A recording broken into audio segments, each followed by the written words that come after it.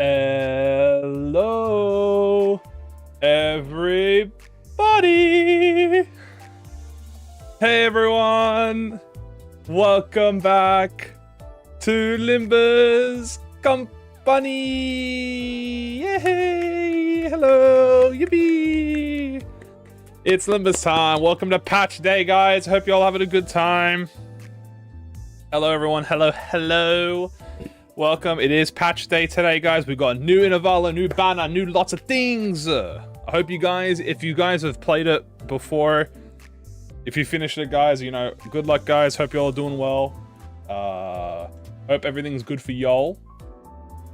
And I hope you guys enjoyed it. I've heard some peak things. Again, I don't know anything. We are doing no spoilers. Hey, Somi. Yo, what's up, guys? Yo. So, guys, yes, I have been told that the announcer is a spoiler. So, okay, let me quickly talk about spoiler rules real quick. Okay? Let me talk about spoiler rules real quick. I don't need to go over this because you guys are awesome and you're not going to spoil anything. What counts as a spoiler? If you say something directly in the event, that's a spoiler. Like a major plot or you die. You get executed in real life. If you smiley face, that's not a spoiler. Okay, smiling facing is like a block. You know, it's like you block the smiley face. So I don't care if you guys smiley face. I just don't want you guys saying stuff that I don't know, which you guys are already good at, so I don't have to worry about that. Number 2, I have been told the announcer is a spoiler. So we're going to be pulling a Kanto 9 Part 2. Okay, I have been told when to pull. We are going to be doing pretty much right before the first combat node is when we're going to pull. So we're going to do this. We're actually going to start the story up until the first combat node. Once the first combat node is available, we are then going to go Gamba. Okay, so normally we Gamba at the beginning, but because of spoilers, we're going to wait a few nodes, then we're going to Gamba. And then we'll, depending on whether we read the story or not, I'll ask you guys if it's spoilers or not at the time. Well, I guess specifically Ishmael's. I don't know if Ishmael's a spoiler or not. I just know the announcer's a spoiler, and I don't want to risk it. I could Gamba and get risked, but I don't want to do that. So we're just going to give it a quick moment for you guys to gather up and let everyone get in here. You know, all that is. And that's going to be fun. Also, yeah, I should note, by the way, I have disabled notifications for donations, not because of I don't love you guys. I love you guys. Strictly just because of spoilers. So if you do send something, I'll see it. Hopefully I see it. And thank you for the support. I see it. But I am looking, like I will be looking for the notification, but it's off for the sake of not ruining the experience for anyone. All right. So I didn't say we're gonna pull, but that doesn't mean I'm not allowed to look at the identities. Also, I gotta get my Lunacy. Thank you very much, Lunacy. All this notifications, beautiful. All right, I'm not gonna pull, but I'm gonna look at the identities. First things first, I want to see is fish mail. Fish mail. All right, let me look at fish mail. All right, let me see this fish. All right. And by the way, we're just doing this just to stall for people to gather up, by the way. So, like, I'm going to be quick with this. So, let's see. We have rending arts. We have 5 coin power. We have the Mook. All right, how does this Mook Workshop buff work? 20 stack. You can only gain 10 per turn. You get 10% damage buff. You gain 5 clash power down. That's crazy. And you gain 3 max haste a turn. That's kind of crazy. 2 poise count. This is up to 4 poise at max value. Damn, her haste. She has a lot of haste conditionals. Damn. Acupuncture. Let's have a look at this. 2 haste on self. Poise, bleed. This is a 16 coin power. Very, very small conditionals. Pretty good. Claim their bones. All right, how about this? 2 coin. 5/4. 20% bonus. 15% bonus. 15% bonus. 30% bonus. Flash fragility, paralyze next turn. This is pretty much like a mini version of Mersault's, but also I believe you can do this. Fastest fish, really? I'm pretty sure you can do this like 2 times per turn, I believe, by the way. So that's why it's not like as strong as McKim's, because you can do it 2 times per turn. Rippling Flame. We have, let's see, 5, 4, 4. Final power, haste, 2 power, 30%. 10 Wook shop, get unbreakable coin. Oh wait, did I see how much? Did I see what the Dokebi arm does? What does Dokebi arm do? Damn, 15%. Wait, on skill use, gain 1 haste next turn. Oh, okay. So that, oh, this effect expires and gain 2 poise count. Oh, okay, that's quite fast. Jesus Christ. Damn, look how much shit she gets here. Gain 2 haste, gain a bazillion Dokebi, deal 2%, flash fragility, 4 coin, 3, no trigger, defensives, 30%, 25%, 3, more Dokebi, Dokebi. 25%, at more than 15, deal 5% on crit for every excess stack, max 25. Oh, wow. At 5 haste, you got, damn, that's a lot of haste. I like the path forward. Damn. Okay, 13. Assist defense, 2 haste. 2 poise count, 3 poise potency. If you have haste, gain 2 once per turn. 5 SP on target, gain poise. Damn, so you can gain 6 poise and 2 count per turn. That's kind of goated with this assist defense. 15 Mook Workshop. You can do Rippling Flame, and you get 10 per max pen per turn. Okay, cool. Oh, by the way, chat, I am just gonna let you know, I love talking to you guys, but I will not be reading chat during the story. I will be mainly looking at chat during combat. Okay? I'm just letting you know, I might glance occasionally, but I'm mostly gonna be focusing on the story. Just letting you know. Until we get to the, until I'm in combat, then I can look and just, do stuff. On defense lose, if you have 3 haste, you cannot be staggered, and you can activate Claim Their Bones 2 times per turn. Okay, good. This is what I'm interested in. Upon entering the encounter for the first time, this unit gains the bearing of a soul suit for every blade lineage. 3? 3? 3 stacks? 3 offense up. 2 poise per turn. Lose it. Wait, this is, oh my god, it's not 6? I'm surprised. I thought it was going to be a max value of 6. If 3 or more BL's identities are dead, you gain sword play, you gain poise count, you gain poise, and then 5 are dead. Okay, so you only get 2. We're not going to be pulling at the moment, chat. We're going to be pulling after the node, but I will try and pull for as much as possible. We'll see. So this is a Pride res. I'm going to pull after a bit after the story node. Combat start, gain the Dokebi arm, and heal Pride res SP for the blade lineage. Damn, just straight Pride res? Not even like a Pride res divided by 2? If there is an allied identity at less than 50, you gain assist defense, goated by the way. Gain 1 Mook for every 3 poise potency, max 5, 2 times per turn. Skill end. Oh, okay, wow. And then that's a res. Okay, that's goated with the source, chat. Let me have a look at Mersault real quick. Once we do this, by the way, once we read this, we're going to start the story, chat. This is what I'm interested in, dude. Shadow Vested... I mean, I'm interested in Fishmail, obviously, but I want to see this. It is 1 Wrath, 4 Pride, 1 Envy. Okay, so of course, Bamboo Hatted Kim can fuel this. When used the first time, consume 15 less SP. 5 SP? Wait. Consume 1 fewer Wrath, Pride, and Envy. It's just the 3... It's just 3 Wrath. It's just 3 Pride? It's just 3 Pride? That's crazy with Mersault. Okay, that's funny. Clash Power 1... First of all, it's a 12-4 with no attack weight. Clash Power 1... Happy Pride Month. Clash Power 1 and deal 6%, so 30%, max 8. Okay, Drinking to the Fallen. Max stacks of 4. Gain 1 poise for every 2 stacks. Mersault gets 2 poise. Deal 15% extra damage and gain Clash Power. Okay, how much stacks do you get, by the way? Oh! You get 4 stacks? Wait. Hold on. Am I reading? Wait, you get 4 turns? 3? Oh my god. Gain attack weight 2. Wait. 3 highest allies with the get 4 poise count? 4 other allies who are blade lineage have 10 SP. You get 4 Drink to the Fallen? Lose, okay, including that turn, you lose the stack. So you get 3 turns of it. And it's bleed neutral, by the way. Okay, Clash Power, so that's 30%. 200. Did I read that right? 200% against the main target. Damn. What about this? All allies and enemies gain 4 poise count, 1 slash damage, 1 slash vigilance. Dude, let the fucking enemy have the 4 poise count, bro. We do not care. Gain 4 drink again. The final coin deals 2. How much is this? 13? So what's that? 2, 4. So that's 15, 16, 17, 18, 19. Okay. Cool. Alright, what about this? Always active.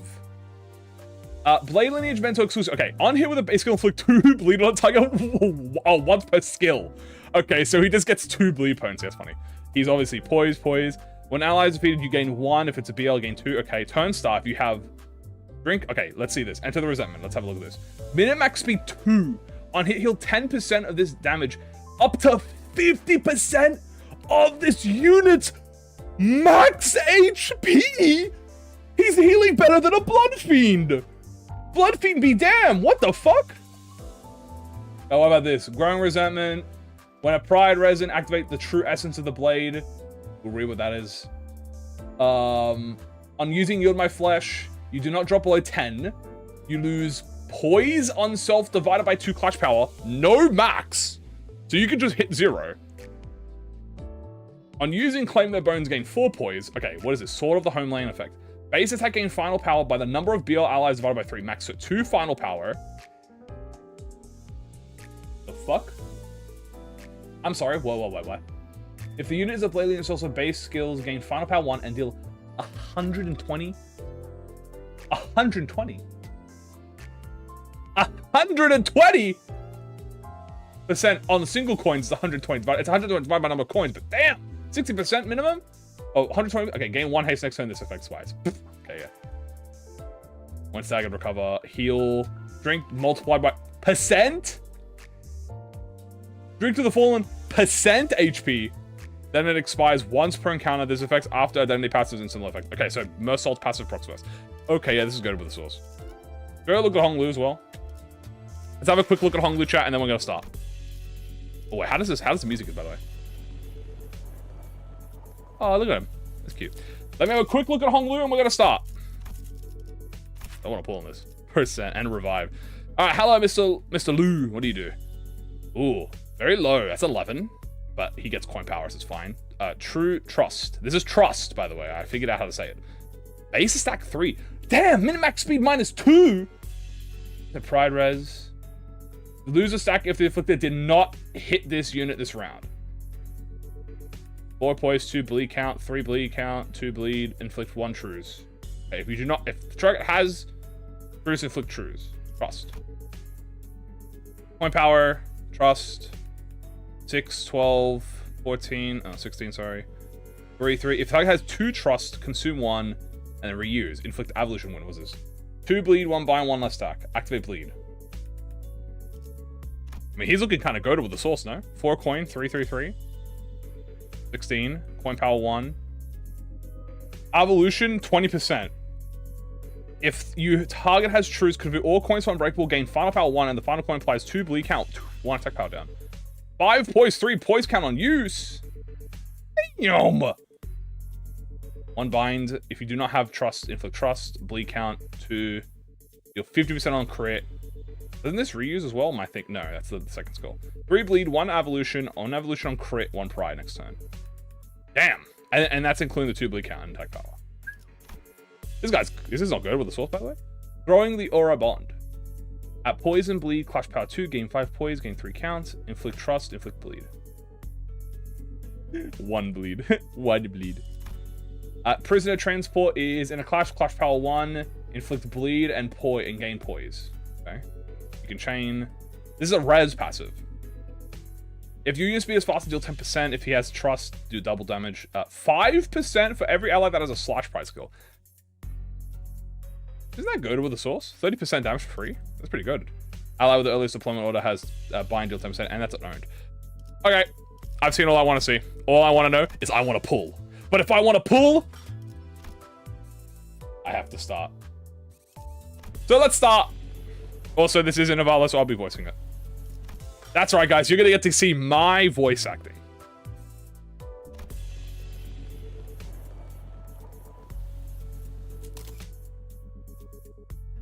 Ooh. Music's kind of funky. Consultation session. Oh, we gonna do Dante consultation session? Pool time. Oh, actually, not pool time. It's story time. No, wait. For this one, we should go about it like...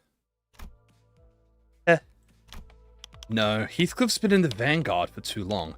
I should pull him back and let him... Dante. Huh? Oh, sorry. Did you say something? I provided you with an answer to your question, but you exhibited no observable response. Is the Sinner's combat performance deteriorating beyond manageable parameters?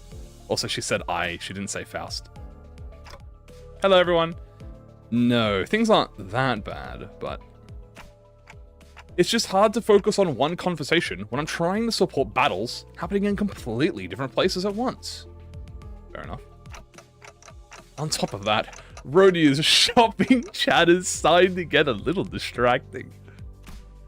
A few days after we entered N-Corp's district, the bus pulled over in the back streets of N-Corp to take care of a distortion case.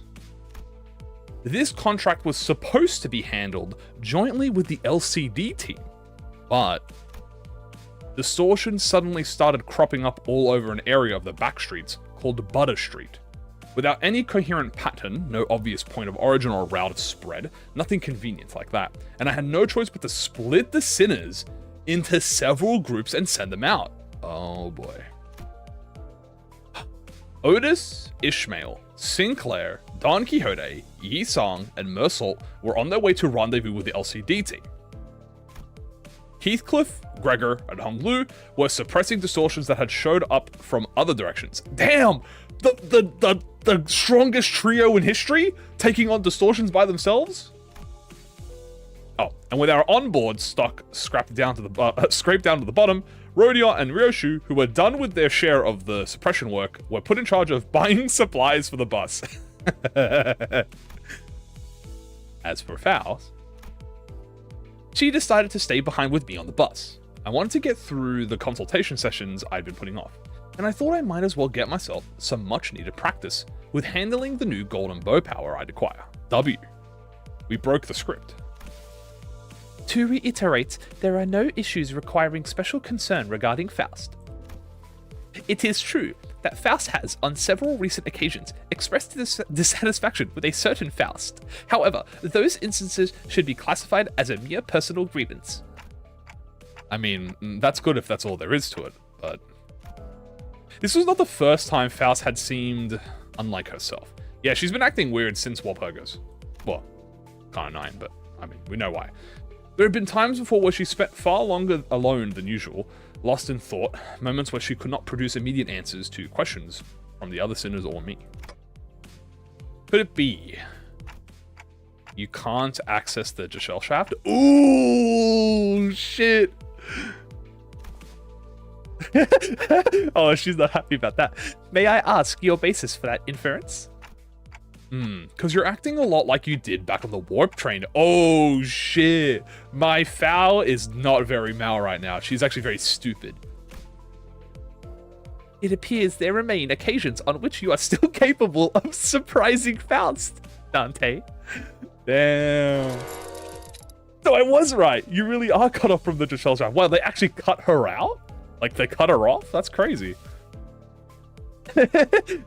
Oh. That was not intended as a confirmation of your conjecture. Maybe she's saying that while she can technically access the Giselle shaft, it may as well be that she can't. I wish I could ask more and get to the bottom of it, but the way she's sidestepping the subject told me that prying wouldn't give me any further insight. Right. I won't press you if you don't want to talk about it. Your reserve is appreciated. Ah, stupid Faust. Shall we move on? Yes, your consultation is the next agenda. Finally, we're going to see more consultations. After cross-referencing the records pertaining to the recent events in the House of Spiders, it would appear that the memories concerning the individual designated as Sora and... Oh! Okay. The individuals designated as Sora and Ren currently remain only with you, Dante. As such, should the influence of Ryoshu and her sword lead to further omissions in the official records, the manager will be responsible for supplementing the necessary information. I like that we're still on the Ren and Sora plot, dude. I feel like a lot of people thought that we would like just drop it instantly after Kana 9. No, we're really bringing this up a lot. Like, this is the 5th or 9th time we've brought this up now since Twinning Threads. Yeah, not the first time I was the only one left with intact memories, huh? Obviously, he has not told anyone about Kano. Oh, Dante has not told anyone about Kano 4. Yep.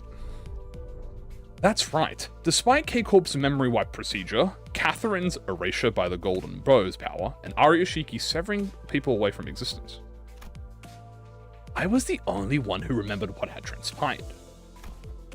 But ironically enough, the memories I had prior to swapping my head with the clock still showed no sign of returning. Why won't my old memories come back though? Is it because of this clock head? Speculation based on your experience with the bus team thus far will not meaningfully contribute to the recovery of your former memories, manager. Inductive reasoning conducted from memories with gaps, after all, is bound to have structural limitations. Bongi would serve as an adequate analogy. Oh, why did she bring up Bongi? Oh, because of the recipe. Bongi? Holy shit, you guys didn't tell me Bongi was in this Intervallo. Yes, Bongi. Receiving feed and increasing in body mass alone would provide it with no meaningful basis for identifying the purpose of its rearing. Even at the terminal stage, when exposed to kitchen instruments and the heat of the stove, its limited experience would prove inadequate to constitute an understanding of its ultimate fate and purpose. Likewise, the ultimate answer to your doubts can only be attained from the whole of the experience that you will have accumulated at the terminus of your entire journey. Not the Line 3 terminus though. That is your allotted mission. Because treasure awaits at the end of the road, at the end of hell. That's Fireline. And that treasure will give me back my memories and my head. Also, indeed, at the end of the road, you will be able to engrave your aspect. What the fuck does that mean? I still have no exactly idea what an aspect means, or even whether it's an object, but if I know one thing, it's that the me from before all of this began had wanted it badly, obsessively, desperately. It's more like an instinctive knowledge, but with my memories gone, that feeling, however strong it is, does not change the fact that it's just another word with no discernible mental image. And you're not going to tell me what it actually is, are you? The aspect. What it means, or why I wanted it so much. If it remains a piece of information that must be disclosed to you, then no. I am unable to tell you. Pay it no mind. You are still following your star acceptably. Please concentrate on the journey. Ah, so she could tell us if it was like relevant, but she's not gonna. More importantly, have you grown accustomed to that incomplete power? Current observation suggests you have yet to arrive at that level. Well, I've gotten pretty used to focusing on one place at a time, but keeping track of several places at once is still a bit rough. Otis's team is doing well in combat, even without my direct supervision. Rodia's team is shopping and not engaged in battle at the moment. Taking my mind off them would prove much easier. But that wouldn't give me the much needed practice, so I'm doing my best to keep an eye on every Sinner status. Sufficient familiarity should result in substantial tactical value. You would be able to cast a wider net when information gathering and employ previously unavailable tactical patterns. Right. I'd also like to be able to tell when it's a bad time to call someone in too. Even as I continue talking with Faust, I make sure not to stop observing the places where each group is and what they're doing. Okay, so yeah, Dante can just fucking do what fucking Goku did in fucking Frieza Saga, where Goku put his hand on Krillin and just read his memories. Just see through everyone's eyes. Oh. Yep, pulling Heathcliff to the rear was the right call. I don't see any injuries. His team's still doing pretty well, even without my direction. As for Rhodia... Wait, did she just stuff all of the pastries and bread she brought into her pockets? How did she manage that with a huge baguette? The greed of that woman. And Otis's group. Let's see. Looks like they joined with the LCD team without any issue. The greed of that fat-ass woman. LCD. Then that guy over there must be... Hang on. Faust. There's a dude I've never seen before. But he seems a bit, different from what I remember. Could you specify the issue? I'm monitoring the situation right now. We should probably join up with them too. Let's end the consultation here. This is rather precipitous, Dante. If the incident is of serious nature, perhaps a request for support from the LCC... No, it's not an incident. Oh, shit. Though I wouldn't say it's not serious. Oh, shit. Oh, baby, I'm so excited, dude. I know exactly what this is gonna be, dude. Come on, man. Let me get to the next node. Get to the next node. 40 lunacy. Thank you very much. Rendezvous, baby. Let me see. Let me see. Ishmael! This is going from bad to worse. Really, Dante seems to be tied up helping the other groups.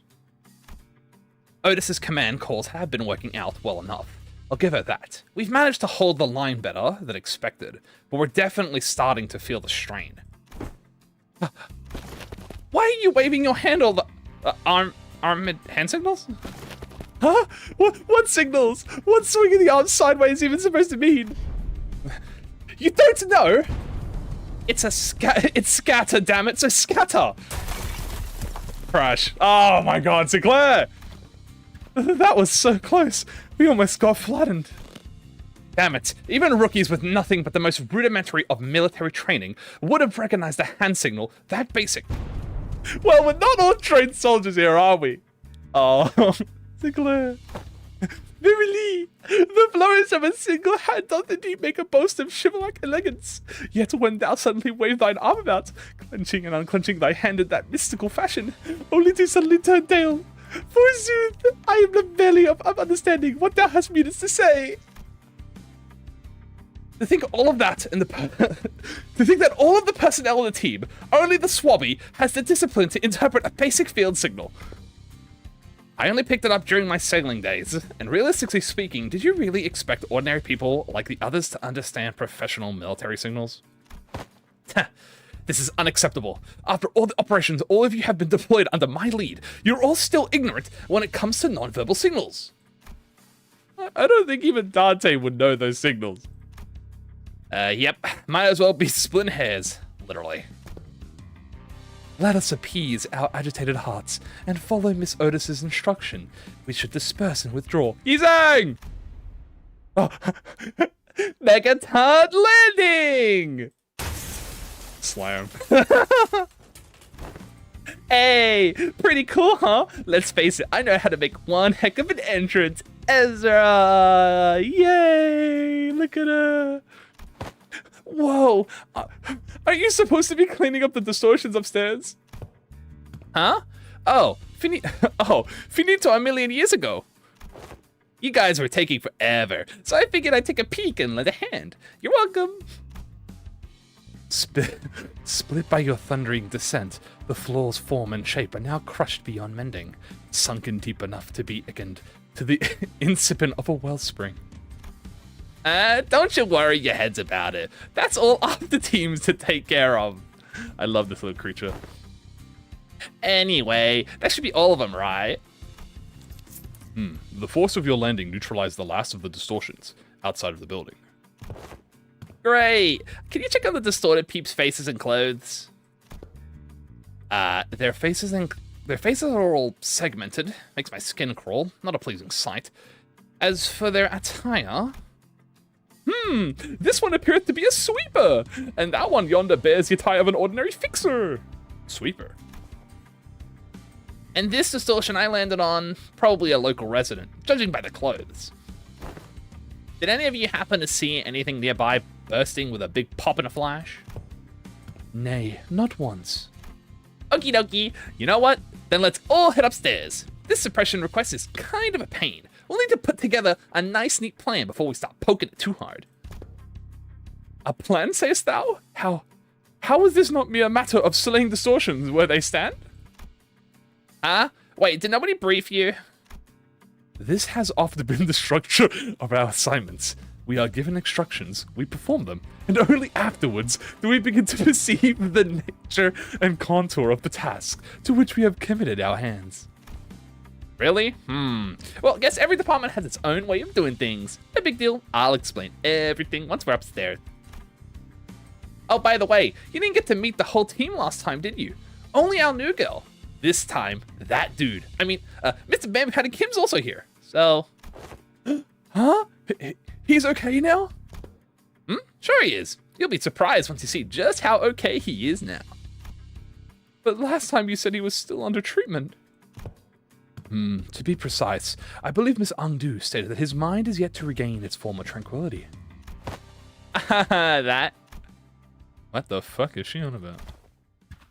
You'll get it once you see him. I feel like we'll just end up having the same conversation twice if I say anything about it now. Freak. You have arrived. It's blinding. They're aura farming. Every frame with this fucking guy is just aura farming. What? Why are they standing by? Did he talk to Piccolo about this? Remember, Bamboo Kim, when you reveal yourself in the Intervallo, make sure to stand in front of the blinding light and stand perfectly still so that you may show as much aura as possible. Also, this music is fire. It's so bright. The midday sun is pouring it like crazy. Yet the warm tickle of the sunbeam is rather agreeable. No, this is not sunlight. Wait, what? Because unlike this, there is more to the sunshine than its warmth. Write that down! Hey! Write that down! Write that down! Then what exactly is this light? Why is this thing on again? It's right off my fire my eyeballs. Apologies, Lady Ezra. I am yet to be accustomed to this machine. This is my first time laying a hand upon the complicated workings of such a contraption. It activated of its own accord, and I have yet to discover the method by which it may be silenced. But I was informed by Mr. Bamboo Kim that he was taught by Piccolo to stand in the light and bask in its aura. Oh, shit! That's why I told you to leave it alone. Fiddling with things you don't understand usually ends with something, or you broken. Nothing good comes of it, I tell you. But Mentor, Lady Moses has instructed me that in every moment and event, clues are hidden under the veil of one's surroundings and must be examined with care. Yes, and that only works if you're savvy about the knack. He speaks a lot more slangy than I thought he would. Hang on, did you just say Mentor?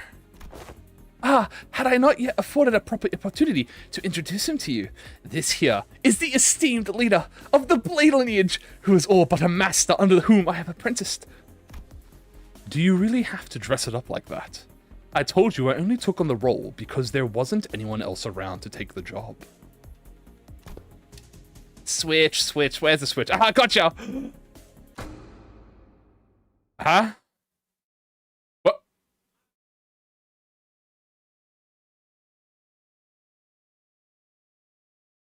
What? Huh? Where's his face? He's got his... Put the fucking hat up! What the fuck is... Why is this guy dead? Damn, she got a sick-ass jacket on. Hello?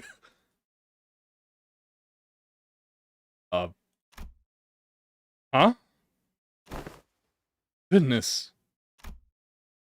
Known as Bamboo Kim. Where is his face? What? Wait, what? Wait, what? That was him? I got baited! I was like, who's the fucking guy in the chair? What?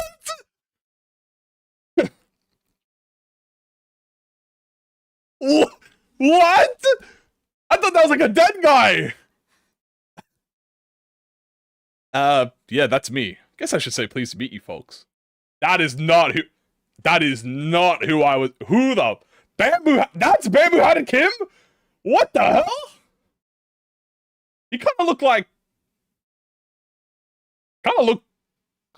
it's just a normal ass dude. What the fuck? Tricked me, did you? It was the guy in the chair. Now I can pull. I'm sorry. What? I can pull now. I'm pulling now, chat. I'm sorry. Wait. Oh my god. I didn't, you know what? I didn't expect him to look like that. That's not a bad thing. I mean, he doesn't look bad. I just didn't think he'd look like that. I thought he tricked me, did you? Just a guy. He's just, that's the legend. Oh, okay. You know what? It's pool time. Oh. Is that the ego? No way, I just got the ego. Hey! Never mind, you're the coolest guy in the world, bro! Hey, you're the GOAT! Never mind, bro! You can look whatever you want, bro! You can be a handsome ass guy. Hey! No issues on my end, bro! Hey, you look cool, bro! The aura reclaimed! Aura reclaimed! Hey, no issues here, bro. Hey, keep on dreaming. No, I'm being bumped. Hey, no issues here, baby. Well, I guess I got the ego. No way. Is that the announcer? 앵두야, 이건 또 다 뭐냐? Wow. 보시다시피 일입니다. 우두께서 That's what he sounds like? 테레비만 보았으니. 그러니까 S사 주변 정세를 알아보려 두문불출한 것이라고 분명. Huh. 아니다. Rep, do something. 일이나 가르쳐 주렴. 일단 딱 말고 의자에 앉으십시오. That's not, I mean, he doesn't sound bad. Just, he sounds like a bumpkin. Like a good guy, you know. He sounds like a country bumpkin. Which I guess it makes sense because he's a vagrant. Like, he's just an S-Corp vagrant. They're all like vagrants. So he kind of sounds like, he sounds like a rat. Like a street rat, you know what I'm saying? Rigged. Don't worry, guys. My third pull won't have a 3-star. I say, cheekily looking away and looking back when I pull a 3-star. Fuck. He's Gintama? Thank you! He looks like Gintama. Dude, he looks like exactly like Gintama, bro. That's actually, I was literally like, he's looked similar. And I couldn't put a fucking thing on it. Holy shit. He looks exactly like Gitoki Sakata. He looks exactly like him, but just with blue hair. That's fucking hilarious. Oh my god, that just escalated him to top tier. Or I mean, he was already top tier, but that just escalated him to top tier. Now I can't see it. It literally looked Gitoki had it, Kim. Oh, is that another 2-star? Hey, thank you for the free. Oh, it's a 3-star. Thank you for the fee sang. But can I get an Ishmael? Gintaki. Bamboo had Kim.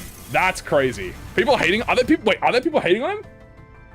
Is it cause is this just like a case because he doesn't have like an aura monster? Like he doesn't look like an aura monster? Dude, Gintama is peak, bro. People should watch Gintama.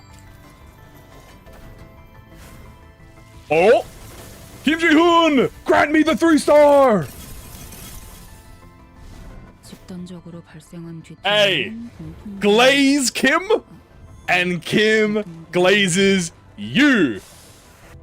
Yes, sir! Yes, sir! Yes, sir! Rigged it, did you? Glaze Kim, and Kim glazes you.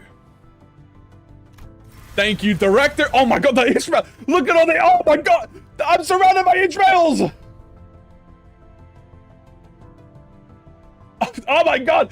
It's a fish swarm! Oh, they swim in packs!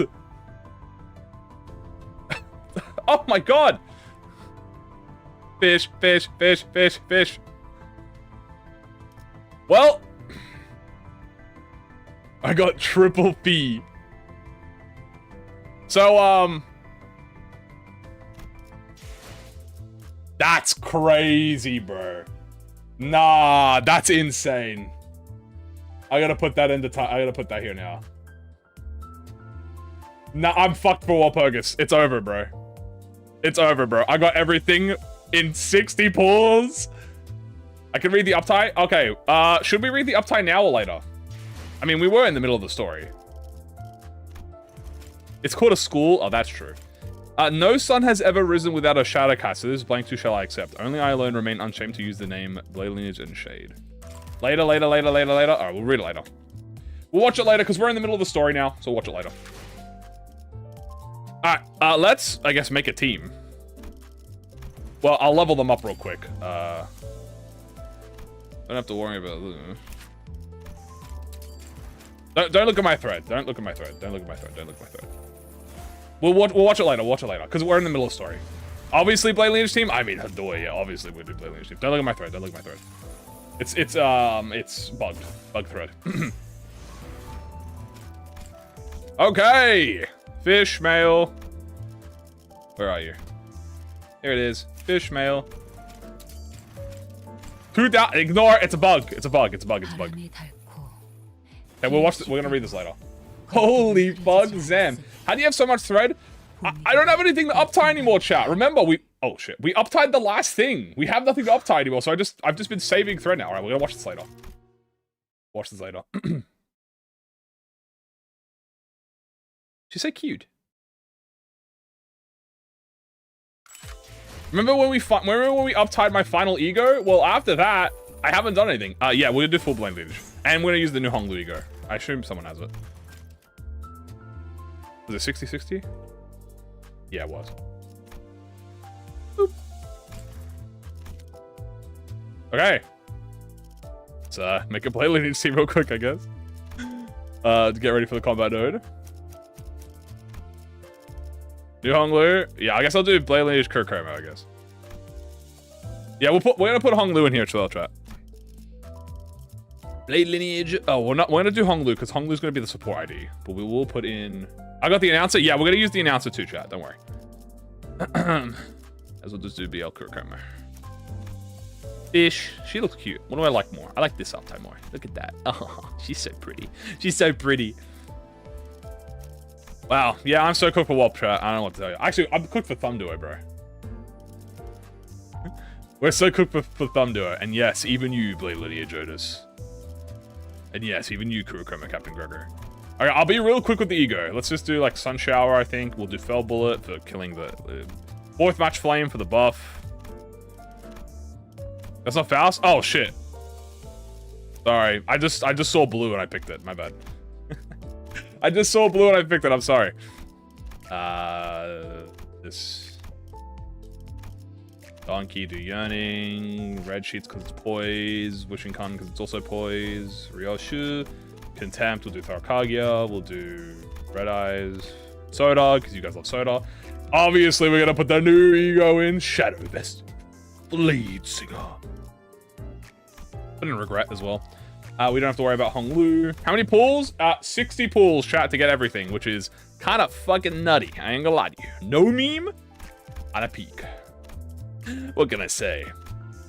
She's not sinking, right? We'll keep Snag Harpoon. We'll do, I guess, Rosette. I could do some. I could like Capote chat and do Wrath damage up to buff Kim. 60 is crazy? Yeah, it's kind of crazy. I ain't gonna lie to you. Ain't gonna lie to you. That shit's gotta go to the. I was not expecting that. But what can I expect for glazing Bamboo-Hatted Kim's new design? Okay. Alright, if you glaze Kim, Kim glazes you, chat. Remember. Remember these words, okay? Like All Might. If you've heard these words before. Do Pyrogregor? Well, I want to do a full theme team, so unfortunately no Pyrogregor. We'll do Holiday for SP, Sunshower. Do this. Gregor can be legendary made. Blah blah blah blah blah blah blah blah blah blah blah blah. Bygone into Christmas into Garnet Dawns. Alright, we're done. Alright, let's go. Director bribed. Crazy. Search for the inflection point. Okay. He kind of, dude. I swear, dude. Oh my god. Okay. So, oh wow, look at this. More often than not, first impressions are prone to a change. The bamboo-hatted Kim I remember was a man who'd drowned in his own fathoms, blaming himself for his powerlessness with a listless, heavy voice. That, however, had been while he was distorted and sunken into himself, so I figured his original personality might be somewhat different. But this is not so somewhat. His personality isn't even in the same ballpark as my expectations. Dude, Dante really reflecting the player right now. You're telling me this guy here is bamboo-hatted Kim? Yep. Yep. We double-checked with Ezra. She said he really is the same guy. Oh my god, he literally looks like Itagi, bro. Okay, chat. I'm sorry to interrupt the story, but I have to show you what I mean, bro. I have to just get a quick, like, image and put it on screen real quick. Because it's actually kind of, it's flailing me how fucking close he looks to him, bro.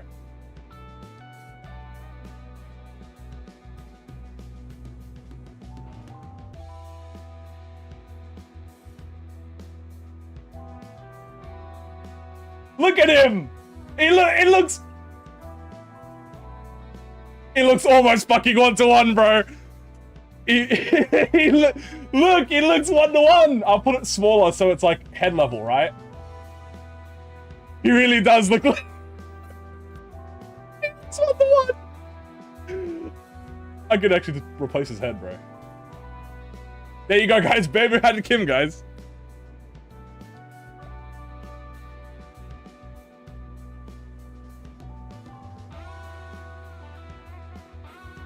I just wanted to share that. I'm sorry. I'm gonna go back to the story now. I'm sorry.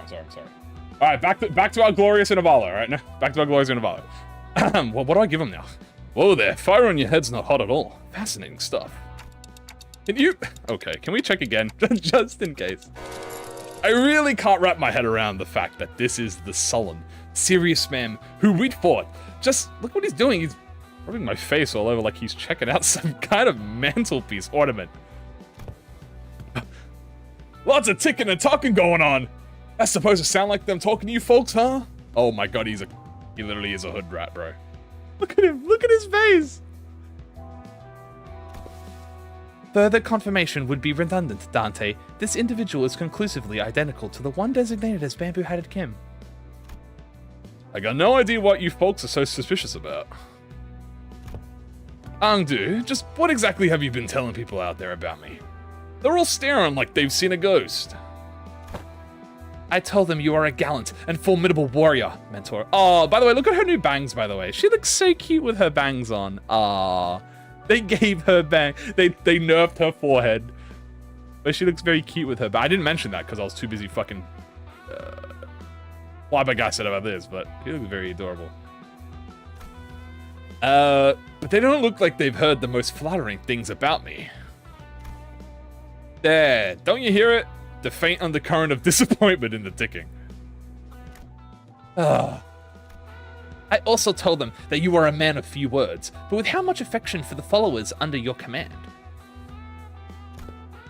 Angdu. Yes, Mentor?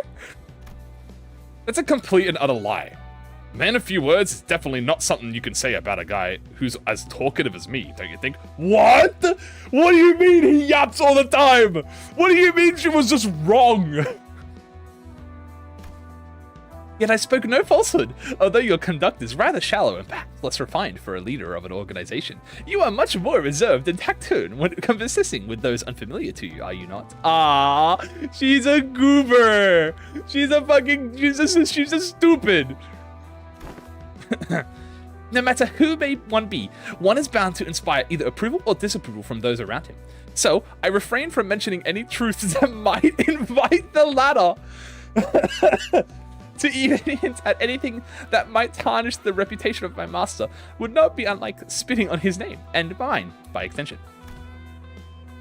I simply had no reason to put on an airs in front of my own folks, in any case. So you can't see anything if I block this part, Do tell. How many fingers am I holding up? Those are not my eyes. You know. You own folks, huh? Then you have already acknowledged and accepted that you now belong to Limbus Company. Why dost thou not pay a visit to the LCE? Verily, when one's mind is plagued by the absence of tranquility, venturing forth into the open air and touchable field of grass cleareth the storm of the heart. Yes, it is me, Don Quixote, reminding thou to touch grass. An asset of the company is expected to act in the company's interest. Yet, for whatever reason, I didn't see you fighting on the field of battle during Operation Spider Pyre. Or Pier. You will have to account for your absence in the mission. Dude, they are making fun of everybody right now, bro. They are making fun of all the Limbus players right now, bro. Otis addressed Kim as though she were conducting a formal investigation. Every word flat and hard. It was obvious she was not about to let her guard down anytime soon. What mission? Oh, that one.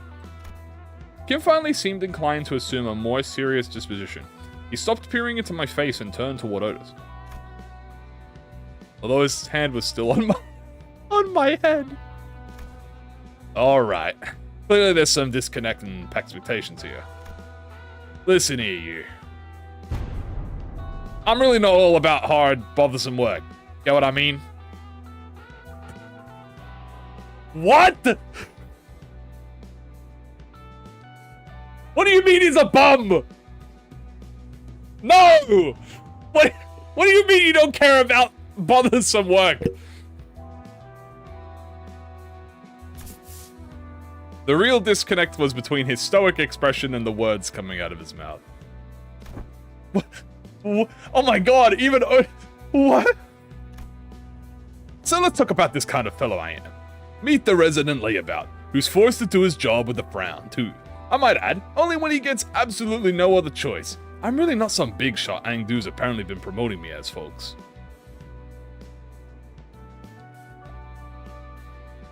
I can't believe this, bro. And I'd very much like to stop getting roped into stuff that keeps putting my life on the line. I'm gonna give him an accent now. Fine, then why did you join the LCD in the first place if you'd rather be unemployed? No, never mind, they probably forced you to stay. You catch on quick. First they spout this nonsense about distortions and all, and then force hired me, call me company-owned resource or whatever. Yeah, I'm giving him the country accent. And the other day, they were again on about, what's his name? Golden Bow? Yeah, they invited me on a tour to another department to listen in on some important presentation. And I accepted. I thought it would be a fine opportunity to broaden my perspective. Ah, she's so cute. And, dear, there are times when your commitment to duty shines brighter than the sun. I find that attitude so dazzling that I have to squint when I'm looking at you. Ah. Who knows? Maybe that's why I'm wearing this bamboo hat. Shade my eyes from your utter brilliance. Do you mean to say that you are in need of a shield to protect your eyes? Oh my god. Lady Ezra, might I submit a request for a pair of sunglasses for my mentor? Only if it's not too much of an imposition on the budget, that is. That right there, that's what I keep telling you not to do. You can't just say yes to every silly thing he says and turn it into a supply request. Small expenses add up a lot, you know. You gotta save up for everything you can in the piggy bank while you still can, or you'll end up broke. Is there truly no room for reconsideration? Ah, she's just a goober. She's literally just a goober who just adores her mentor. This is literally like Sancho to Dad, by the way, or like post Sancho to like Dad. It's like Don Quixote to Dad, like levels of like gooberism right now. No means no. Then pray make the purchase for me. I shall cover the cost myself. He's just freaking out in the background. No canned. Wait, what? My poor mentor is in a state of great discomfort, yet I possess neither the wisdom nor the knowledge to navigate the silver tongue of merchants in the maze of stalls to locate the very best item. So I must beg this favor of you. You're giving me a freaking headache, girl. I am aware that you and yours are no strangers to such dealings. There is no one else I can trust to complete such a procurement with the swiftness of the wind. You know what? Never mind what I said. I'll just get you what you want. You heard the gentle lady, mentor. Your suffering shall soon be alleviated. Right. My apologies for interrupting you amid your conversation. Pray continue. You had reached the part where they invited you to tour another department. Jesus Christ, Ongdu! No sooner Ongdu's words left her lips than her eyes glinted with something I couldn't put my finger on. But it was a strange intensity that sent a chill down my spine. Jesus Christ. Yeah, okay, so that day, I was just gonna relax and watch some TV. Oh my god, it was him! He was the one in the trailer!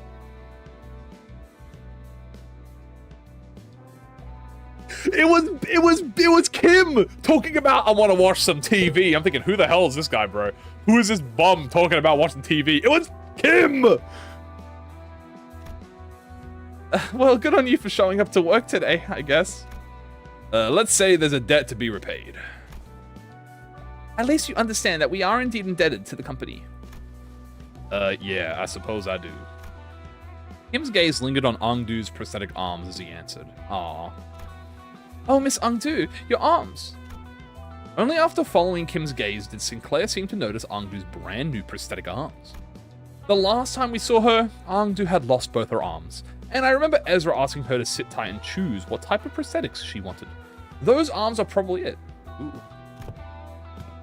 It's not just the arms, even her clothes are different now, and that sword. Wow. Damn. I had these arms fitted as new as soon as the operation was concluded. The gracious hosts in one of the LCD teams had prepared them in advance. With evident satisfaction, Ongdu held up her dark metallic wrists as if to showcase them. The components fixed along her arms clicked and rattled, unfolding for a moment before neatly folding back into place. Oh, such graceful smoothness. We went to machine articulation. 'Tis as though I am beholding the marvelous prosthetic of the illustrious Siegfried himself. Yeah, that showcase would have gone lackluster without that trademark reaction. Those are strikingly similar to the Schwarz Industries. Oh my god, excuse me. Those are strikingly similar to the Schwarz Industries N7 lineup, though I thought that model was discontinued. Nah, not theirs. It's one of the prototype developed by the LCD Phenomenal Deciphering team, and they put them on her for trial. Doubt you'll find another like them. They're based on technology spun from distortions. What? She's got distortion arms? What the fuck does that mean? Oh, I see. Oh. For a brief moment, Sinclair's eyes lit up as if he had glimpsed something that brought him back to a memory. Then, just as quickly, he felt silent. Whatever he wanted to say next, catching in his chest. Aww. Does something trouble you, Master Sinclair? Whoa! It wasn't hard to understand what struck the tender memory for Sinclair. The mind casted a shadow over his face. But sorry, just reminded me of something from a long time ago. My dad used to work with prosthetics before he passed away. I thought this was the exact same model I saw back then. It appears I lacked tact. These arms have stirred a painful memory within you. For that, I apologize. Haha, it's alright. I'm fine now. ah, that's my baby bird. He's getting better. Sinclair's voice still carried a faint tremor, but beneath it, there was a firmness that had not been there before. He really had grown a great deal. You can thank yours truly for picking the sword. I was there with her. I did inform Lady Ezra that any blade could serve as a weapon would suffice, but she insisted on browsing the goods. I dare say I was given the opportunity to lay my eyes on every type of sword I could ever hope to see in this life, walking through the workshop street that day. Oh, please, girl. We walked for just 4 hours. That's nothing. Jesus Christ. Look at a gremlin face. He's just like, doo-doo-doo. While everyone was distracted taking in Ongdu's new outfit and equipment, Kim had quietly slipped away from the crowd and crouched down in a corner. He was rummaging through things scattered on the floor, picking them up. Is he pocketing them? What's he doing? Anyway, what is this place supposed to be, and what are all these things? It's basically a wreck now, but there are strobes in that cloth backdrop over there. Maybe used for a photo studio? He's actually a rat. He's actually a bum. Oh, that that could explain why there are so many photos stuck around the place. Probably. This thing definitely looks like a camera at least. Sinclair picked up a small cylindrical object and turned it over in his hand, studying it with curiosity. What do you suppose this is? A battery? Maybe. Ah, there's some kind of a stripe inside. Let me just pull it out. Uh-oh. No, that's... Oh! It's a grenade? Mersault. Otis shouted a sharp warning at Sinclair as if she had realized something. But Mersault's hand shot out before she could even finish, clasping over Sinclair's wrist before the stripe could be pulled. Oh shit, was he gonna pull a fucking nade? Whoa, what did I do? Exposure to sunlight damages these objects. What? I already pulled a little bit out though. It can be rewound. Carefully rotate the rigged section on the eye cylinder. I am currently blocking the sunlight from reaching the exposed section. Damage is of no concern. What the fuck? Okay, you mean this one, right? This is the part that rotates? Yep, it went back in. That was the most Mersault emotion we've had in a while. In Sprint Cultivation. Bro, like, acted on instinct. With a quiet nod, Mersault took the object from Sinclair's hand. It seems to be a film roll. I thought it was a grenade, to be honest with you. There's something written on the outside. Experiment number 4? It appears to be a compact roll for a film camera. You seem to have handled one before. Yes. Mersault's answer came without any further explanation, but the way he adjusted the camera on the table certainly didn't look like that of a first-timer. I once received a report containing photographs taken on film cameras during the war. Film rolls used by N-Corp are particularly different to falsify. They were often used to collect intelligence during secret operations. The film fixes the light directly into the medium, from what I've heard. Ah. ... A peculiar expression flashed across Ezra's face as she regarded Otis. Perhaps it was the mention of war that caught her attention. Yeah, that's the PTSD. Anyway, fuck that. We've managed to regroup in one piece. One Piece! Let's come up with a plan to deal with these distortions, guys. Where should we begin? Then in the next breath, she returned to her usual bubbly self and steered from the conversation away from the subject. Yeah, there it is. Both Ezra and I, we were both still trying to be free of the misconception we inflicted on ourselves. For all her unfailably perky disposition, Ezra too may be carrying traumatic memories, every bit as devastating as Gregor's. Does there yet remain aught deserving illumination? Huh? Oh, yeah, wait, you're right. We haven't cleaned up the distortion. Wait, haven't we cleaned up the distortion already? I couldn't feel any more traces of a distortion nearby, and it didn't seem like any of the other Cine teams elsewhere were actively engaged in battle at the moment either. Dante is asking whether the distortion suppression has not, in fact, already been concluded. Oh, not yet. These people we just fought now, they were only caught up in the distortion. They didn't actually distort themselves. We haven't even got close to the distortion's inflection point yet. The fuck? Alright, that's a new term. Inflection point? God, anywho, finding an inflection point without the team lead around is gonna take some time. Maybe it won't be too bad with your help. Oh, actually, I know what the inflection point is. That's what Moses talked about. Ezra swept her eyes around the room with a look of frustration, as though she had just been handed a puzzle box with half the pieces missing. By inflection point, are you referring to the point on the graph in which the directionality of its curvature changes? Calling to mind the present context, it may be a less mathematical term, and more of a specialized polyseme referring to the point at which a distortion occurs, the motive, intent, or indeed, the point in which inflection of the mind occurs. Yep, that's about right. That's the kind of inflection point I was talking about. So in our department, we use that term to mean the source of a distortion. The inflector or cause behind it, stuff like that. You know, distortions are hard to treat if you don't know the core cause. Treat the symptoms you see on the surface or you like, but if you never find the root cause, the distortion's never getting solved. Though I guess you guys never really had to look for that kind of stuff, huh?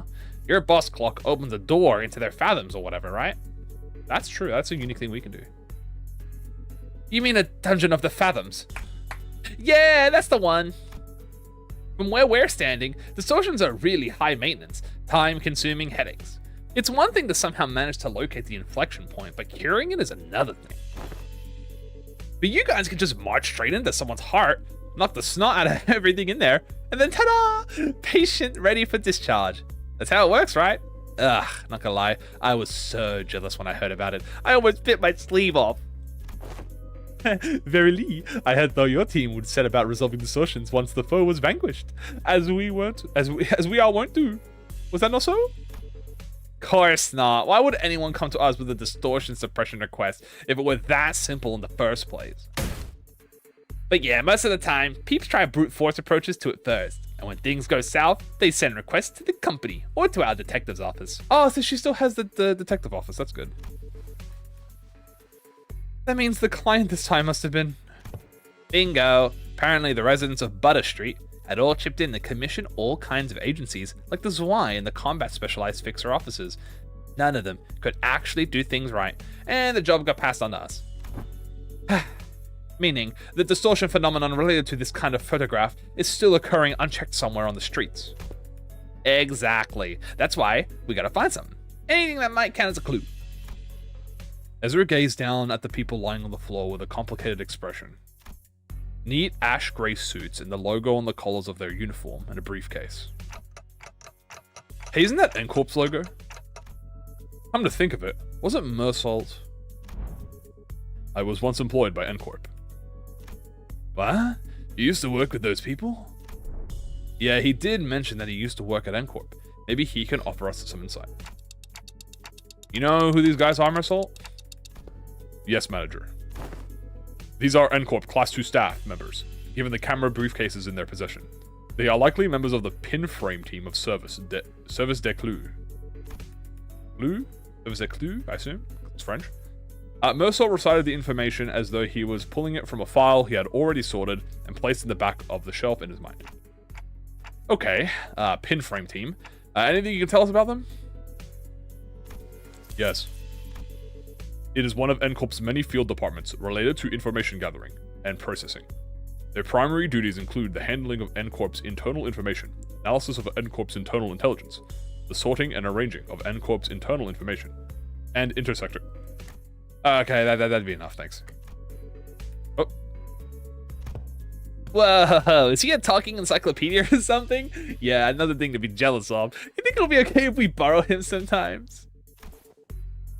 Might be an issue for us if you just want to borrow our team's encyclopedia. Looks like everyone agrees that he's an encyclopedia. Anyway, your encyclopedia is right. They're from N-Corp's pinframe team. Seen them a few times before in N-Corp's nest. But why would people already busy enough dealing with the nest affairs come all the way out to a shabby backstreet like this? Got any guesses? Thinking. I am unable to determine that. The possible range of connections between the two pieces of information is exceedingly broad. Listing every relevant reason as to why they may have come here would require a considerable amount of time. Therefore, I will not present a determinative answer for that question. Even as like, huh? Ezra, staring holes into me with an unspoken, is this dude always like this? Wouldn't pull any answers from you. I am unable to generate a response that meets our guidelines. I don't know. Wouldn't pull any response from me, you know. Because aside from the combat situations, I've still got no way to figure out what's going on in his head. Alright then. Okay, then, Mersault, maybe this will be easier to answer. From an objective point of view. Oh? And that is when I noticed something I'd never imagined would happen. Mersault's eyes widened. His gaze fixing on me with such a force that I could almost feel the faint tremor in it. A leveling stare that came with... There is no such thing as an objective point of view. Manager. What? Ooh, he did not like that. A clipped tone and a look almost bordering on a rebuke. Oh, he didn't like that. A given judgment may seem infinitely close to objectivity, but ultimately all things are subjective, without exception. I fell silent for a moment, lost in thought. Part of it was because Mersault's reaction had caught me off guard, but I also wondered whether this response might be connected to why he would always refuse to make judgments for himself.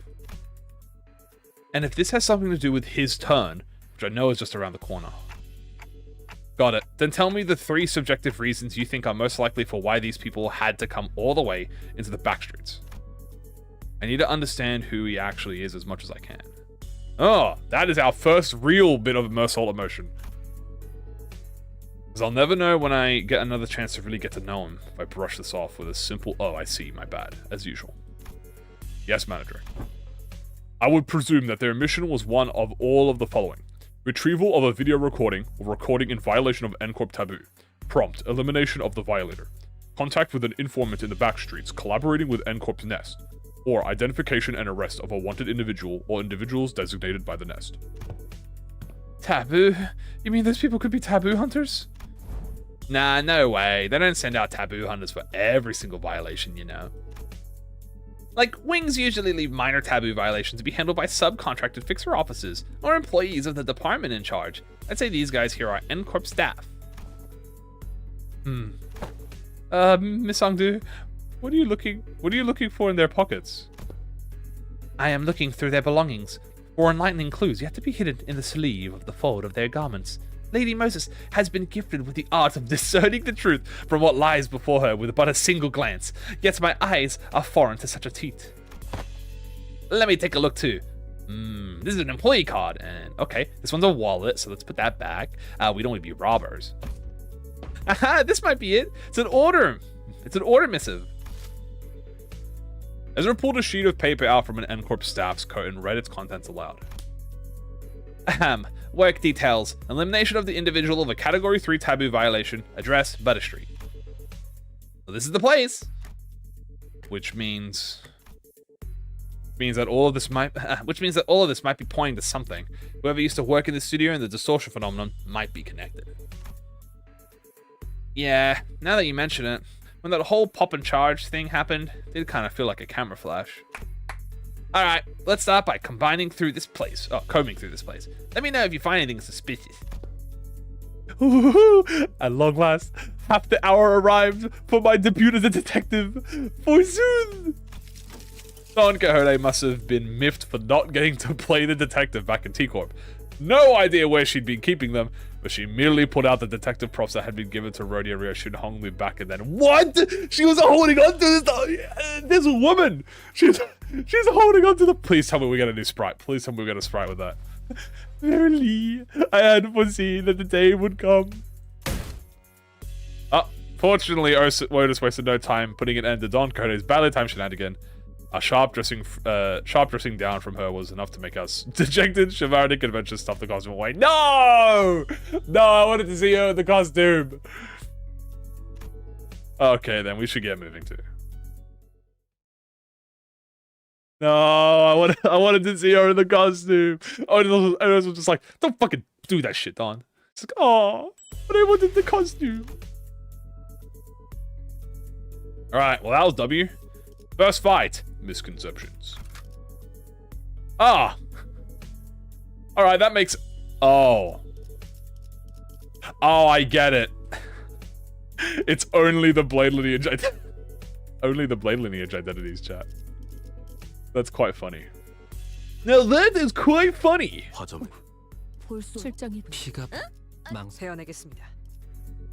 Also, guys, how do we solve Hong Lu breaking a taboo? Simply do not have Hong Lu in the fight. Wait, does that mean I don't get my bonus? Wait, I already have the max bonus, right? 2, 4, 6. Oh, I already have the max bonus. Okay, we're fine. NCorp. We spent a long time rifling through the photo studio with the LCD team, but no one found any decisive evidence. There sure seems to be a lot of photos around, but almost all of them are just pictures of buildings. Nothing much to tell from that. Aside from the canister containing the film roll Sinclair picked up, there are no remaining items here that can count as a proper clue, Executive Manager. I've confirmed that the rest are all empty plastic containers. There's probably best to check the contents of the film roll directly. Yes, Executive Manager. I will find a way to develop the film. Did you guys find any sort of photo development rooms or equipment nearby? Let's search a little more before we find out what's in the film. Mentor, what do you make of this object? For the 8th time, Ongdu, I have no idea. If I had wits bright enough to understand all that lies before me with a single glance like that team leader, I would have passed that royal examination long ago and secured myself a lucrative position as a court official. But Mentor, hadn't you already passed the royal? Once swung, a sword does not retrace its arc, Ongdu. So it is with life. There is no undoing what has already been cut. Thus, it is unnecessary to dwell on what can no longer be undone. There is no after for what has been slashed away. Oh my god. She's gone tweet. Not for you, Mentor. Or do you not dwell on what can no longer be undone? I misspoke. I did not mean it that way, Ongdu. I merely meant to say that I do not wish to recall my past. I am aware. You have told me as much since long ago, whenever you were placed in a position to retrace the past. Mostly at the eateries, where you filled your belly on unpaid tabs, and each time you brought down the stone wall before our house by your own erring hand. Those are exactly the kind of things you should never forget. Okay. Oh, my belly. I feel a stabbing pain in my belly. This spot, the very wound you once gave me, afflicts me yet. The one from when you thought you were only poking me with a scabbard. Yet by some cruel turn, it was your sword that ran me through. Mentor, you said it was completely healed and that I need not concern myself with it. Those very same words have been repeated at least 80 times. But it still aches every now and then. He's a Hercule! Oh my god, he's Mr. Satan.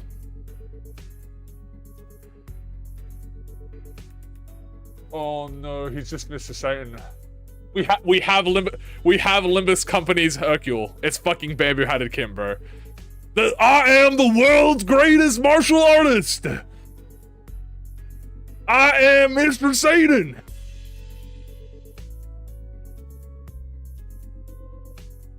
The thing is, Mr. Satan's not even a lopper, bro. He's unironically a strong character, bro.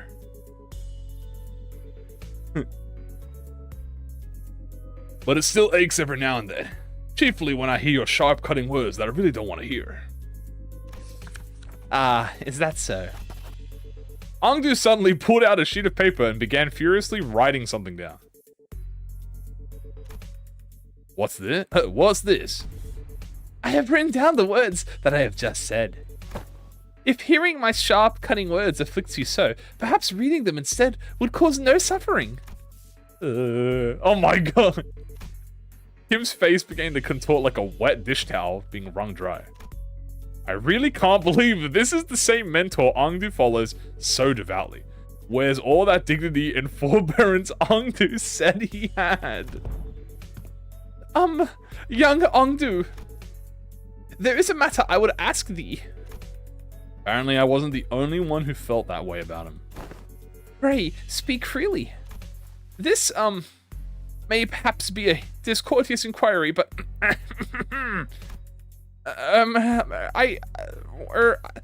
I too, when speaking to others of those who I serve, often ornament my words with a laudation of an acceptable degree, and yet...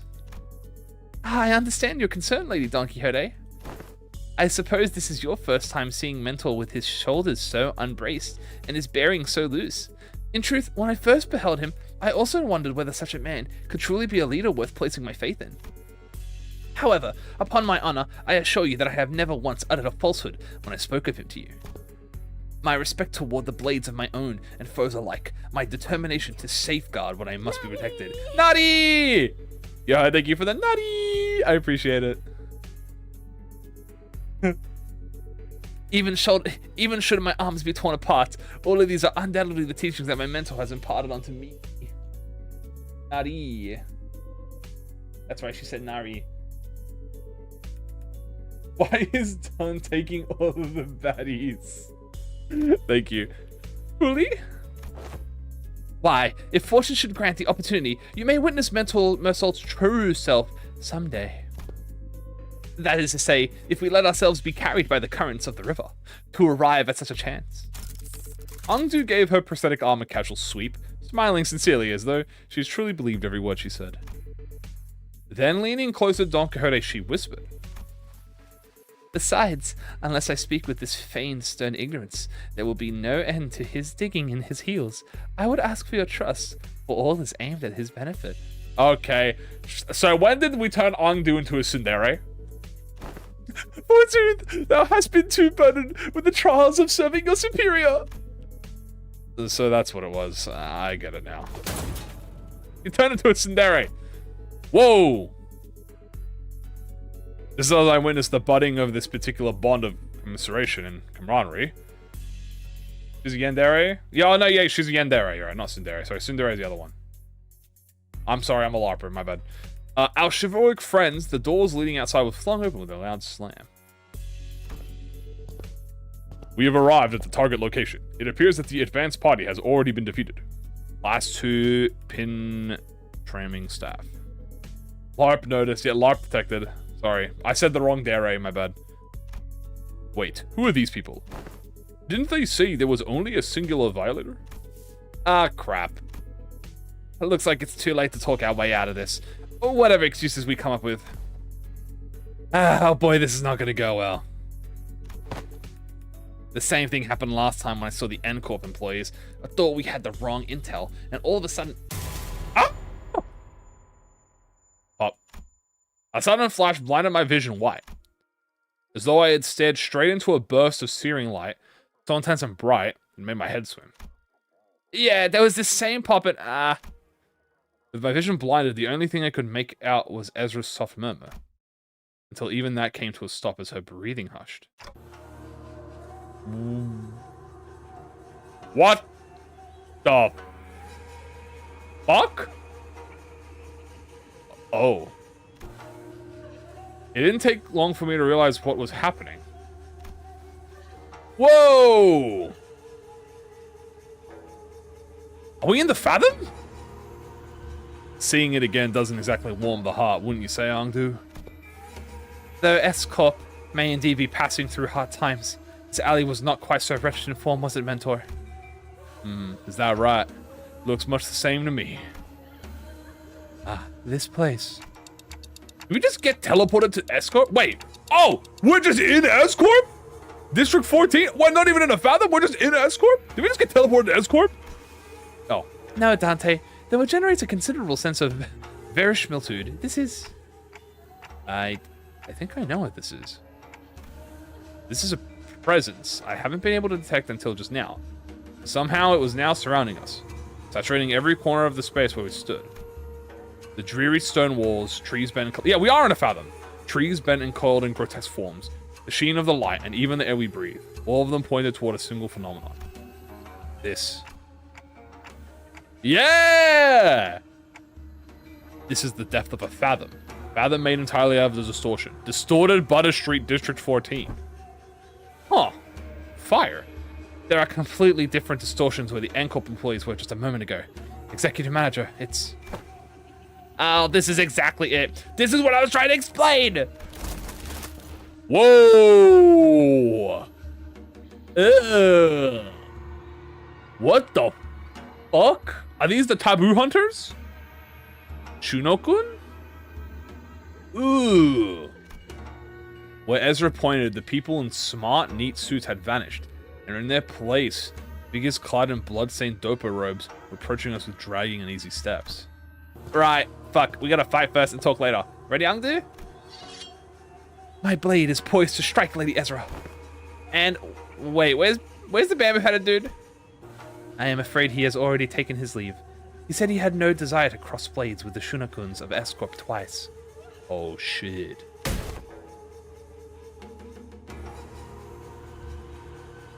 Oh, sorry. Let me see the supports, guys. Sorry, I'm so sorry. Wait, N-Corp Class 2 agent, the stream will be taken down due to the following reason. Breaking taboo, recording live stream. Non-compliance result in event. Fuck! I'm so sorry. Also, I saw a bunch of you guys, hold on, let me read everything you guys have said.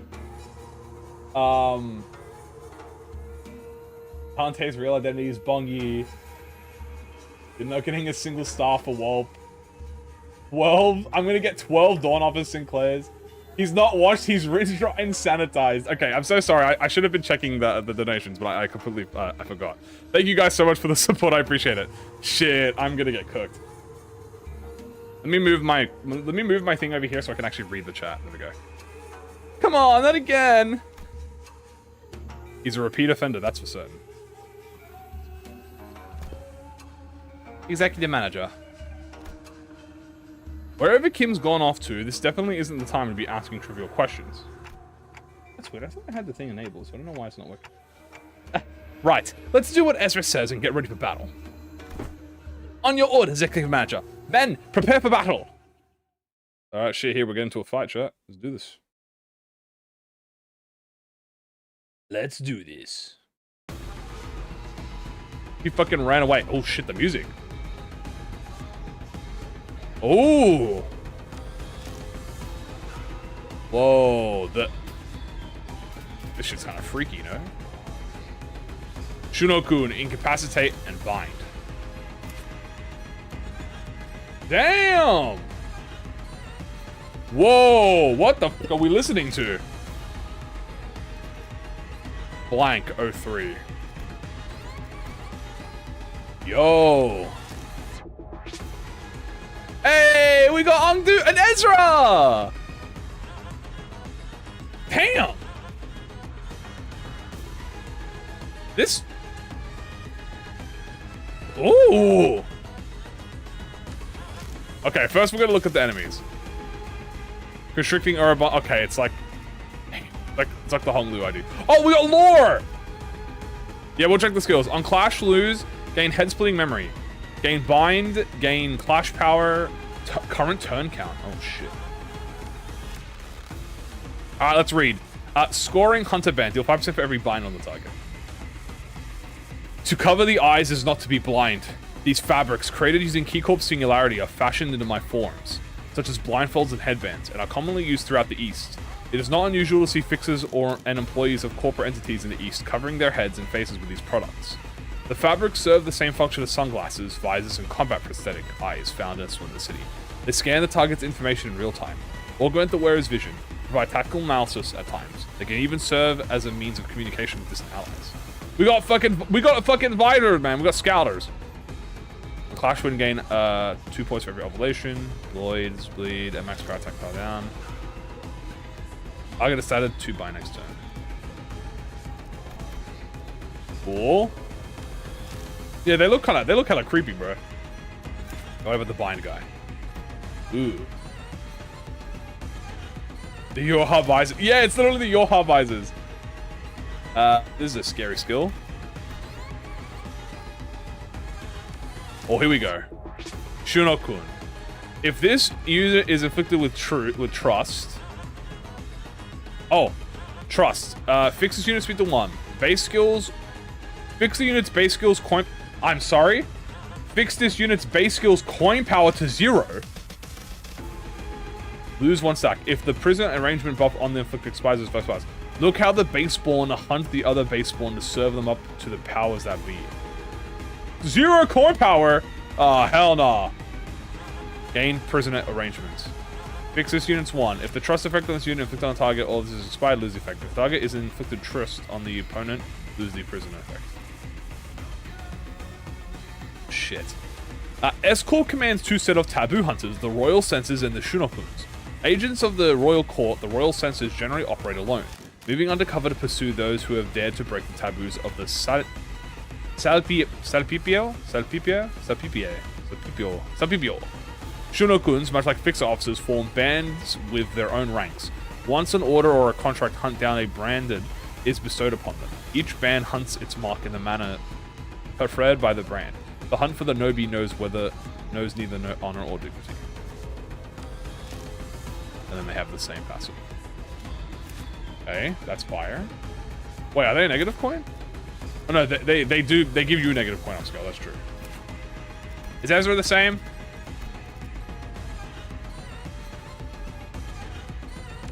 I think she looks the same. Yeah, she has the same Level 75. Look at my cutie pie, man. Yuria! Special handmade golden retriever exclusive acts. Aww, she's so cute. Alright, look what I can do. I assume it's the exact same skills as, oh shit, to claim their bows. No shit. Nice, it's like the identity. Oh shit, whoa. Okay, we got a big ass thing here. She's also level 60, not bad. Mook Workshop, right, this is exactly, okay.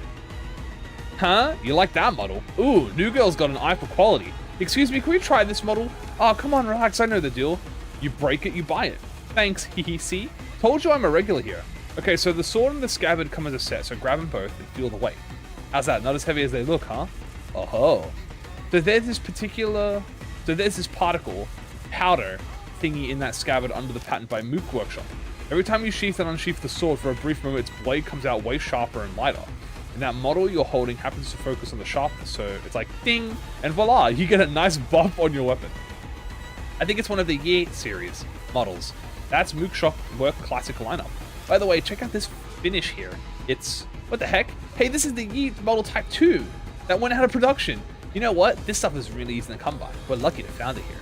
If it's such a rarity, Lady Ezra, perhaps you ought to wield it instead. No, it's fine. No, it's fine. Well, I can see it's literally made for you. It will work real nice with those boosters on your new prosthetic arms. It'll need some getting used to, but you'll be one heck of a fighter once you get the hang of it. Anyway, considering it as a gift for yours truly, you're officially one of us now. Officially our new girl. No more temp ID. Then I shall accept it with gratitude. Gem, this is massive. By the way, remember that classic lineup part? It's super durable. But there are delicate parts that you should watch out to not break. Okay, you know what? Just let them break if it really comes to it. Just don't die on us. I shall take your words to heart. Aww. What a cutie pie. Oh shit. Massive lore. Gain the Tokobi arms. Alright. On the outside, it looks no different from prostheses you might find in other nests or backstreets. But apparently this particular prosthetic limb has been created using technology unique to Limbus Company. Wonder what that could be. Since the development of this prototype was led by the LCC department, I would assume it has something to do with the power of distortions. Oh, that's not to say that I have any certainty regarding the matter. I was only in charge of transporting it, you see. It's just a simple speculation, really. In any case, I doubt this is your average prosthetic limb meant for your body enhancement. And then the rest is like, oh yeah, does the Dokebi have lore? Dokebi arms. Dokebi arms. Do you perchance speak of the Dokebis that often appear in tales of old? I can scarcely believe, yet after all I've witnessed while relying on the hospitality of Limbus Company, the existence of the Dokebis from folklore may well be within reason. Come to think of it, I do recall hearing of a name called Dokebi unit. Korean for goblins. The Korean goblins. Fire. Alright, well this is fire, dude. Oh, this is a focus encounter? Wait, what the fuck? Okay. I was not expecting a focus encounter, but I'll take a focus encounter. No stress on my book. What are you guys thinking? I'll swing. I was not expecting a focus encounter. Sorry, I'm gonna take the clash. The king needs his bamboo hat.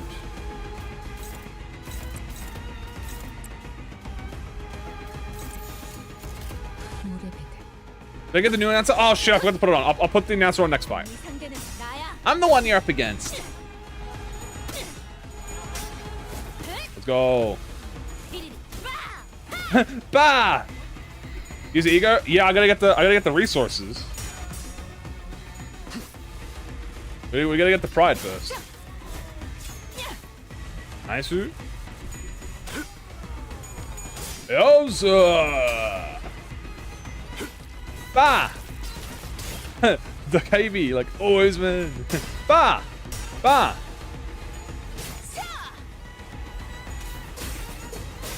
Okay, nice. Yeah, you love to see it. Thought that move did not consume poison count. Ah! I can hear the sheep again. Oh, here it is.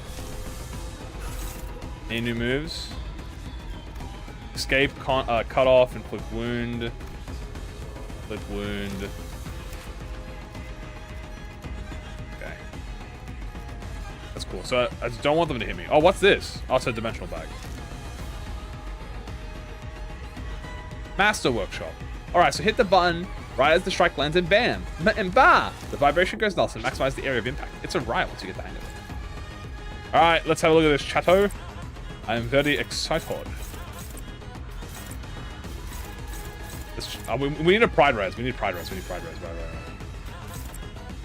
Maximum pride res.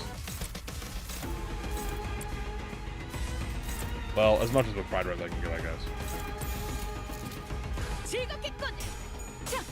Yeah. Yeah. Oh, I can see the text too. When a foe's point of something. Damn! Ah! Want to defuse. No, Dawn! Yes, Dawn! Bloodshed, alright. Oh, yeah. Samurai! Alright, we're watching it in full. Oh, yeah. Spit on the blade. Awash in the yearning moonlight. Oh, yeah. That's peak. I claim the breath that remains. Damn! I like SP, baby. That's what I like to see, baby. Let's do it, Otis. Damn, and even that inspired Otis. Feel the aura. All right, let's peep. Oh, shit. Oh, he gets... Does he have different dialogue? No sun has ever risen without a shadow cast, so this shade too shall I accept. Does it actually show the skills differently or no? I don't think so. Oh shit, does he have lore on it? That's fire, dude. He has actual voice lines too. Oh, that's fucking sick, dude. It literally costs 3 pride. That's like insane, by the way. That's nuts.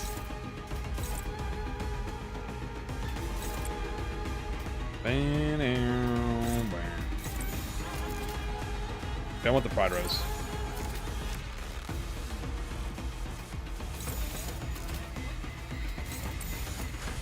There we go. Give me that pride so we get sword of the homeland. Oh, sword plate of the homeland.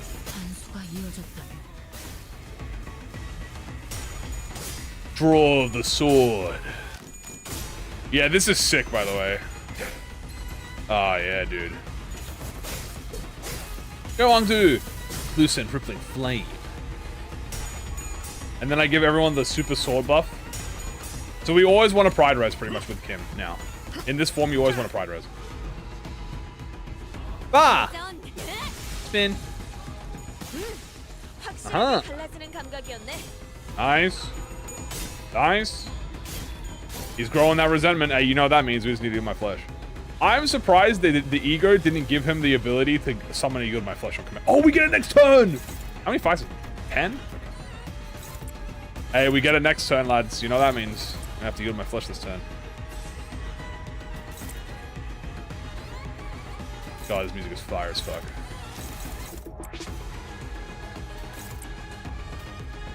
This 6 left? Oh, I'm definitely doing this.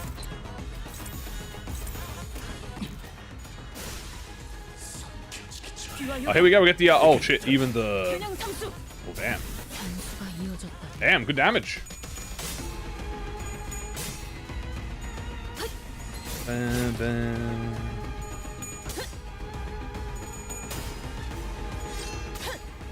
Very well.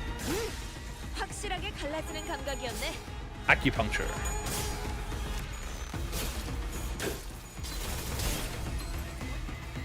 Damn, I'm so full of poise right now. Holy shit. Dude, my poise count is crazy! Samurai! Alright, I already know what I gotta do. Sorry, Ezra, but that's my kill.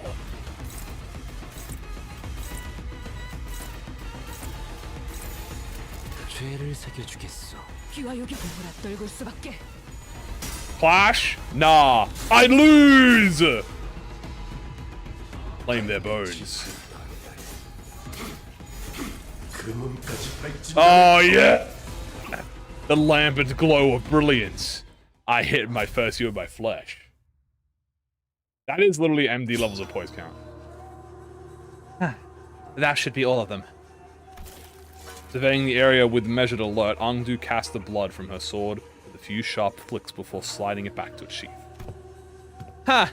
They're not changing back. It doesn't look like beating up the distortion ones revert them immediately, this time around. Perhaps a fortunate turn of events. In a way, let us search for clues while time allows us. Right. You take that side, Angdu. I'll search here. Ezra and Angdu moved about as though they were used to this kind of situation. Without even taking a moment to catch their breath, after the battle, they began searching the space. Prithee! Don Quixote was the first one to voice her doubt in the surreal, unfamiliar situation we found ourselves in.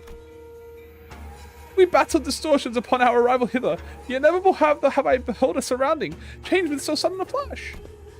Prithee, I cannot make sense of this situation. Must thou render a detailed account of this distortion phenomenon? Apologies. It would appear I have overlooked the briefing due to the urgency of this predicament. This is, according to the definition presented by Lady Moses, a location-type distortion. Oh my god.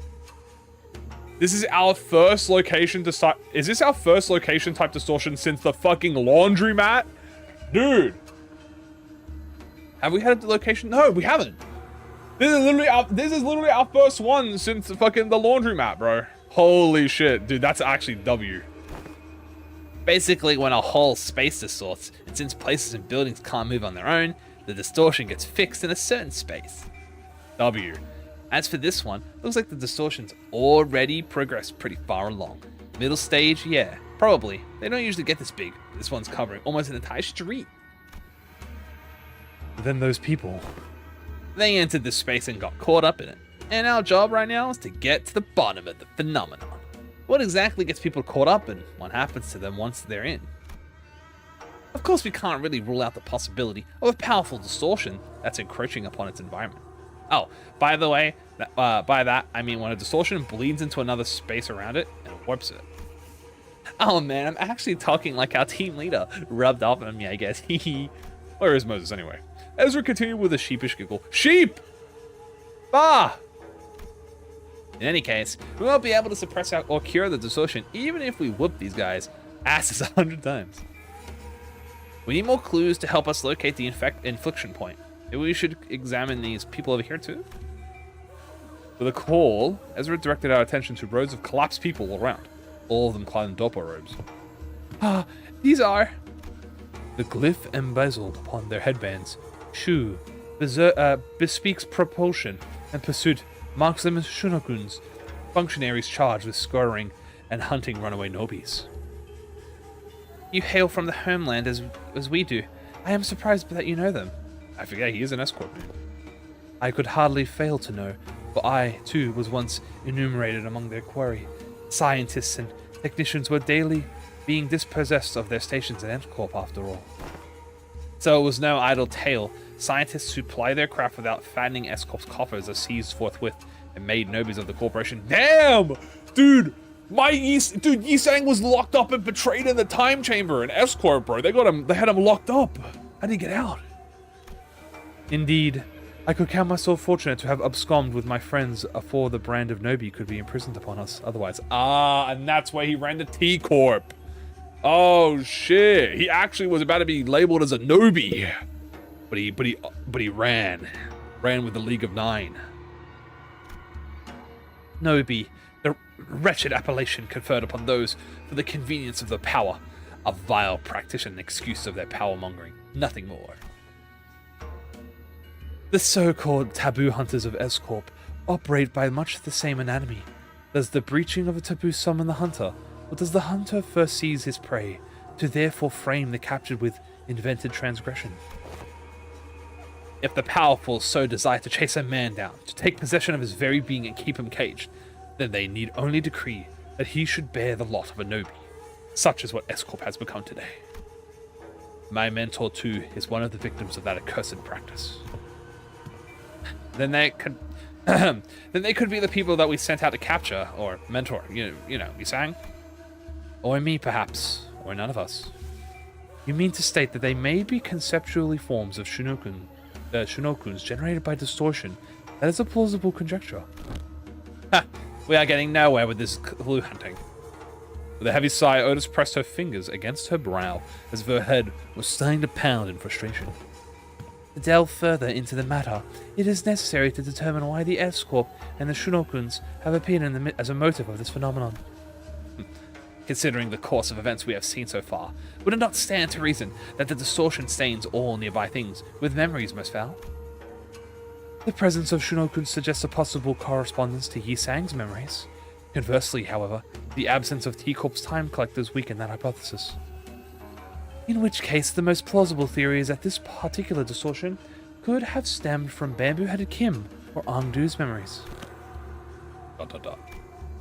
Angdu furrowed her brow and fell into thought, as though she couldn't grasp the full picture of her problem. I've seen a few distortions that show trauma or affect their surroundings. But this one, I'm not getting that pop of inspiration. Can't even guess at what this distortion wants either. Pop. Ah, my eyes! The white flash of light suddenly drowned my vision again as Ezra clutched her head and cried out with annoyance. Ah, if only the team leader was here. Cracking this would have been a piece of cake. And we're back. So this is why you kept asking whether we'd seen anything bursting with a pop. The N-Corp employees must have it rough too, getting dragged into the distortion like this. I mean, what else are we supposed to do? It was a self-defense. They were about to attack us. I suppose finding the root cause problem, taking care of it, would be the fastest way forward. Dude, it's fucking pitch black right now, bro. That shit actually flashbacked me. Let's just do what we can for now. Okay, first, we need to develop the film we found here. We'll head to the nearest dark room and... Nah, actually, let's just drag that slippery hat-wearing Colt back here and get him talking about the Shinokuns. That's probably our best bet. Ah, every time we take a jump, that Slacker just slips off without telling anyone. As one part of me watched Ezra stamp her feet in frustration, I was also carefully following Heathcliff's team through the other part of my vision. Oh, I think I can help with that. Have you located him? Huh? What? Boss Clock found something? Oh, yeah. I found where Bamboo-Headed Kim is right now. Wait, what? Oh! Oh! Hold on. Whoa. Are we gonna cut to Heathcliff and the team? My stratagem worked. Damn right it works, bro. Oh, look at the photos. Snap. The sound of a hammer driving a nail in. But what precisely is being driven in? The camera waylays the light of the given moment, then nails it onto a rough paper for exhibition. Was the photographer taken as a record or remembrance? Perhaps the photograph's name ought to change depending on which purpose it is made to serve. After all, beams of light nailed down by the hammer, only to be recorded and never remembered, are pitiable things. Within printed photographs, dead lights scream in despair, burned and blackened. The dead lights perish screaming where they are nailed, recording the smile of someone standing in the photograph. What? What? I'm not gonna ask her. I'm not gonna answer it. Ah! More Shinokuns! Enter. Oh, shit! Yo! Oh, we got the whole squad laughing. Oh, shit, we got the whole squad now.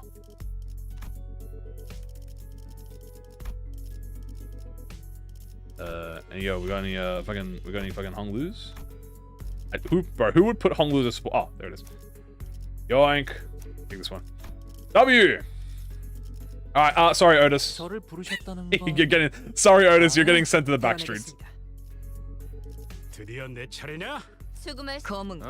Sorry, Otism. Sorry, not sorry. Sorry, not sorry. Oh, I've got the announcer again! Fuck! Okay, I'll do it next fight, I promise. No, I forgot, I'm sorry. Next fight. Oh. Meanwhile, Heathcliff's team. Bloody hell! What's up with these gits? They're showing up out of nowhere! How should I know? But judging by their getup, they seem like S-Corp fellas. And things are going so well. We could have talked it out with those fedora guys who were rummaging around the place earlier, you know? But no, you just had to go barking at them first. Would have saved us a lot of trouble if you hadn't, right? Oh, so it's my fault. Those bosses look like they were nicking stuff. This is our contract area, ain't it? If they walked off with something important, we'd be the ones catching hell. Listen, bud, not everything's itching to swipe hair coupons into their pockets the second they get the chance. Oh, but how many bloody months are you gonna let milk that one? Excuse me. What, you got a problem too, mate? No, not at all. Just wondering whether that gentleman over there is also one of our enemies. Huh? Is this the end of your true performance? Oh, shit. Shame. I was really enjoying watching you folks dance. Might have mistaken this place for the Beach Blossom Land of Legends. Had there been a cup of fine macagoli to go with it. Rice wine. Yeah. Yeah, that's an enemy, all right. He has a name tag, though. I think it's, LCD. LCD or whatever. Who gives a toss? Am I supposed to put up with every bastard having to dig at me? Oh my god, he fucking zoomed. Oh dear. Such bold swings. Didn't know there was an encore with that performance. You slippery little rat. Well, I do find this amusing enough, but if you intend to play with me, you ought to be more aware of your surroundings. Hey, behind you, there's... Oh shit, he's aura bombing. God. Wow, he took out all those dopo wearing people with just a single strike. I'd say that about covers the price of admittance for your troop circus, wouldn't you? Well then, I'll leave the rest to you folk. Wandering blades and Murim tales never linger on the stage for long, after all.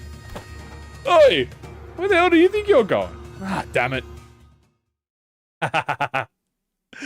Oh, that's funny, dude. This guy is fucking peak, bro. Does that mean I'm Malkathing? Okay, I am Malkathing.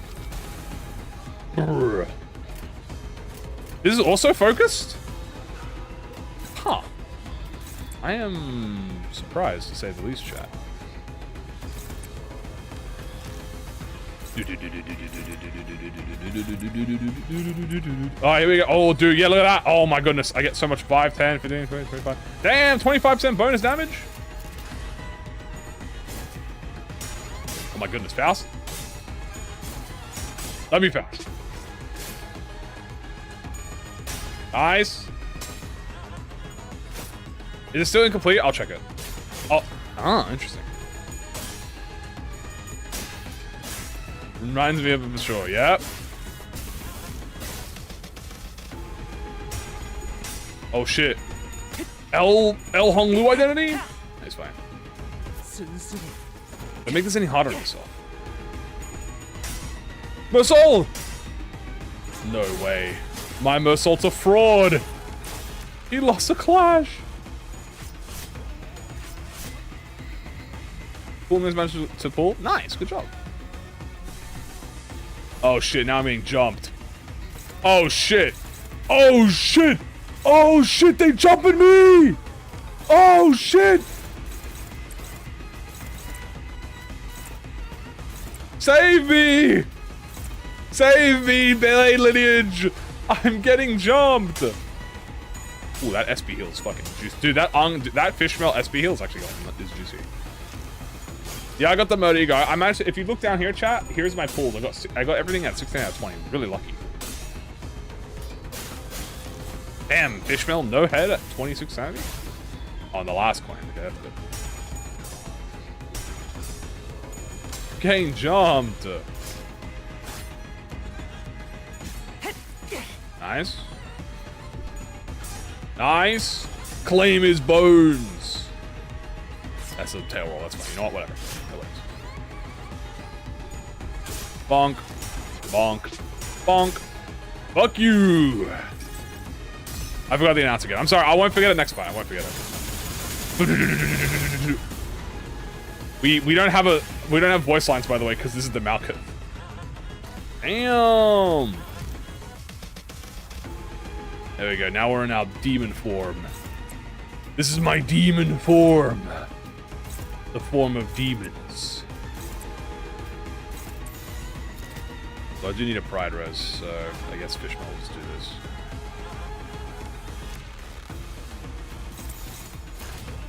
Hopeless, I'd win. I'll check the effect. Sorry, yeah, I'll check it, my bad. It looks like it's still incomplete, but I'll check it again. Did it actually say struggling? I don't believe you're struggling. I'm in my oracle. Damn. You know what? That's fine. Just grow my resentment. Oh, these guys kind of hurt, bro. I ain't gonna lie to you. Damn! Acupuncture. Whoa! Whoa! Whoa! What the fuck? N-Corp? Whoa! Why did I just get flashbanged? Again! Also, yeah, this is still incomplete. What the fuck? Wait, they have the same HP. Memory transition. N-Corp staff. Icy N-Corp staff. Resident N-Corp class 2. Whoa!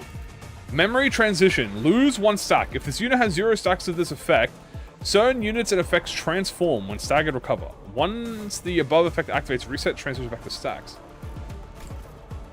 Oh, and the music changed too. What the fuck? Whoa! This is fire! Okay, let's read. Because these guys might have skills related to the next side. Oh. Nailhead Strike. Pinning Nail. Bleed Tremor. Pinning Nail. Turn start. Gain offense down and bind. Every bind. Gain bleed equal to stack. Tremor burst. Gain bleed count. Gain bind equal to stack. Bleed. Damn, this music is fire as fuck. Inflict Paralyze. Inflict Intelligence Gathering. When using a skill of identical rank to the skill photographed. Hash power -5. Defensive skills and ego are counted separately. Tremor Bleed, baby. It's more Tremor Bleed. Hey, that's probably going to be the next most solid identity chat. Wait, what? Oh, I have to... Oh, shit. That's going to be dangerous as fuck. If this unit inflicted Intelligence Gathering, heal SP. A triggering Tremor Burst, raise this target's threshold by Ping Nail. Okay, that's the Resident S2. What about this guy? Icy S2. Ping Nail Tremor. Ping Nail Tremor. Same thing. They have nails. They do. Alright, we gotta beat their ass then. I can't have you... Can't have you in my presence. I'm gonna have to kill you.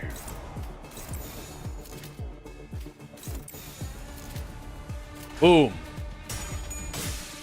Kill that guy. I'm still in my demon form. Wait. Does that mean I can just keep spamming Mersault's ego and infinitely stay in the demon form? Or the resentment state? Or technically it's the regretful scabbard form. I'll just say demon form. I mean, it doesn't say I'm not allowed to use ego. I could just keep awakening egoing and just keep getting drinks. Yes, it is only 3 pride. Yeah, that's insane. What the fuck? Okay, so I'm permanently in fucking ego mode. What are my impressions on the Hong Lady? Oh, looks good so far. Oh shit, I gotta free claim my bones. Oh, I gotta use it. Hopeless? I'd win. I want to use it on a high HP target. This guy.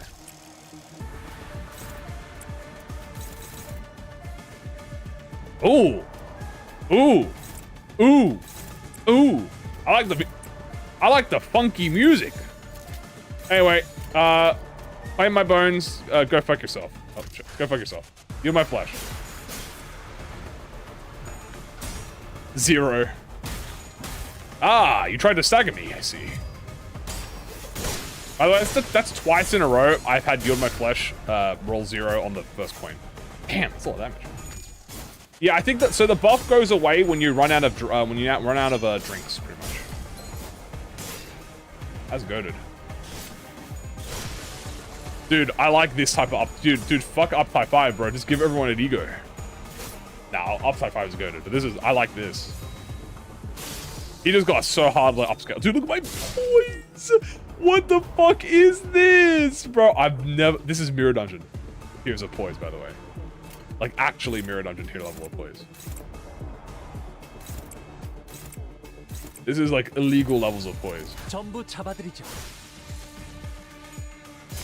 I believe the first time you use it, it's reduced. And then everything after. Go ahead. Flame his bones. Good shit, son. Do 100 damage. Oh my goodness! Fuck you guys!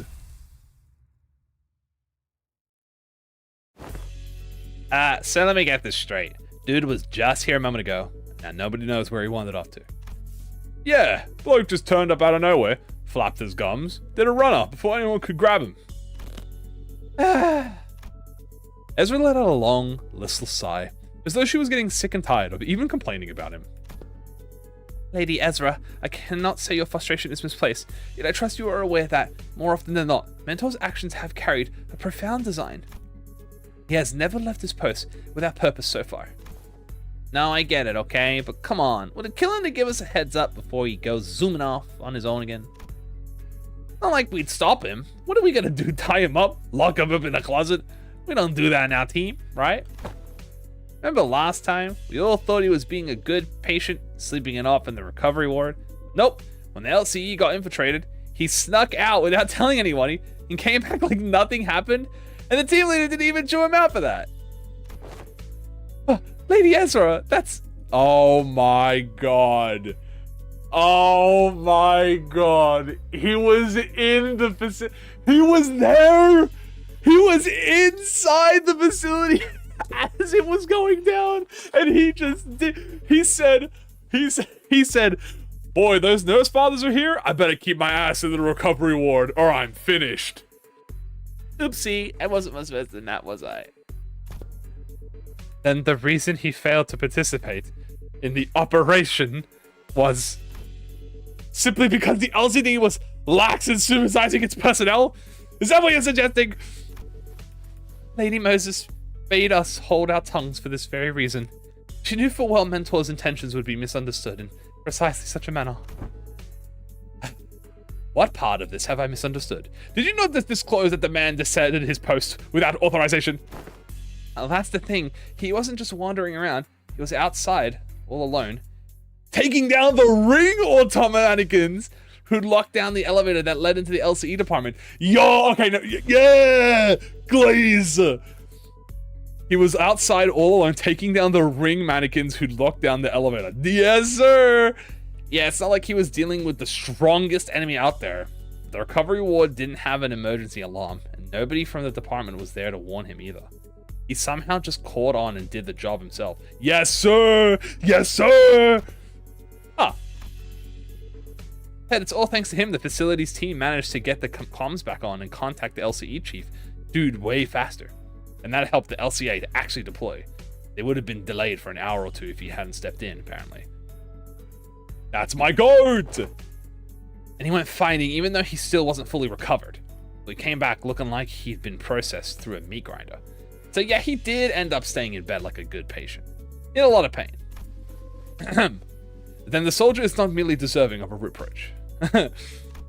No, he's a less talking, more doing type of guy, I guess. Anyway, we were all stuck inside the building back then, during the incident. So fine, I suppose, there was no helping it. Today though, never mind. It's always like this with him. He slips away and pops back in saying, it's done. My point is, what happens if one day, one of the solo missions doesn't go his way, and he just drops dead in the street somewhere? How are we supposed to help him then? ... Actually, how does he even know what's supposed to be done in the first place, when nobody gave him any instruction? Bloke's gotta be relying on his gut feeling, innit? Gut feeling? Look, I only saw the bloke for a bit, so can't say I got him all figured out. He's an annoying bastard. He didn't strike me as some clueless sod who doesn't know where he's stepping. Heathcliff scratched at his chin and kept talking as though he was stating an obvious fact. Today's proof enough. He's not one of us, so Clockhead couldn't have reached him from that far and sent him to back us up. And there's no way he just happened to run into us just when we were about to get into a battle, innit? Then, well, could be the bloke's got some stupidly sharp head on him and pieced his things together. Could be that. But I've got these moments where I get a flash of that gut feeling, however you want to call it. My boss man, Matthew, said he could hear that kind of shite. Dude, said, I can hear them gears turning. Or, I think I hear rats scurrying about. You do things you couldn't make heads or tails of. Listen, there was this one time. When we would have expected a life or death fight. Matthew said he could hear them gears turning, walks into a random pub, starts throwing back drinks like he lost his bloody mind. That doesn't sound like someone who's lost his bloody mind. Back when I was on the ship, some sailors used to drink the barrel dry before battling whales to blunt their fear, only to stumble around on the deck and fall overboard. Yeah, and boss could knock it back like a whale. Still, point is, getting plastered right before a turf war is not what most sane people would call a good idea. At us all cross, so we went stomping after him. And guess what? Turns out that pub was the secret hideout where the opposing syndicate was holed up. They were crowding around the gaffer, running their mouths about how they'll kill him, put an end to the dead rabbits. That's when we came storming in, had them surrounded instead. Not a single one of them got away. We beat them bloody, every last bastard, and boss knew it'd play out that way. Sorry, but this sounds really like a barstool bragging to me. You sure that wasn't just a coincidence? I should think it was mere no coincidence. If you are saying as much, then surely this was one of many such coincidences. Is that not so? Yeah, every time Matthew pulled one of those stunts, our lot ended up growing bigger. Wouldn't it get working so neatly if we were just coincidence? It is likely what is often referred to as, indeed, an instinctive sense, or experience-based precognition. More accurately, an unconscious process by which information accumulated in the subconscious is stored and converted into sensible conclusions. There have been some extremely rare cases in which Heathcliff has demonstrated the ability to arrive at a coherent conclusion that surprises even Faust. On further analysis, it would appear that he was employing a mechanic similar to a sixth sense, as some people call it. Holy shit, Heathcliff upscale! Is that a compliment, or are you taking the piss out of me? Holy shit. Precognition, Valencino? Though my mental does not see it fit to explain each step he takes. When all has passed, I often find that no footfall of his was taken in vain. I would ask of you, grant him but a little time and wait. Keep waiting, and the shape of his intent may yet become clear. Though I confess I have also been concerned about him as of late. His recent silence is far heavier than what I have noticed in the past. To wait. Don Quixote began, hesitated, then stopped herself from saying more. She only gave a quiet nod. Yeah, okay. I suppose our team leader has her own reasons for letting him be. That said, doesn't mean I'm happy about it.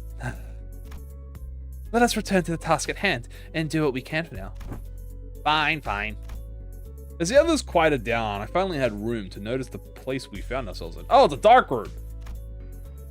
There wasn't a single ray light. Oh. Just a deep red hue processing on every side. Drink time.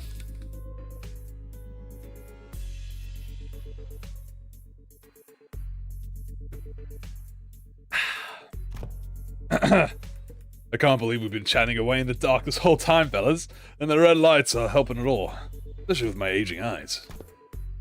Oh, are you looking for the light switch? It's right here. And right then, don't turn on the light. I heard Mersault's clipped warning, his voice coming from a corner I didn't expect to find. Mersault, where are you? Ah, there he is. That corner, is he washing something? Oh, there's music. I am developing the film role, manager. Exposure to light might ruin the entire role. Please exercise caution. So he'd been doing his own thing. That explains why he was quiet all along. Didn't think you know how to put the print photographs, pal. What's that for, anyway? You expressed the wish to have the film developed, manager. I am carrying out that instruction. I see. A photo studio first, and now a dark room. This may be no more than a conjecture, but it will not be unreasonable to suppose that the axis of this distortion rests upon a photographer. The film serial number either match those found in the photo studio or deviate by only a single digit. It is certain that this dark room is connected to the studio in some way. The images bear a striking resemblance to these photographs. I also believe this building and the photo studio share a strong connection. Huh? Where'd you get those photos? I brought some from the photo studio. I cannot name the locations in the picture with certainty, yet they all appear to have been taken at various places in N-Corp district. Buildings mostly. Hey, wait, I know what these are. People taking pictures like these when supplying stuff to the department store. Correct. These photos must have been taken by a docographer. What the fuck is a docographer? Mersol chimed in, holding up an odd cylindrical container in his hand this time. Gave the container a shake every now and then. With a measured rhythm, whatever he was doing seemed to be a part of the process of developing the film. Film rolls are hardly affordable for the average residents in N-Corp. In most cases, taking photographs is done as part of the professional duties. There are approximately 21 occupations in District 14 that utilize photography. However, only a single profession involves routinely photographing specific buildings, adhering to the fixed standards that can be observed in these pictures. And these docugraphers you mentioned are the people entrusted with that job? Yes, they photograph the information to be poured into canned experiences. Oh, shit! Oh, shit! We're looking at canned experiences! Oh, fuck. Alright, we're getting into the bull. Docugrapher. How could a person of such a decently lucrative profession fall into a distortion? Decent job, maybe. But how do we know if they're a decent person? Ezra replied with a clear-cut answer after only a brief pause. What makes you say that? The photo studio we were at didn't have any dark rooms, right? No, it did not. My team leader said there are other ways of processing film rolls, but in N-Corp, you have to go to a darkroom to develop and print them. Correct. Film rolls are usually immersed in developer solution to be processed. Which is why photo studios have these darkrooms equipped with red safe lights next to them. But this place is pretty far from that photo studio. Ah? Yeah, now that you mention it.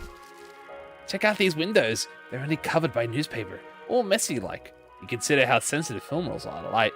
It's really super sus that this darkroom doesn't have any proper blackout panels. And you know, films can cost a fortune in some places in the city, right? Who in the right mind would print photos in a room patched up with yesterday's newspapers? Oh. This probably isn't even a legit darkroom. Someone just hauled in the bare minimum tools needed to develop film and threw them together in a hurry. Someone who didn't want to be seen printing photos. People don't usually avoid scrutiny unless they're doing something not so decent. If that's the case, then I can see why they may have distorted. Right? Manager. Mersol came to my side quietly, still giving the strange cylinder the occasional shake. I have a request regarding your instruction to develop this film roll. A request from Mersol? What is it? Please ensure that the light in this room is not turned on until development is complete. Aren't we already doing that? Yes. However, engaging in a battle opens the door to uncontrollable variables. This is why I have judged it necessary to make a separate request. Battle? There is no need for concern. I am capable of participating in combat while maintaining the development process. Oh, wait, can you slow down? Oh, he's talking about the N-Corp flashes! A battle, you say? Surely there must be a cause for you to believe so. At the photo studio, reinforcements arrived exactly 11 minutes and 34 seconds after N-Corp's pinframe team staff were defeated. Deductions based on the evidence thus far make it clear that the photo studio in this darkroom shares some kind of connection. Furthermore, Sinner Heathcliff, Sinner Honglu, and Sinner Gregor have battled N-Corp pinframe team in this very location. I hear footsteps rushing up the stairs, approaching closer and closer. Ah, shit! I have a feeling I know what Mersel's getting at, but I ask anyway. Meaning? The initial rinse is finished. The process is now about halfway to completion of the second agitation. This indicates that 11 minutes and 30 seconds have elapsed since the start of development. Battle is imminent. Please withdraw to a safe position, manager. Mersol, you. Damn! He's fucking... Damn! Crash. You should have warned us way earlier! Understood, manager. I will follow that instruction going forward. Oh my god, he's a... Yes, manager. God damn it, Mersol. Bros said fucking... No. 승부수가 먹혀들었군. Yay. 판세는 완벽히 우리에게 있었다. Alright, this time I won't forget to put on the... Oh, never mind. It's not quite. I will not forget, chat. I will not forget to put on the announcer. I will not forget. After the battle. Oh, we just skipped it. Oh. After the battle. Something still sits ill with me. Amid the sprawl of S-Corp's back streets, distorted with the flash, Angdu had her gaze fixed somewhere high overhead. We got off-screen. At the end of her gaze, are those photographers? Whoa. A long line stretched across the open air. Photographs hanging... What the hell is that thing? Photographs hanging from it like a laundry clip to a clothesline. I mistook it for a Kumijul warding rope at first and gave it little attention. Yet upon closer look, I saw those pictures hanging from the line. Perhaps they had been strung within the dark room and remained thus when the distortion took hold. Bizarre. Observation and unaffected elements in the space occupied by a location-type distortion is most irregular. Indeed. The items were bought from the studio have already changed the images of various sites of S-Corp, yet they alone remain as they were. Let's cut them down and check out themselves. Just as I was wondering if the line was perhaps too high for me to reach, Nosol stepped forward and plucked a few photos off it. And the instant he brought them to me. Whoa. We heard another pop, and again a bright white flash blinded my vision for a moment. Good grief. The distortion likes to change its mind, It keeps switching between S-Corp and N-Corp. This feels like it's getting caught in a flashbang detonation. My whole body tensed up and goes slack right after. The other sinners were busy grumbling about the distortion and its sudden jumps, except for Masol, who stood right in front of me with the photos still held out in his hand. Oh, you didn't drop them?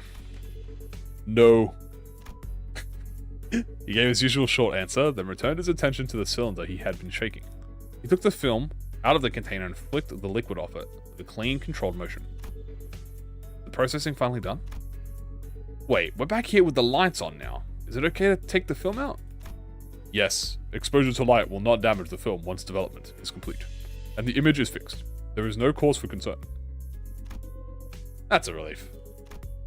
I couldn't say I followed all the technical details, but no cause for concern was all I needed to hear. Sighing in relief, I held up the photograph so I could take a proper look.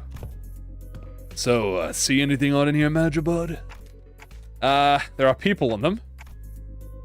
Whoa. The people in the photographs all look different from one another. Huh. Sort of girl, bunch of scientists, flower, and someone aura posing. Interesting. That's a bread. Baguettes! If I had to pick one similarity between them, though, they all looked cold and indifferent. Yeah, that's the city. Alright. Ordinary folks you'd see anywhere. These aren't like the photos we picked up at the studio earlier. These are the kind of photographs they used to make a canned experience. Whoa, whoa, whoa, whoa, whoa. What was that? The scenery around us seemed to ripple just now. I was about to ask Faust if she'd also felt the strange sensation, but faded away soon enough. Perhaps it's nothing serious. Maybe it was just a spell of a random vertigo? Is it even possible to get dizzy when I've got a clock for a head? No. Mozol must have noticed that I was out of sorts for a moment, because he seemed to pause on purpose before answering my question. No? I thought you said Doku Grappers take these photos and put in the canned experiences. Raw ingredients for canned experiences are handled exclusively by the Grand Magasin Sisyphe. Sisyphe? There is no known method for external parties to access them. Sisyphe what? Oh, I think I heard of it. Canned experiences, right? They're in high demand in other districts too. The only brand stamped on them is Grand Magasin Sisyphus. Same name every time. I remember some of my classmates bragging about trying them whenever exam weeks come around. Never had one myself though. I can't really explain it, but something about it just feels kind of wrong. That popular, huh? The unprocessed base content of canned experiences known as experience matter is supplied to reprocessing factories, where dokugraphers fine-tune the experience details. Photographs are primarily used for that purpose. They can fine-tune experiences. An easier example for understanding would be to consider why docugraphers take pictures of subjects, such as buildings. A purchaser may wish to experience living in a luxury building they could never afford. Another may wish to vent out impulses of violence by experiencing the burning of an expensive property. Demand for haute CAD experiences is increasing by day. Ah, so that's why the photos from earlier were all fancy buildings. Yes, Major. Conversely, information concerning ordinary experience that can be easily encountered in reality is in low demand. Then why photograph all these residents at all? Perhaps they were not images harvested for the commodity value, but pure photography in and of itself. Mayhap they have been captured for a desire to seize a vanishing instant through a lens. Ha! There are people who take photographs knowing that it will cost an exorbitant sum. I have not seen some before. A staggering amount of money, just to take a single photo, that is, if they could even manage to find a photographer who'd take the risk and help them take the picture. I'm not so crass as to put a price on sentiment and nostalgia, but spending this much money on film rolls, what could have made this investment worth it? I'd say maybe this isn't just a matter of sentiments, or memories even. Leafing through the photographs, I quietly expressed my thoughts. Executive manager? I'm not exactly an authority on distortions, but I know they manifest through desires or emotions that become warped in a bizarre way. But everything the distortion has shown us so far points back to S-Corp. That is, the S-Corp from the past that only Kim and Angdu would have seen and remembered. These photos, though, they're completely untouched by the distortion. Doesn't that feel off? There must be a strong fixation at play here, strong enough to slip even past the distortion. And if that obsession is something that refuses to let these memories be influenced, I think our next step should be to look for the people in these photos. These photographs are the only undistorted, unaltered clues we have. Dante says it would be advisable to locate the people shown in these photographs. Ah, good idea. Team leader did say that we should accept input from the LCB with open arms. Hey, Angdu, can you give me the office catalog? We'll probably need a commission on office affiliated with the 7 Association. 7 Association, let's go! Yes! Let's look for one that can take requests right away. Can someone tell... Oh. Whoa, really? No! No, please! No, Dante! No, don't be fine!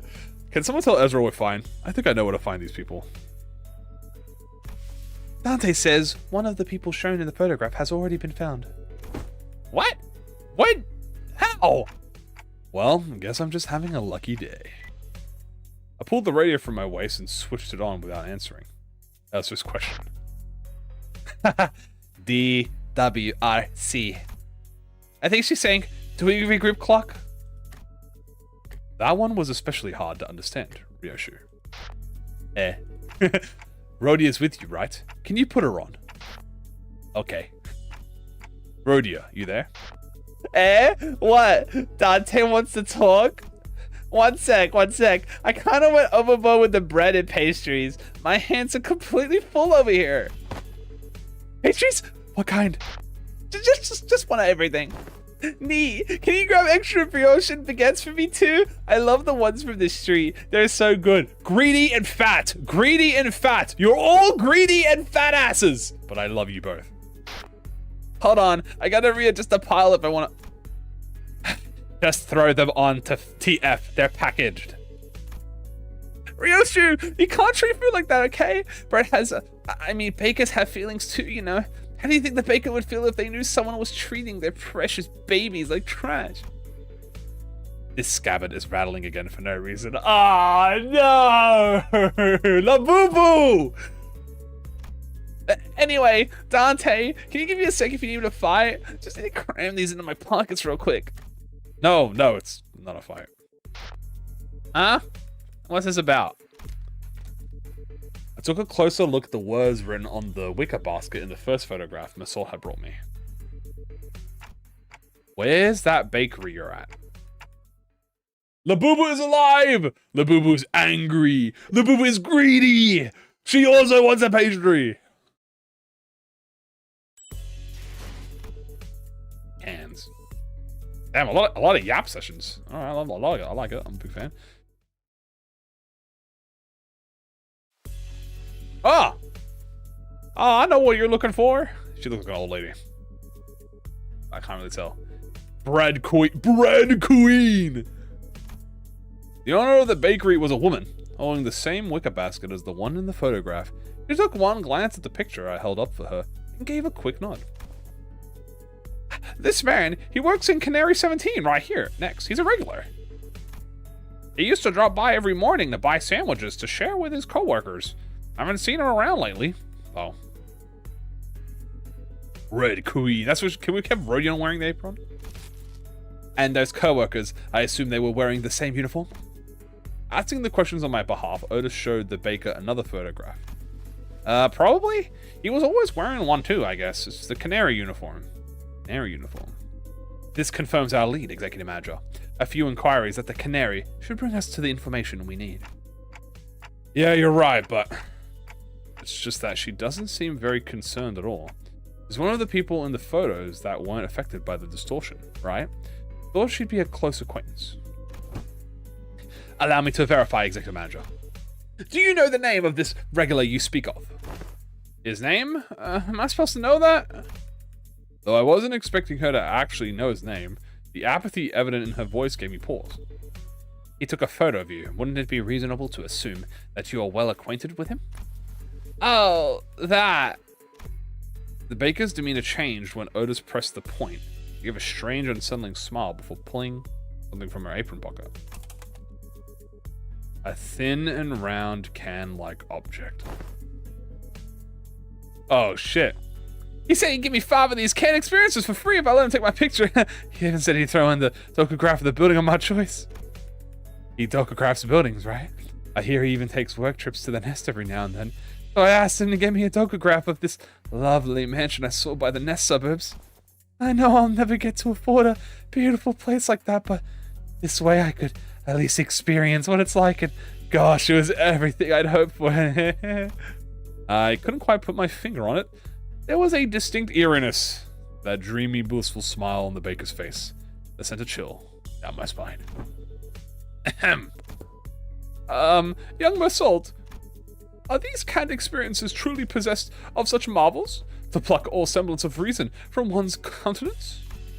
They maintain high demand across the city. District 14 is only one of several markets. Dost thou mean that those who indulge in cat experiences may experience venturing on an expedition to the Great Lake and bungee jumping off the summit of that skyscraper yonder, as they remain seated where they are? They may, however. Oh, imagine can, allowing one to pursue any dream the heart may conceive. Verily, I confess my own soul is much tempted. It differs from pursuing a dream. Oh. Mass-produced can experiences are made from base experience matter, mixed with various modified information. The resulting end product enables intense simulation through altered memory. Therefore, it is unlike the dream as expressed by Don Quixote. A piece of memory refined along the numerous processing stages of the canary's production is not equivalent to a genuine experience, meaning the usage of experience in her previous statement must also be amended. Memory is altered for intense simulation. It does sound quite shady. How doth this cast a shade upon the boon granted by the can?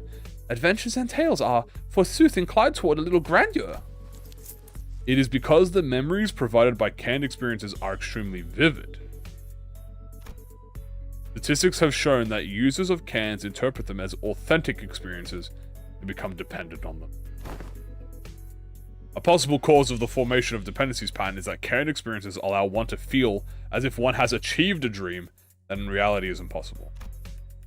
Art thou implying that users are made content with devouring forged dreams stored in instant-use cans? Worse still, the user may no longer strive to chase dreams in the waking world. For the sweeter and more splendidly a dream is embellished, the more impossible it will appear to be grasped with one own hand.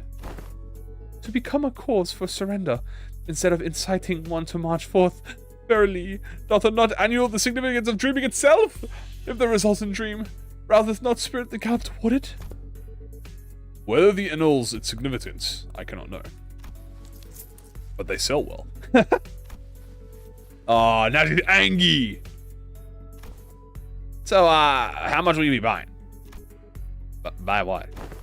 You came barging in with all these questions, and I was patient enough to answer them politely. Wasn't I? Don't you think you owe me a sale or two? You're not about to leave without buying a single loaf after crowding up my bakery, scaring off my customers, are you? The case was on point, actually. With our whole group gathered around, the passerbys gave us a wide berth, hurried on whispering among themselves. Nobody was about to come in and buy bread like that. Come on, lady. I practically cleared your shelf already, didn't I? You did? Where the hell are you keeping all that then? You even got to ask. Of course, I had some already, and the rest is safely tucked in my coat pockets, so we can all share later. Agreed! You fat ass! So you already ate some. Let's buy a little more. It's true we scared off the other customers. Understood. Given that the expense is made to facilitate this operation, the lack of prior budgeting should not pose a problem. Fat ass! Oh, nice! Sesame rice bun for me, please. What the fuck? It was Kim. He really did have a knack for making an entrance at the least expected moments. Hey, mister, where have you been this whole time? Wait. Be cross with me all you like, but just give me a moment. Ezra paused, waiting in a puzzled anticipation.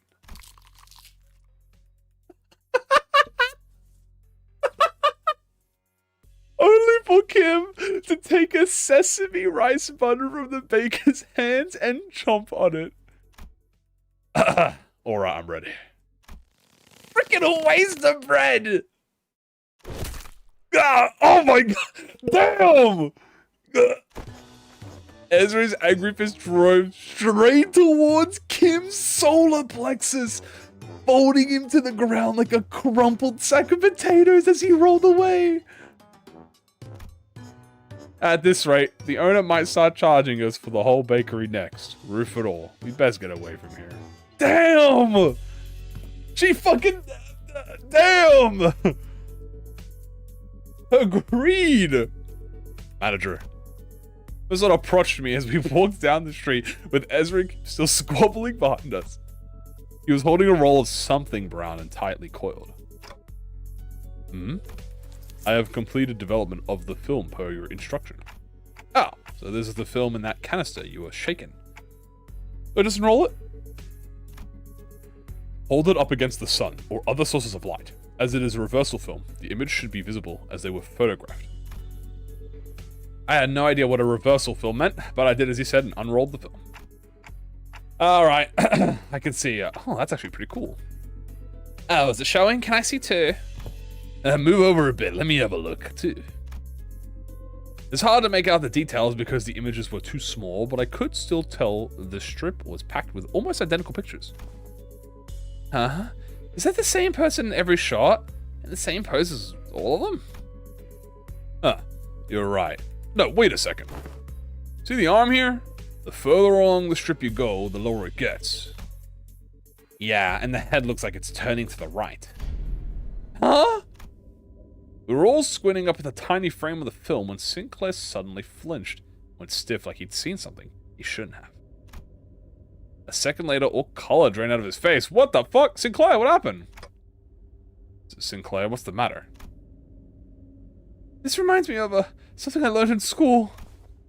You draw a picture in the corner of a stack of notes, or a thick book in the exact same spot on every page. Oh, it's like an animation. You start with the arms down, then you want to make a small change on each page, nudge the arms up higher or higher, until they are raised all the way up. And when you flip the pages fast enough, the drawings stop looking like separate images. The still figure starts moving. The class was called Introduction to Motion Pictures. Why are you scared about that? I remember the teacher saying that video footage we watch are all made of the same way. Okay, are you saying this is... It's a continuous sequence of still images. The arrangement of the frame suggests that this film strip is highly likely to constitute footage A violation of NCorp taboo. Oh shit! Oh! I didn't piece that together! Oh fuck! Oh shit! We're holding time. I was like, what's wrong, bro? It's just an anime. Hadoi! Oh shit! Oh, we're gonna get hunted down! Yeah, burn it! Ah, fuck, we're holding on to taboo material. Oh shit. Oh fuck. Oh fuck! We're getting jumped immediately! Hey, this time I won't forget. I can do preset. 앵두야, 이건 또 다 뭐냐? Oh, hell no, we're getting jumped.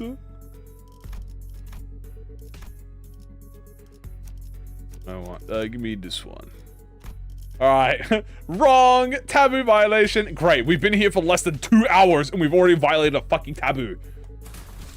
어떤 조직 놈들인지 God. 면면 좀 받을까? Oh, fuck! As soon as I registered Mersault's words, my hands reflexively threw the film to the ground. Are we gonna be okay? We might have just broken a taboo. My man began to race, rapidly traveling back through our journey, specifically to the time when Don Quixote smashed the window at K-Corp and caused the wing to wipe out our team multiple times over and over. I felt fate. At least we had Vigilius with us then. It ended up being not that big of a deal at the end of the day, so I could revive the sinners. But some nest taboos can get us in serious trouble just for carrying anything that has to do with them, can't they? Oh my god, I hardly turned to one of the sinners, many of them who looked every bit as troubled as I felt.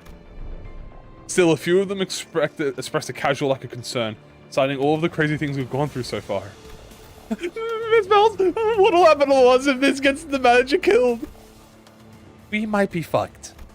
Okay, so this is it, huh? Stop freaking out, guys. You're not dying. We'll be fine. Aircraft's not gonna kill you on the spot, just for possessing a film roll. Oh. Really? Well, it might be a problem if the film roll does contain genuine recorded footage, but it's not like you guys had a hand in filming it, right? But we processed it. Ugh. Okay, we're fine. When ANCorp dudes come here to pick it up, just comply with their commands, thank them for their service, and nicely hand it over to the authorities, and everything should be A-okay. Something tells me that's not gonna happen. There is a possibility that everything will not be okay. Huh? Because I have developed the contents of the film roll in that dark room. Yeah, I was gonna say, we developed it! Oh god, we're fucked! Oh, Lady Moses, where are you, team leader? The court will take the lack of intentionality into consideration. However, it is very likely that my actions will be deemed as aiding the primary violator of the taboo. The court. Really? But Team leader said that NCorp has their own regularity standards regarding image quality, which they use to determine the severity of the taboo violation. If the footage image quality or frame rate is within regulation, NCorp won't be slicing their faces on our butts right away, and that could buy us some time or give our company some leverage to make a deal, however small it might be. Because what they're really sniffing around for is how close to reality the video is, or how close of an experience it provides to the real life. So even if we're really unlucky and they actually come after us, it's gonna be fine, as long as the footage is low fidelity, probably. So what does frame rate within regulations entail? It means that the interval between each frame shouldn't be like super brief. Think about a photo slideshow. They only show you like one image every few seconds. It doesn't really feel vivid, right? You can technically call them motion pictures, but there's no vividness required to violate their taboo. Then let us analyze this film room and see how vivid it really is. Mersault, I trust that you are knowledgeable in subjects concerning NCorp, yes? Cooperate. Could this film roll be considered a violation of the taboo? Otis picked up the film from the ground and showed it to Mersault. That cannot be determined. What? Unless each frame is thoroughly analyzed and compared with adjacent... What? Without waiting for Mersault, Otis unrolled the film and raised it high against the sky. The rest of you, get over here! We must analyze these frames! The film canister was labeled experiment, so I assumed the culprit had created this as a test run of sorts. and experiment to see how close they could get to violating a taboo and testing the limits of the law. It may even be a mere collection of similar photographs that they are pretending to be recorded footage. The sinners all gather around Otis and look up toward the unrolled film in unison. Here, the flower pot moves between frames, doesn't it? The docographer couldn't possibly have moved the pot while also holding down the shutter. I don't see any difference. See here, the expression risen on the subject visage appears rather stiff. Maybe they're just a gloomy sort. Perhaps, yet observe closer, the stiffness arises not from gloom, but from the strain to maintain it. Oh, if that's the case, maybe the subject could really be trying to fake an actual photograph by moving very slowly. That's a pretty convincing theory, but I'm not sure if that's enough to conclude that we're in the clear just yet. That's when Bamboo-Headed Kim, who had been sprawling on the ground ever since Ezra punched him, stepped into the conversation. Let's see. Look at that shadow cast on the windowsill. See how it's noticeably shifts between each frame? Whoever made this knows their craft for sure, but I can't imagine a backstreet dweller would have any way to mess with the sun's trajectory. Then the likely scenario must be that the creator of this film has deliberately made its subject move very slowly from frame to frame, creating a series of disconnected photos, when played sequentially, will look like footage that violates the taboo. In which case, this film does not violate the Nest taboo, correct? That is highly probable. So he says, Executive Manager, we should be in the clear for now, at least in regards to aiding the violation of a wing taboo. Phew! But if he was willing to go this much trouble just to test the encore patients, it's hard to believe that he'd have stopped here. Based on all available evidence, Executive Manager, it seems reasonable to conclude that the inflection point of this case is a taboo violator on the run. But what motive would they have to do that? Sure, working for a wing subsidiary has nothing on being an actual wing employee, but still pretty up there when it comes to careers available in the backstreets. Work for a subsidiary long enough, and you might even get transferred to a factory job in a nest. That gives you a pretty okay chance at a better life, so... Maybe he was just tired of living that kind of life. Everyone has one of those days, don't they? They suddenly feel like they could be doing more than they live the rest of your life. A 9-to-5 hell. The drive to do something that takes you away from the pressure of trying to make a life. Yeah, Ishmael? Yeah, you would know that, wouldn't you? Something about what Ishmael said must have tickled Bamboo-Headed Kim, because he suddenly whipped around toward her and shook his head. Maybe. But how many of those people do you think are capable of throwing away everything they've built on a whim? From what I've seen, maybe. Our culprit just likes to play with fire. Play with fire? Yeah, it must have started by doing something that technically doesn't count as a taboo, and inched on until he brushed that threading close to one. One thrilling shot through his camera, and another with the next. Until eventually, he ended up recording actual footage. Cool, then that leaves the question of what the fuck was he trying to do with it? It might have been trying to screen it using a projector for all this part of the back streets to see. What? Wouldn't that make everyone here, even those who unwittingly came across the projection? Right on. And I made those folks violators of the taboo too. Why would anyone? So would you care to explain how you know that, Mr. Breadbrain? I asked around the opposite street. Apparently some guy's been going around asking the workshops if they could make him a projector. Seemed like most of them turned him down, but they also said he stopped showing up after a certain point. They're to guess that he got his hands on a projector somehow. Alas, it's not a taboo of NCorp to view recorded videos. Pray tell, why would anyone insane mind? Well, it ain't a taboo if you only made a projector in it. Backstreet Bloke's down for anything as long as there's coin. How do we track this guy down? Multiple individuals in the same garb as the Pinframe team have just been identified in the vicinity. They are all carrying the same briefcase. Well, isn't that convenient? Maybe we can play as like a festival or a convention and just tail people who look like they're involved with what we're looking for. So they'll lead us to wherever we need to go. Indeed. At architecture conventions, there would be those in formal plaid shirts and suspenders milling about, and I could always trust them to lead me to the convention venue. What? I gotta drink.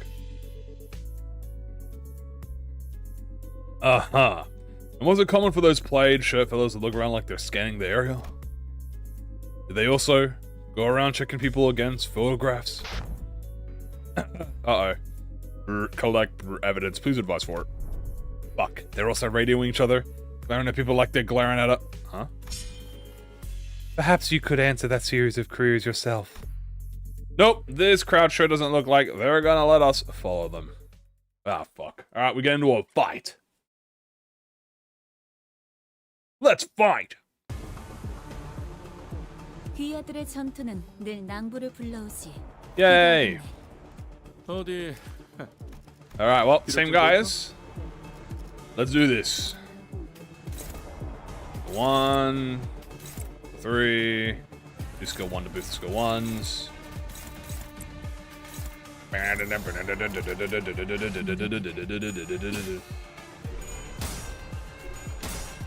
Ow. Faust! Oh my god, Faust, you're getting your ass beat. It's fine.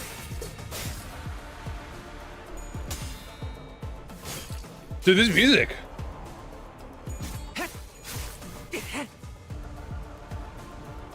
This music is so fire, bro. Oh my goodness. 반듯한 일격이었어. 실로 군더더기였군. Damn! Save me, Ezra! Save me! Damn! You did save me, thank you. 나부터 상대해야 할걸? You have to get through me first! Thank you, Ezra. Please save me. No! Oh, God! Damn! 추풍낙엽. Uh-oh, Faust is taking a pretty picture. 낙엽은 반드시 떨어지고 당연한 결과일 테요. Okay. Like an ego. You know we got an ego.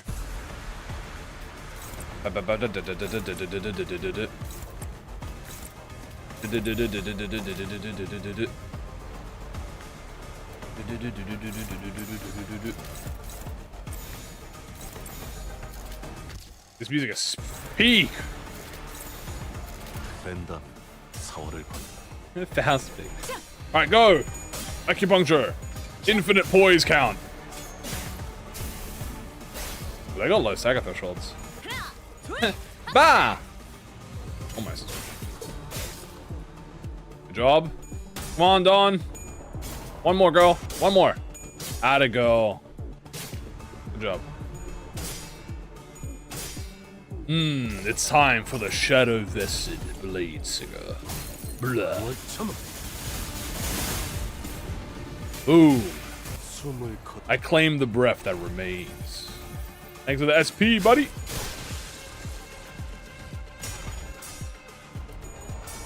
Striker stance. Ah, it's that SP buff, bro. Hey, claim his bones.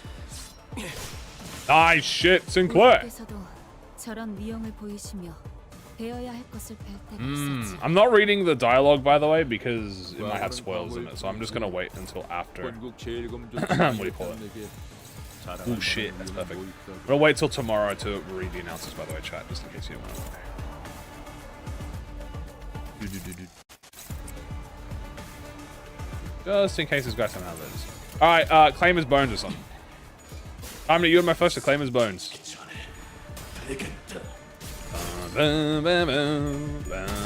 Oh no! You won the clash. Well, I'm gonna claim your life!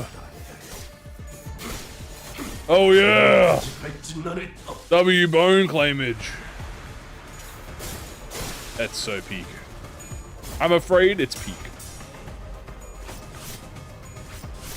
Hopeless, who decided that? Nice, good kill. Only a few left, right? How many are in this wave? 10? Okay, that's not bad. Another focus to kill. Nice.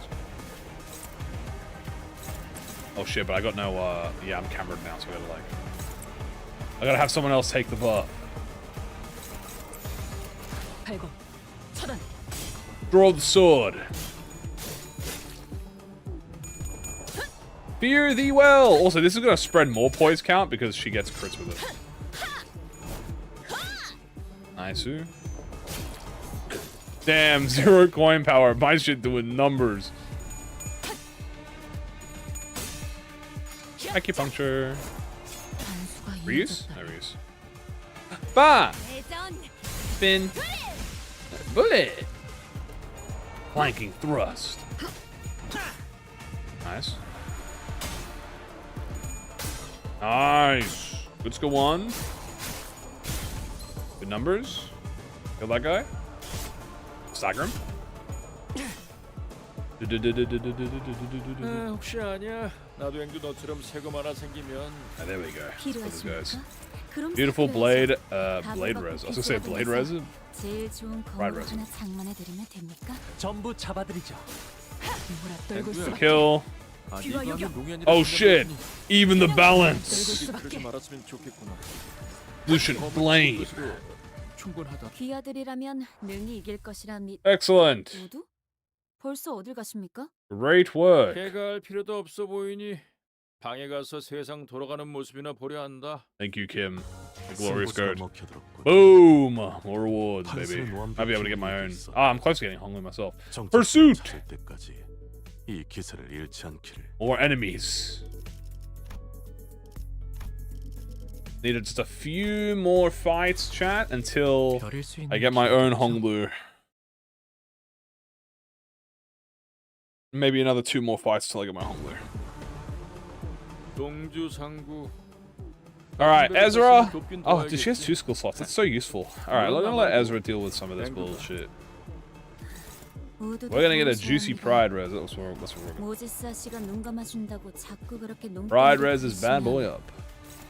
저는 눈물을 머금고 다른 That guy's actually a bit 분들께 이 scary. 사실을 실천할 수밖에. I'll let Ezra deal with that. Bah! Scoundrels. Alright, Faust, well, if you're gonna call them scoundrels, you gotta win. Good go.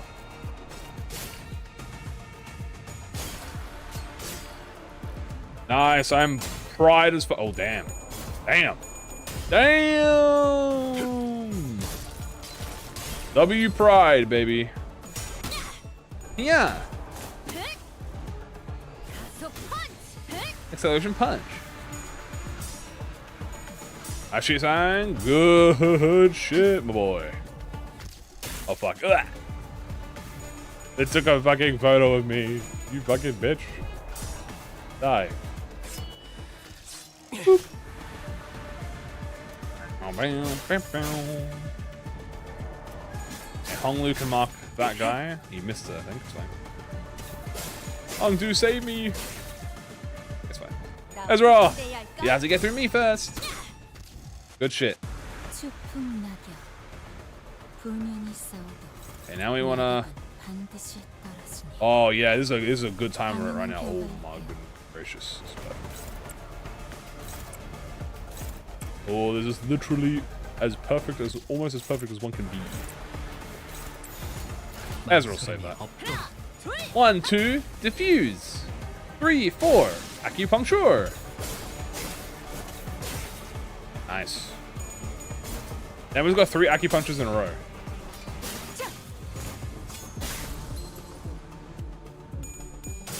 Shadow vested. Blade sing. Die.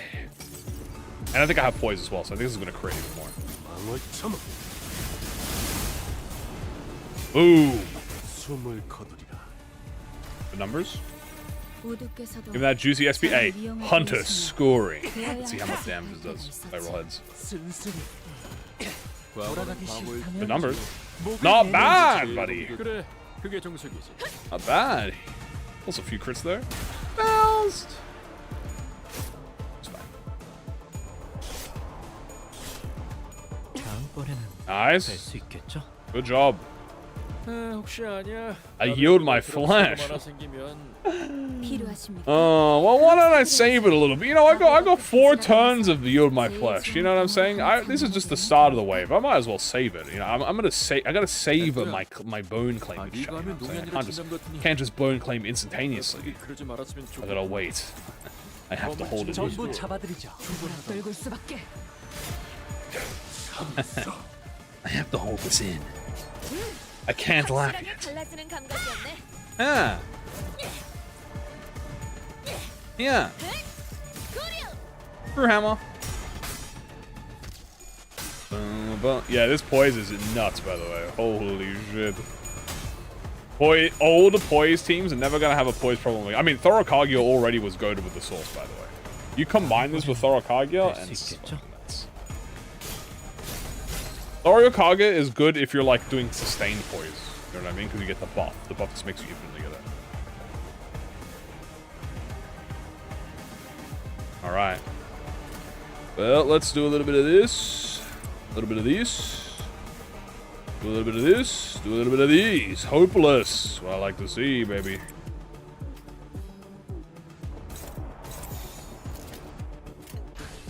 My buff. Ishmael killed that. Maybe Dawn gets lucky and kills it. Oh shit. Wait, is that the guy I'm yielding my... That better not be the guy I'm yielding my flush against. Ishmael, that better not have been the yield my flush target. That kills. We get poise as well. I think that, guys. I think my Fishmail might have just killed the yield my flush target. Oh no, I didn't. Okay, good. Phew. Oh no, he's focusing my reek, but die. Oh shit. Damn! Alright, I should Ishmael claim my burns as well. I gotta do that. Damn! 우두?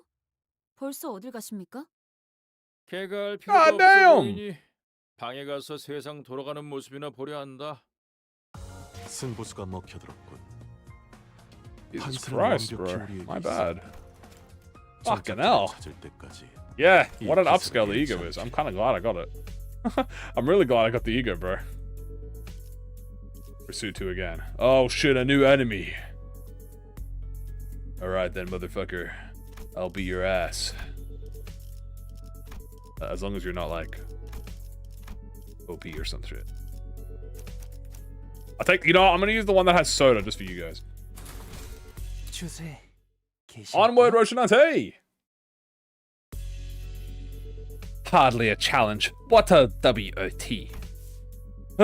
Well, at least they're not much of a fighter one-on-one. Service de Clue is not a combat specialized department. While they have undergone basic combat training for exigent circumstances, they are not prepared for head-on conflicts such as this. Yeah, I noticed. They keep taking pictures of us with their briefcases. I'm guessing that's their primary job description. What are they snapping for away then? Whispering behind our backs like a load of creeps. Collecting photos to include in the report for their higher-ups, I'd wager. Kinda see how they can think we're involved in somehow. Every time they followed us at lead, they ended up encountering us. It's hardly surprising rationale. Massault stood a footstep away from the rest of the sinners, and watched in silence as they tried to come up with an explanation. What is he thinking? What is it that he wishes to say? Or is he simply contemplating, observing without any preconceived notion in his mind? His silence shouldn't have been any different from his usual reticence, but as though by some chance or whim. Hey, Massault. I was struck by this sense of brief, yet distinct strangeness. Strangeness? And was compelled to speak with him. Yes, manager. Don't hesitate to let me know if there's something you want to say, but aren't sure if you're supposed to say it. Yes, manager. I will do as you ordered should one such circumstance occur. As always, his reply was a deflating, concise and direct. So he had some rule of his own that told him that this was the specific response for the situation like these. Okay, but I'm talking about right now, actually. Do you have anything to say right now? No, I do not. It did not appear to me that he was trying to hide anything or choosing his words in response to my question. His reply was simply that, an answer, nothing more. Yes, a prepared answer written down in a list of responses. That's what it felt like to me. As though this particular answer had always been the only one he'd had available for a situation like this. Clearly prodding him for answers wasn't going to get me anyway, so... With a curt, sure, if you say so, I turned away from him and took off to join the other sinners. As I did so, a few words lingered at the tip of my proverbial tongue, asking to be let out, so I did. Would have been nice to know what you were looking at. Of that. He spoke. I cannot form a judgment. What? That is because the precise definition and nature of the subject of my gaze are just as unknown to me as to you. Should you point to an object or an enemy, I can provide a verbal explanation based on my current knowledge. If you require such information, please rephrase your question accordingly. Whoa, what? Had I asked him again, then had I tried to get to the bottom of the line of questioning, could I have found myself at the smallest peak into Mersault's psyche, and remained entirely shrouded in mystery even after an entire year of traveling together. I suppose that's not for me to judge as well. Manager. Yeah? Another battle is imminent. As you have previously instructed, I have informed you of an immediate battle. Yo, boss! Clark! Boss Clark, are you just gonna sit down there while we do the fighting? They're pouring out of the building over there! So they must have been on their way to that building. Our path ahead seems clear, Executive Manager. Let us neutralize those foes headed up there. Ah, gotcha, I'll be right there. The brief lull of battle came to a close. And battling enemies who arrived precisely at the time Mersault had predicted, made our way into the building. Bloody hell. Them blokes was fought downstairs must have been the weaker ones of the bunch. How does NCorp have so many guys on their payroll? There's no end of them. Haha, it is a wing after all. Are these the taboo violators? I thought the culprit worked alone. No, I'm quite certain they're the ones from the subsequent reports. The NCorp fixers appeared just as confused as we were. It was clear to me that they were expecting to find the taboo violator here, not a big group of dozen or so people. What were they thinking? Sending fodder like us to deal with an organized taboo violation. They should have sent the taboo hunters here instead. Why do you think they told us to consume canned experiences containing mass melee combat? They must have thought our current manpower would suffice to deal with this. Oh. I don't know about that. Wait, wasn't there an extra report? The one of them... That one of them's a... All of a sudden... With a click... Oh no. The room began to buzz with the metallic whir of some kind of machinery. Immediately I could tell what it was. Distortion. Whoa. Wait, is this the distortion? Standing in the middle of... I was gonna say... Of the shabby room was a device. I wasn't sure if I'd seen it before. Its exterior was plastered with a strange shape that looked similar to what we saw on the Shunokun's face in our earlier battles, making it difficult to grasp its full shape. The round object affixed to it began to rotate slowly, the dull, worn-out groan of a thing past its prime. Men! Shield your eyes! The moment it began to emit a faint ray of light, Otis thundered in a commanding voice. Ah! I quickly turned away as well, making sure not to catch even a glimpse of it. The device could be playing a recorded video, Executive Manager. Even a brief look at it constitute a taboo violation. Shit! I saw that! I'm so fucked! Just as panic began creeping onto the voices of several unlucky individuals. Oh man. Oh folks. This is starting to get a little embarrassing. No, don't tell me he violated the taboo! A sleepy voice breaks through the darkness past my metaphorical speaking shut eyes. Mentor!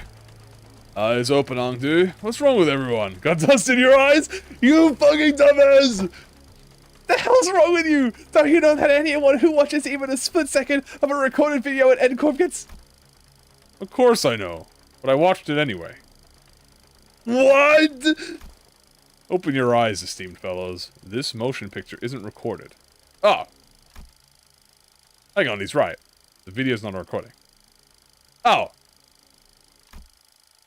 Possibly emboldened by Kim's comment, or perhaps believing that seeing the video could be excused as an incident exposure occurred, while subduing the violators, the NCorp employees also opened their eyes and began to mutter among themselves. Is that thing talking to us? What? I finally allowed myself a good look at the machine, which was firing a considerable beam of light against the side of the wall. This was its message, delivered via white words on a black background. So you've tracked me down this far. After what I went through to take refuge in here, they still ended up finding this place. All of you blindly consuming fake experiences after fake experience without even a care about the real thing. Case number TC3224. You are under suspicion of Category 3 violation. Reveal yourself now and forfeit your illegal recordings. Should you comply, we will... What is this foolery but witless buffoonery in the absence of fools? What? The hollowed vessel, bereft of all but lingering delusions, grants not even a brewl of echo to the dogged excretion of tools. What the fuck is this guy talking about? If you mean to obstruct our official duties, we won't hesitate to use force.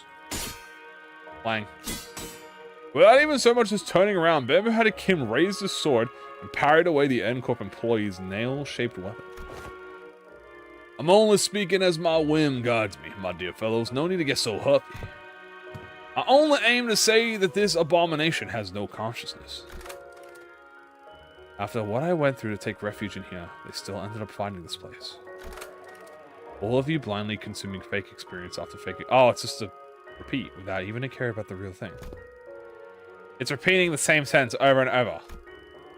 Now that does make me wonder, was I just as far gone when I distorted, past all words and reason?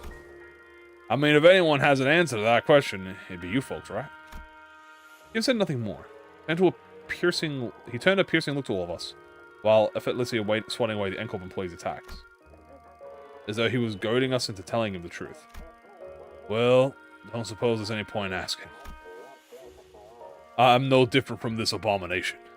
Just as it wields that contraption, I must have wielded the only thing I have known, the blade, transforming into a mindless fiend consumed by a mere tool, cleaving through both friend and foe unrestrained. Aww. Hey, Junior, are you still on about that? I tried to avert my eyes, I truly did. But such disregard is easier said than done. How can I, when that distorted being has no qualm showing me that... Doesn't he know how rude the unsolicited reflecting of the fathoms of one's heart is? That's gotta be illegal or something. Illegal, I say! Turning a customer into a thug on a protection racket run, a mere ant before a car in motion into a swerving diver. Conjuring dead followers before the eyes of their mentor. Simply unconsiderable. Rude as hell. Or some might say, my poor heart almost burst out of my chest, courtesy of you. All of you blindly consuming fake experiences after fake without even caring about the real thing. You got Mersault. In that split second, I think I saw Mersault's eyebrows twitch. A battle is imminent, manager. Just a natural response to sensing an imminent battle, perhaps? Ah! A blinding light flashed, followed by an explosive bang. My vision went white and decided to take its damn time coming back. Ah! And when it did... my eyes are back, thank God. The first thing that came into view was a particularly unsettling landscape of S-Corp, followed by Bamboo-Headed Kim surrounded by a small army of Shunokun. Mentor! Keep that up, and you'll shout me deaf, Ongdu. Isn't it about time we both grew accustomed to such sights? Mentor, still do I wake from those dreams drenched in the cold sweat, that they might bind and drag you away. This isn't so bad, is it? It's just these folks so far. Unlike earlier when... Ah! My fucking eyes! What the fuck was that? Everything went dark. I don't understand what's happening. First things first, we have to neutralize everyone here and get our mission back on track. Why? Why do you have to frag us, bro? Oh, adjusting projection. I've been straying far and wandering all day for this exact reason, and... So that was its mechanism. Faust? The words began to shift rapidly before I had the chance to ask Faust what she had meant. To the one who finds comfort settling in lies, I'll give you what most deserved your gaze. Ah! Stop it! My fucking eyes! God fucking damn it! Okay. God. ... Bollocks! I'll be blind before today's over at this rate. Changed. It did? Unlike the earlier instance, one of the distortions is different from the others. Oh god. As Mersault identified, there was something different about the group of Shunokun this time. They were accompanied by someone else. Alright, what? Whoa! A warrior in impressive armor wielding a sword that was just as tall. That armor and a Grey Wando of the South Circle. To be united in such a manner. Oh shit. Distortion. This guy looks sick! The warrior drew a bow. Oh shit, it's a she-east. It's a she-Faust upscale. The warrior drew a bow that hung from the waistguard and knocked an arrow. Arrow. I suppose this is how it would have gone down had you been the one to grab me. Whoa. Military Commissioner Im Yong-yu. How do you fare, friend? At the signal arrow loosening, seize the accused. I don't know how to fucking pronounce this thing. Im Yong Ep? Im Yong Ep? I don't know how to fucking pronounce it. Damn, he's cool. Also, his music is fire. The warrior loosened the knocked arrow, which soared into the sky with a piercing whistle. And with that air-splitting sound as their cue, the Shuriken began to swarm us. Alright, let's box, baby! This is a she-east upscale. Whoa! 좋지 않겠는가. 모제사 씨께서도 누누이 말했지. 갑작스레 달라진 행동에 주의하라. Oh shit, they got a memory on them. Damn! Look at this guy! Flash phenomenon. Ooh! Port Circle Sal. He has logs as well. Ooh! Funky, fresh beats, baby! Ux Splitter. Poise convert to unbreakable coins. Dual aim is not crit. Cannot stagger. Sword of the Homeland. Oh shit.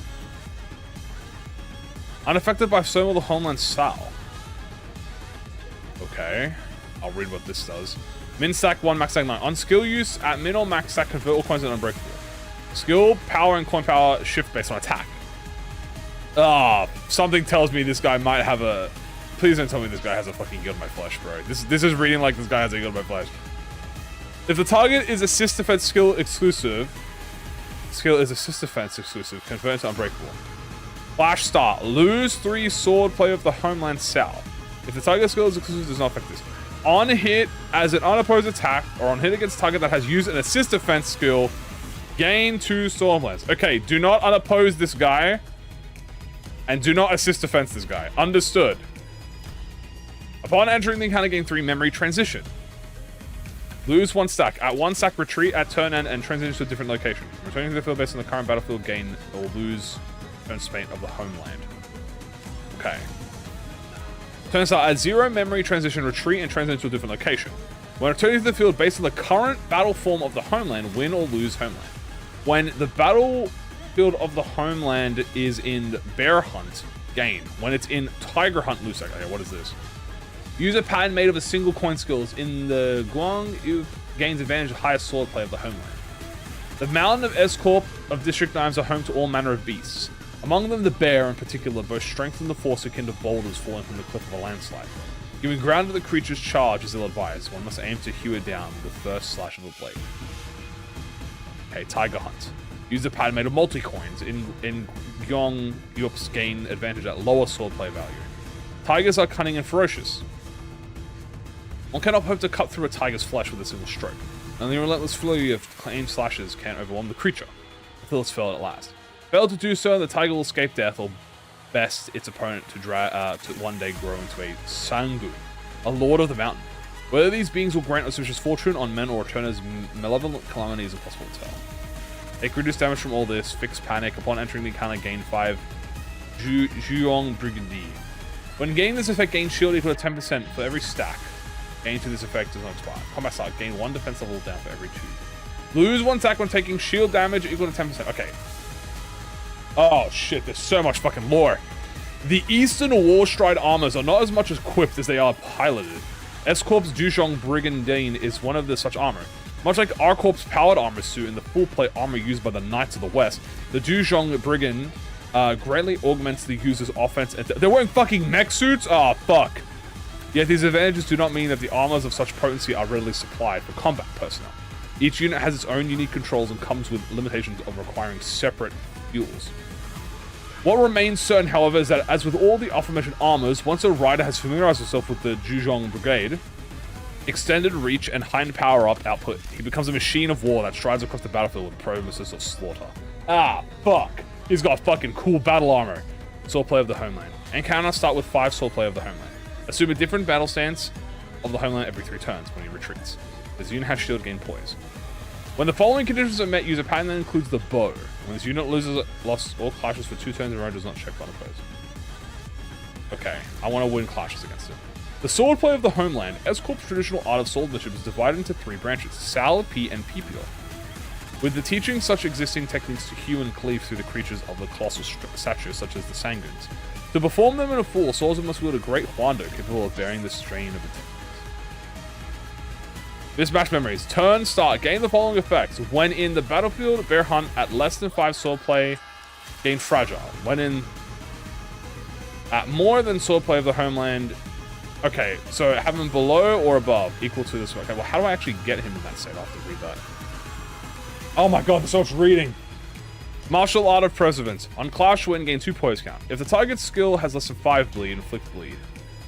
There are those who persevere in training for the lack of talent, then there are those blessed with talent only to let it rust. All men say that the title of the Apex Blade can be seized only by the gifted. It matters not until the day comes for the blade of mine to rise enough to meet the clouds. I shall persevere in honing my prowess.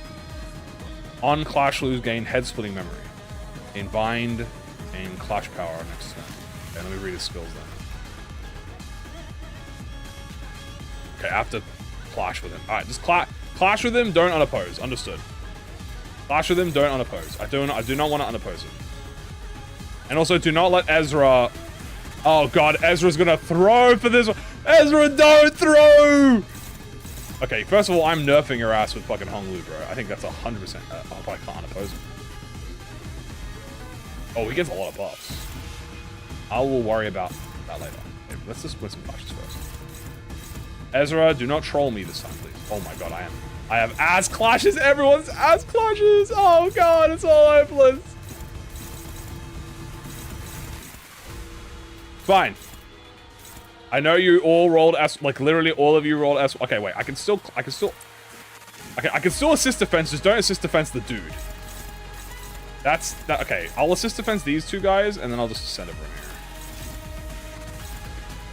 Oh wait, is it only this skill? Oh, okay, I only need to worry about this skill. No, wait, but doesn't he has something that says about assist defense, right? Or is it only 1 skill? It might only be 1 skill.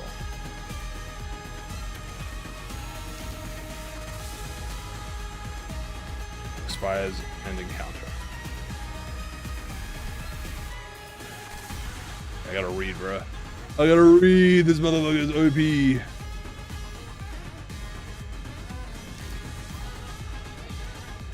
This is a fire-ass track, bro. Motherfucker, goddamn. Okay, wait, what is Ongdu doing? Ongdu! Sweetie Pie? Great, you're hitting a fucking defensive. Okay. That's alright, honey.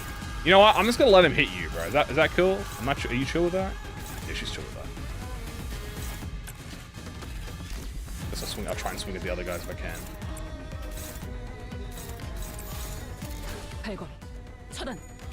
Nice, good stuff.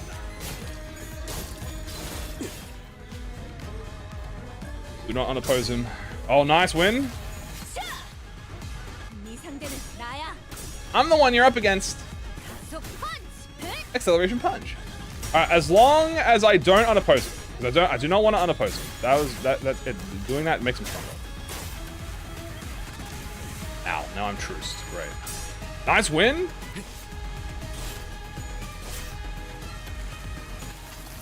Bear Splitter. Ongdu! Okay, she's fine. Come on, fish. Come on, fish. Come on, fish. One more. No! Okay, close.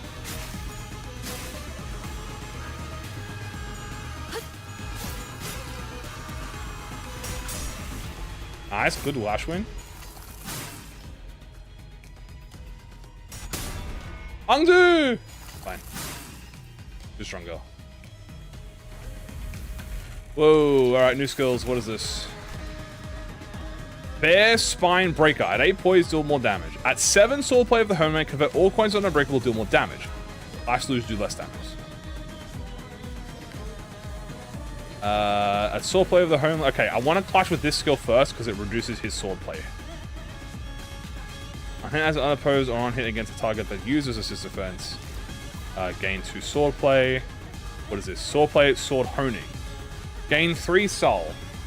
If the target is an exclusive, convert to unbreakable on hit as unopposed. Okay, do not let him unoppose me with that skill. Unaffected by swordplay, the homeland's the same. Double check his passives again. Oh, I gotta read his buffs too, actually. Look at his buff. Okay, so he's gonna leave soon. So currently he's in the boar front form. And he is at 2 stacks. Oh, wait. Yeah, that gives him less base power, but more coin power. Oh, wait, wait. Oh! Oh! I want to... Okay. Oh, I understand it. Oh, I don't want to remove it. No. I want him at neutral. I want him at 5 stacks. I don't want him at 0 stacks. 5 stack is no effect, and then if he's at no effect, he doesn't get any of these patterns. Ah! Okay. I locked it in. And then he loses a stack of this when taking shield damage. Which gives him shield. Oh, but I have to do 10% of his HP. Okay. What's he at now? 2? How much does this give? Actually, I gotta read how much he gives again. Wait, doesn't it say it? Oh, I want to assist defensive. No, I want it. Okay, I understand it now. Ezra, never mind. Ezra, save me. Agnu, save me. Please assist defensive this guy. Oh, God, I have to do math? Fuck. Okay. Two assist defense skills is +4, which will put him at 6, and then I win. Okay, and then I win 1 clash. How am I gonna? Oh no, I just need 5. Fuck. Is there any other way I can reduce this? Or is it only through clashing? Read that again. Only lose it on clash start. Okay, so I only lose it on clash. I need him at 6 then. Okay, this is fine. Let's... you know what? My Ishmael can do this.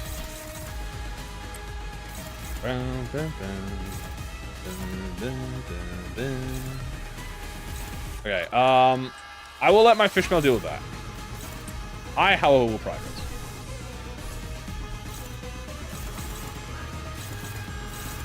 Okay, looks like Ezra and... Ungdo have got that, so I'll just hit the ads. I'm just gonna kill the ads because it seems like they might not have a problem. Okay, nice. So Ishmael is going to... I do want to stop that. You can stop that, right? Neutral? I trust you. Actually, you know what? I should trusted him. I probably shouldn't trust that, but I should trust him. Oh, he has 1. Okay, yeah, I see that. Yeah, let me trust him. You can do that. Yeah, look at that, look at that. Yes, sir. Bonk. Sorry, Ungdo, I'm gonna take your clash.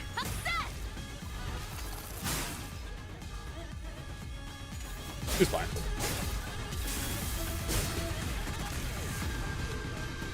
Okay. Nice. So that's 1. So now I should get +2. So he should be at 6. Then I make him lose. I go to 8, and then I 6, 7, 8. Yeah, and then I go -3 and then okay. But he also leads. No, that's what, yeah, I want him to do that. Okay. Wait, I like this. Wait, this is a cool gimmick. Wait, I have to balance the stacks. It's kind of cool. That's kind of fire. Well, let me see. Hold on, I gotta see what it looks like post transition though. Ow, no one died. Well, she didn't die. She just lost. Yeah, hit him with the trust. Boom. Get trusted, bro.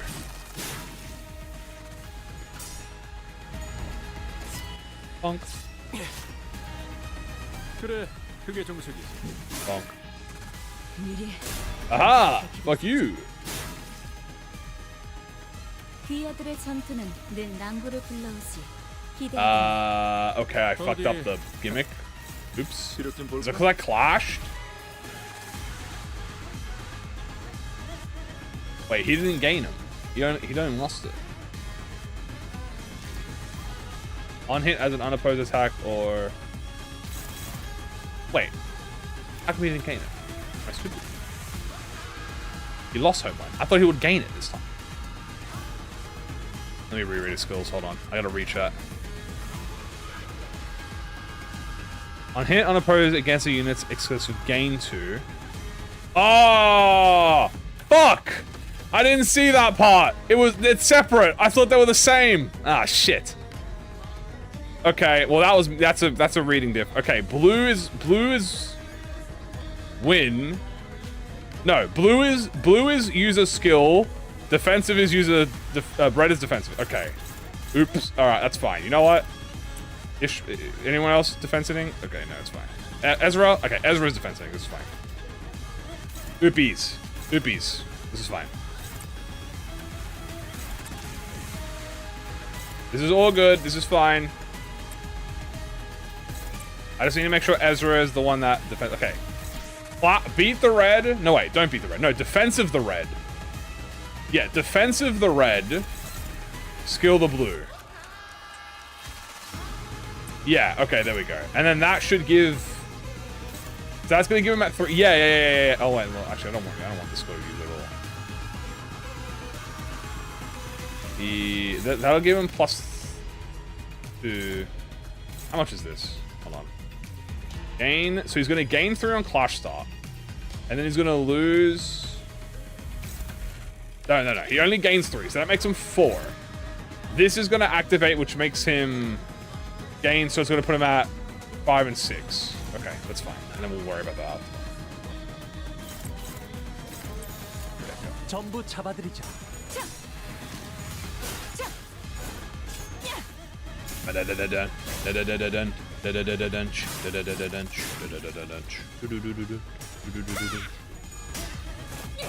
This fucking track is fire. Okay, red is defensive, blue is clash. Nice. Let's kill these guys. I will yield my flesh to these MFers. Boom. Boom. I wonder if these guys respawn. I didn't see anything about these guys respawning. So I'm gonna assume they don't. But they might. There's a potential respawn. Boom! Hit him with the hunter. Keeping you nice and nerfed, little bro. Blink. Good job, Angu.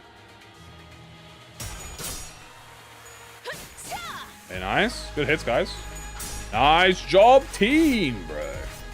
Then I get the defensive on the defensive. Oh, I hate it. Ah! Oh god, what the fuck is this? Flash phenomenon projector. Oh great, it's got no passives. Oh yeah, isn't that awesome? Wow. Oh, okay, cool. Thank you. My eyes. Okay, well, whatever, bro. I guess I'm gonna slime it. Does it have a weakness? I don't fucking know what it is. Alright, well, slime it out. I guess. I mean, shit. Get some SP, I guess, too. Might as well do a little bit of SP grinding. You know what, Ishmael, you slime it instead. We're gonna have you attack, because you'll kill. You attack, because... Actually, you attack this. Like this. Save my... Yield my flesh. I gotta get back to the main fight. I love this music, man. Alright, so... Okay, nice. Even the balance! Good job, Fishmail. Excellent work, Ishy Fishy. That's why she's the fish. That's why she's the fish! Kill these guys for SP, I guess, and resources. Blank thrust. Alright, what's that gonna do? Ah!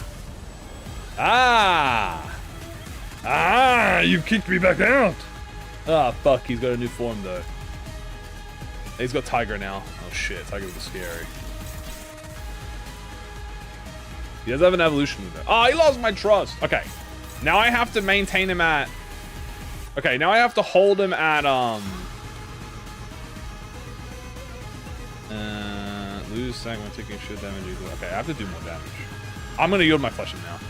So now I want to maintain him perfectly at 5. 5 is magnifique. Mwah. So keep him at 5, and then eventually, and then I have to keep him at 5 for 3 turns, and then he'll leave. Yeah, okay. Then when he comes back, he's gonna have no effect. Okay. Well, I'm gonna fucking yield my flesh. You bitch. How about that? Okay, red is clash, right? Well, how do I... Actually, what's the best way to do this? Oh, what's this? Oh, shit, this is a new skill. What the fuck, what does this do? Target the enemy with the most bleed. Unaffected by sword play, consume, inflict... Oh, shit. That's the arrow. Oh, shit, he's firing... Oh, wait, I have to win the clashes now. Okay, I have to win every clash. He's firing arrows. I remember this. Okay, so I won't yield my flesh to that guy, but I'll yield my flesh to this guy.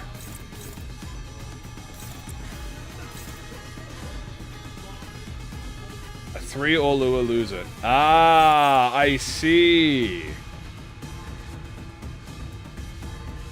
At 3 or fewer home play, convert all coins. Okay, so wait. Tiger, he wants to be lower, right? I believe, right? Am I... Yeah, immune gains an advantage at lower, so okay. So maintain him at middle. Okay, I understand now. So keep him high.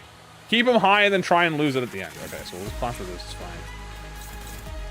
Should I clash with this? If I clash with this, he loses it. So do not clash with it. Let fish smell defensive it. If the skill is a assist defensive exclusive skill, convert to unbreakable. If the skill is assist defensive exclusive skill, activate. On hit as an unopposed attack or... Okay, I can just let him hit me. I'll just do this then. Yeah, I'll just do this then. I mean, it's hitting Ishmael, so it's fine. Unopposed attack works.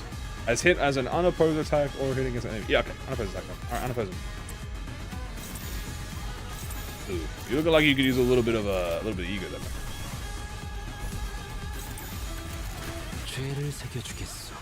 Yeah, nice. Oh no! He beat the attack. Time to claim his bones.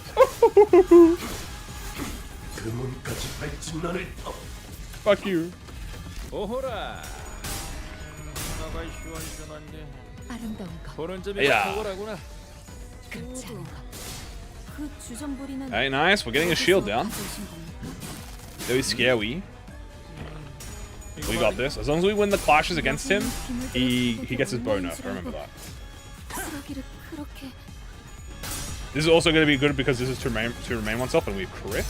흐릿한 등화, So, 곱게 접은 종이에 던졌으니 식구의 하늘, 용이 되어 not my Honglu, by the way. This is a support Honglu. Oh. Ow. Ah. Yeah. Good job. Spicy fist mode. Okay. Hit him a little bit. That's fine. We want that skill to do that. 혹시 아니야? 나도 And now he's... 새로 Oh, shit. 하나 생기면 I lowered it by accident. Fuck, wait. I thought I did the right thing. 갑을 받고 빚이라도 내서 제일 This is 좋은 검으로 하나 장만해 드리면 Pain to. 됩니까? How did he... But how did he lose it? I didn't clash with it. 아, 네가 하면 Unless it counts Ishmael clashing with it? Maybe it does count Ishmael. But I thought it literally said it doesn't count. Okay, whatever. Oh, what the fuck? -2 + 0? Why does it say that? Oh, because it's paralyzed. Okay. Oh, Power Guard counts as clashing? Shit. Okay, do not Power Guard then. Alright, let's just let it unoppose me. Yo, thank you for the Nari! I appreciate it. Thank you. Oh, Totem too. Right, I guess it is. But it says this. Oh, but it says assist defense skill. Oh, because it was hitting Ishmael. My bad. You guys are right. It was hitting Ishmael. It was hitting Ishmael. I was like, but I didn't use the skill. Hadoi. It was Ishmael. My bad. My bad. My bad. Okay, that's fine. I mean, that's not the end of the world, to be honest with you. It's not the worst thing that can happen. It's fine. I just gotta don't use this defense. Let it unoppose me. Oh, Nari, yo! Oh my God, Hohenheim with the Naris. Oh, thank you, Hohen. I appreciate it. Thank you so much for the support. Nari, all right, let that unoppose Honglu. Nari. All right, well, we have no more enemies here, so we can just Nari this. I'm not gonna be at +5, but oh no, it should be +5. No, it only be +4.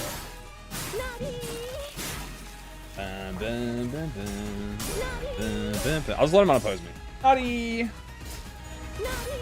Nari! So much Naris! Oh, Yuria Teleologic all out attack. Let's go. Any Mong? Is she gonna Mong this? Yo, she didn't Mong him, bro. Hey, that's disrespectful as shit. I did not see a Mong ring. Hey, this guy deserves Mong, bro. Hey, give us a Mong. Oh, shit. Uh-oh. Oh, God. I never saw the Chief Fast, please. He hit me. He hit me with the Chief House technique.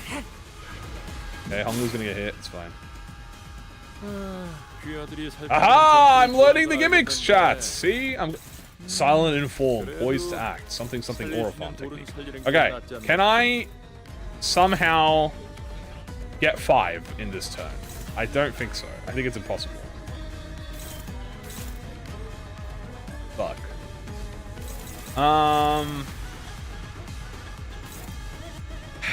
No. Because he loses 3 if I clash, so that'll be bringing a 1.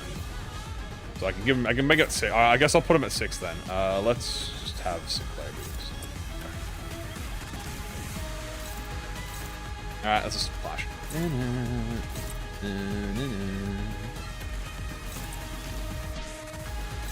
I must say though, I am getting close to my turn count. This guy is strong.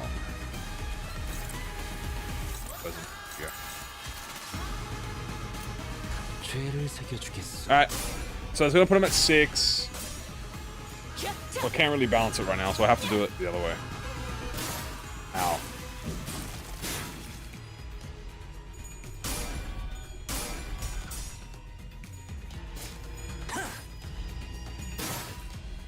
Oh my god, Howard, thank you so much for the support. I just saw it. I can't believe I started it after you and I finished the ball. Okay.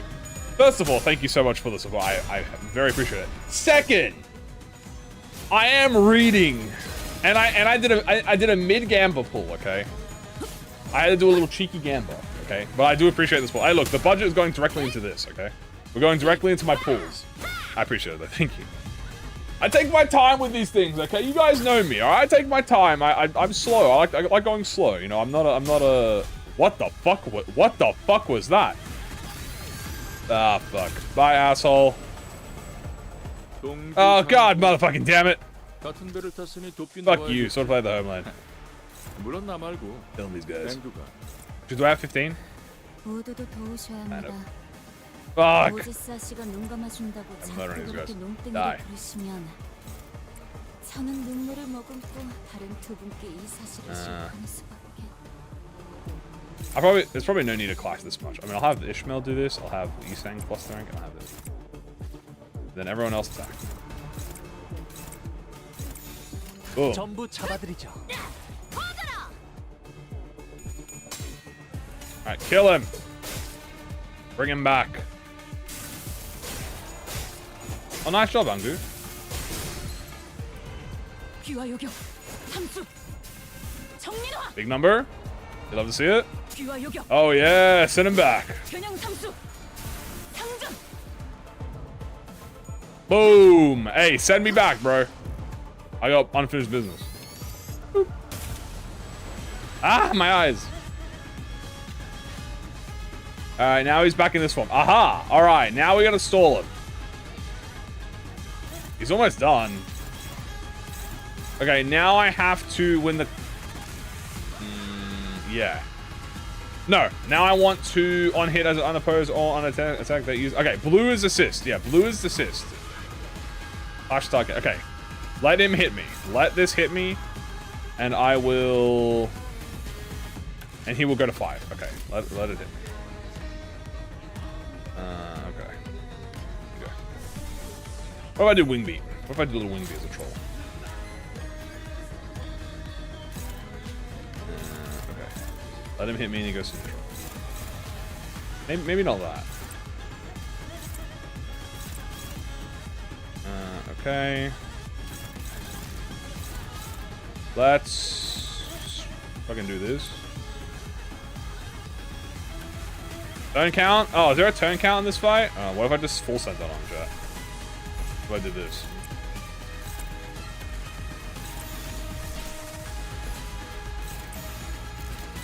He's unopposing. Kim, does anyone assist defense? Stop! You don't assist defense. You take this. 벤다 What if I did this? 사월을 거는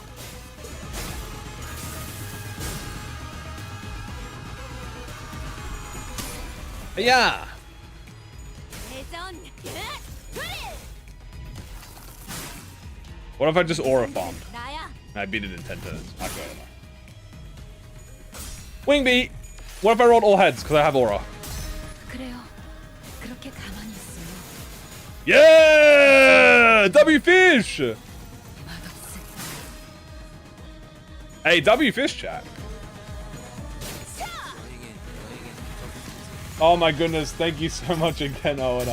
Skill issue difference in skill. Okay, you know what? Fair enough. You are more skilled than me. Congratulations. But guess what? Do you have aura like my Ishmael? Because computers hit max head rolls. Feels the aura. 반듯한 일격이었어. 실로 군더더 겪군. This isn't rigged. Hey, sorry chat. I just got aura. What can I say? Speaking of, can I finish it with the Shadow Vested Blade Singer? Oh, I think I did. Oh, you son of a bitch. I shall set my form aright. Oh, fuck. He's actually using a bow. Ah, shit. Ah! Fuck, another flash. Just a little more. I think we might put us back that thing in the smithereens. But, yeah, it's been really hard to focus on one thing. With that huge warrior zapping in and out of fucking reality, we make ourselves an opening. Ah, it'd make our lives a whole easier. We could just get rid of just one of them. Battle seemed to be taking a toll on the sinners more than usual. Yes, I hit all head on Wingbeat yesterday. Okay, fair enough. Thank you. I appreciate it. It wasn't that we were up against an insurmountable foe, not even close. Not to mention how Ezra and Ungdu were up there to help us. But... fuck! Haven't they had enough? About time they gave up. Oi, don't you go legging it again? That big sword-carrying fella sure is kicking our butts, but I don't know if they're the key to solving this distortion. We ain't exactly flush with options, are we? Our exit's blocked, and then like we can stop mid-fight to strategize. Fuck! With the battlefield constantly shifting and flashing between N-Corp and S-Corp, we simply did not have the breathing room to focus on either the projectile or Yongyu, who was swinging that great blade with a frightening force. Besides, ow! Ungdu! Go cover his back too! It shall be done! N-Corp was sending far too many people against us. There weren't that many at first, but it seemed that the sudden spike in employee casualties in an area so close to the nest had alerted N-Corp location. Great. Isn't that awesome? Oh shit, Babu had it, Kim! Hey, thank you so much for the Nari! I appreciate it. See? That's what you get for glazing Kim, guys. You glaze Kim and Kim glazes you. How do we get out of this? I don't know, man. Faust owners, can someone help me out here? I decided to stop racking my brain trying to navigate a situation I know so little about, and instead rely on the sinners, with possibly more experience in the field. First, I need to know if there's any way we can deal with the endless reinforcements N-Corp is sending after us. And second, will defeating Im Yong or destroying the projector being an end to the distortion phenomenon? If I may speak freely, Executive Manager, it is unlikely that our present force will be sufficient to overcome the current rate of enemy reinforcements. Not only is this a battlefield situated in a close proximity to the enemy's stronghold, but there is an unpredictable variable in that strange machine that makes neutralizing even a single wave of enemies difficult. I regret to be the bearer of bad news, but we are trapped in a battlefield with but a single exit, which the enemies have already blocked. Without reinforcements, our own, there is little hope of prevailing through this current predicament. Damn! Yeah, seems that way to me too. But maybe if we can neutralize the distortion phenomenon, at the very least. Faust recommends entering the Dungeon of the Fathoms as our exit. Oh shit! It's a distortion, we can enter the Fathom! The Dungeon of Fathoms? But how can I enter if we can't even talk to the distortion? Wait, maybe. During the LCB regular checkup back at the LCE, he says that all you have to do is read what's on the note in front of his distortion. Apparently it's some kind of code. The keywords! Oh, I forgot about the keywords. By the way, the goat. This one seems to be a location type distortion, which means that regardless of where the bright flashes take us, N-Corp or the twisted character of S-Corp was still within its range. In other words, as long as I have the right keyword, I can summon an entrance to a Dungeon of Fathoms from anywhere within its range. Alright, so what the fuck are the keywords? Great question. Hohenheim provided us the necessary keywords for his distortion back then. But this time we had to figure it out ourselves. You know what this reminds me of, chat? This reminds me of in Persona 5. Nari! Yo, they keep the Nari. Oh shit. There seems to be an issue between Hohenheim and Kim. Thank you so much for the Nari. This reminds me in Persona 5, where in order to access the palaces, they had to remember like the keywords. They had to get like they had to build the palace and like they had to figure it out. And then like Mementos was like, Mementos, bing bang. First things first, one of them has to be photographed. It's obviously present throughout the entire phenomenon. If I may, perhaps experience may be one of them. He's saying put his 2 cents into it, having briefly retreated from the battlefield to the backlands. There is an undercurrent of obsession with experience sustaining his every travel. It must have been in relation to what causes distortion. Experience, the concept alone lacks substance. It must be something more grounded, something that is at once synonymous with experience, while maintaining a through line to N-Corp technology that was the core of his obsession. Canned experience? Most likely. Thanks, Faust. Alright, so photograph, canned experience. Not seems to have transpired as of yet. There's one more missing. Didn't, but I could feel it. Are these the kind of photographs they used to make canned? Oh! Oh, we almost opened the Fathom on accident! So that's what that strange sensation was. Mentioning the word shook the distortion and caused the rippling effect. But it's not enough to force open the Dungeon of the Fathoms. How many other keywords could there be? Scraps. Sorry? Oh, I thought we were all talking turn, sharing what might have caused them to distort. And going by the way you folks were saying your piece one after another, I thought this was to be some sort of Zen riddle. Not a Zen riddle, but where did scraps come from anyway? See, when enjoying the benefits of slacking off at work, all kinds of mundanities come to possess far more interesting qualities. Sometimes even revealing secrets invisible to eyes. Focus somewhere else. Take our person of interest to it. He has been poking around this area of town with an eye-watering, expansive camera in tow, so conspicuously that every store owner I'd lightly prodded for information had tales to tell about him. Each tale added another facet to the long saga of a once-driven man with a can-do attitude and an uncanny ability to pull himself up by his bootstraps, and a clear path toward Nest residence, who became so bewitched by the photography that he eventually squandered his fortune on what was, in the end, nothing more than a pastime. And that went on until he found himself reduced to a pauper barely making rent on scrap heap of an apartment. In pursuit of his ideality, he lost grip of the fortune and reality. I sought out his apartment and found a few scraps of his writing. W? When cold rain drips through the roof, when mold and tepid humidity together encroach from the earth, the mind begins to wander lost. Eventually, madness is evoked in a form indistinguishable from drunkenness. The pauper loses himself. A shadow darker than any I had seen on Kim's face crept behind the shade of his eyes. No, I had seen that look once in the past. Though it would be more accurate to say that I had heard it in his voice, that echoed in the fathom, distorted by guilt and regret. Perhaps I shouldn't be surprised by the fact that this distortion has, among countless people here, taken a particular interest in bamboo-hatted Kim. Photograph, canned experience, and scraps. Like inserting a final piece of the puzzle, the space before us momentarily warped and opening a pathway to the distortion's fathoms. Well, we will be right behind you, Executive Manager. Miss Ezra, this is what I had seen then. The gateway to 1 Fathoms. Yeah, this is it, huh? Neat stuff. But, oh, let me guess. Ezra can't come with us. Before she could finish, Ezra had to redirect her focus from our discussion back to the battle. Most of the sinners were caught in the same predicament. Some managed to disengage from the battle, prepare to enter the Dungeon of the Fathoms. But Hong Lu, Gregor, and several others were still busy holding off the N-Corp employees. They're gonna follow us right in there if we run now, right? Haha, probably. Even those who aren't chained to Dante like we are can't travel through the pathway once it's open. So, yeah, let's not drive ourselves into an even narrower corner. I'll keep them at bay. Yes, sir! Yes, sir! Hearing that, Bamboo-headed Kim stepped up. My sword arm's not what it once was, but it should be enough for this. Besides, I have a little wish to set foot in some ill-omened place, and not be tangled in such a bizarre mess. Is that really what he thinks? There was something in his eyes that led me to believe that this was more about than just staying behind to protect our rear. He was... What the fuck? What a terrible front.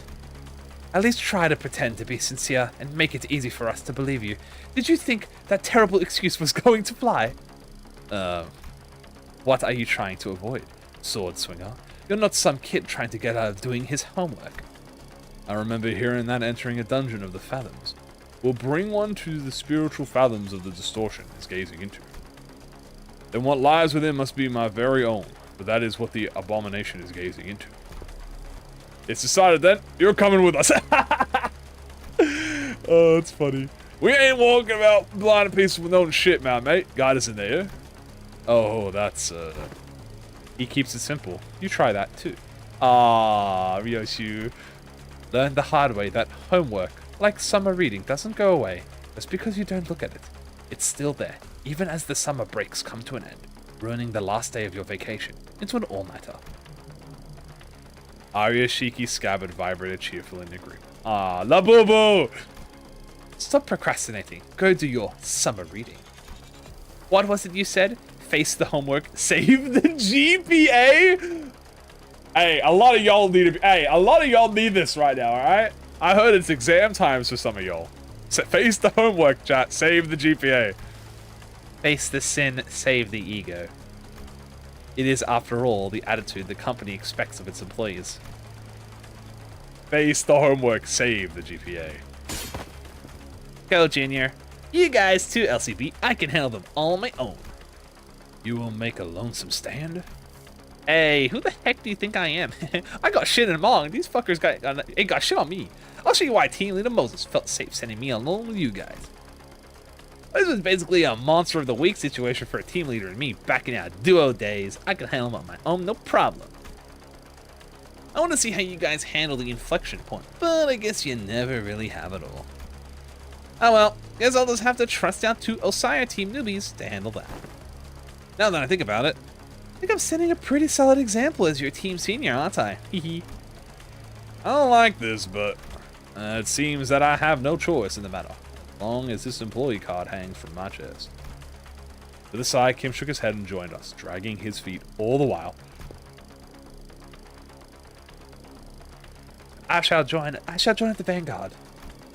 Ah, Mentor, be warned that the entrance is floating. Take a tall step over, or you may trip. I can clearly see that, Ungdu. Bring me a ladder if you're really that worried. Why don't you? Have you need of one? I'll be a chest. You needn't worry. 귀하들이라면 아! 능히 이길 것이라 믿. It sounded yapping at the end. 벌써 어딜 가십니까? 개갈 필요도 없어 보이니. W. 방에 가서 세상 돌아가는 Alright, 모습이나 I assume that means we're at the end of the... I say end of the Intervallo.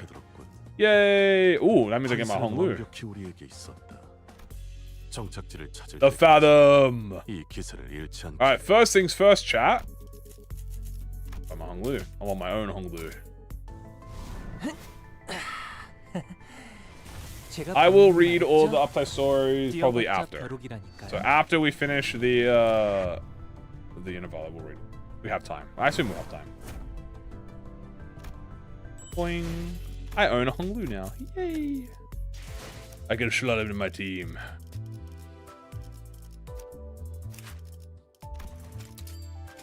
Hi, Honglu. 이리 나오시죠. Hooray! 노비답게 죄인이면 죄인답게 Yeah. 이 오랏줄에 묶이시게. Sorry, Honglu, but I gotta skip for now. We'll read them after because I don't want to interrupt the pacing of the story. Because either I do them at the beginning or the end, but I don't like doing it in the middle. The middle. Yoink. Bing bong, bing bong, bing. Bong. 60, 60, bam. Oop. Alright, I got my own honk. And I have my own ego as well. Very nice. Let's put soda. You guys like soda. You guys, I'll do remain with talk. It's poise and tears. Beautiful. All right, let's go. Oh yeah, what is this? If you've called for me, aha, a runaway Nobi. Damn, I can say Nobi is a word. That's crazy. All right. Time for the fathoms. Let's go! Enter the fathom. Suppress the dungeon boss. Yeah, we're all egoed up. We got Angdu and Kim.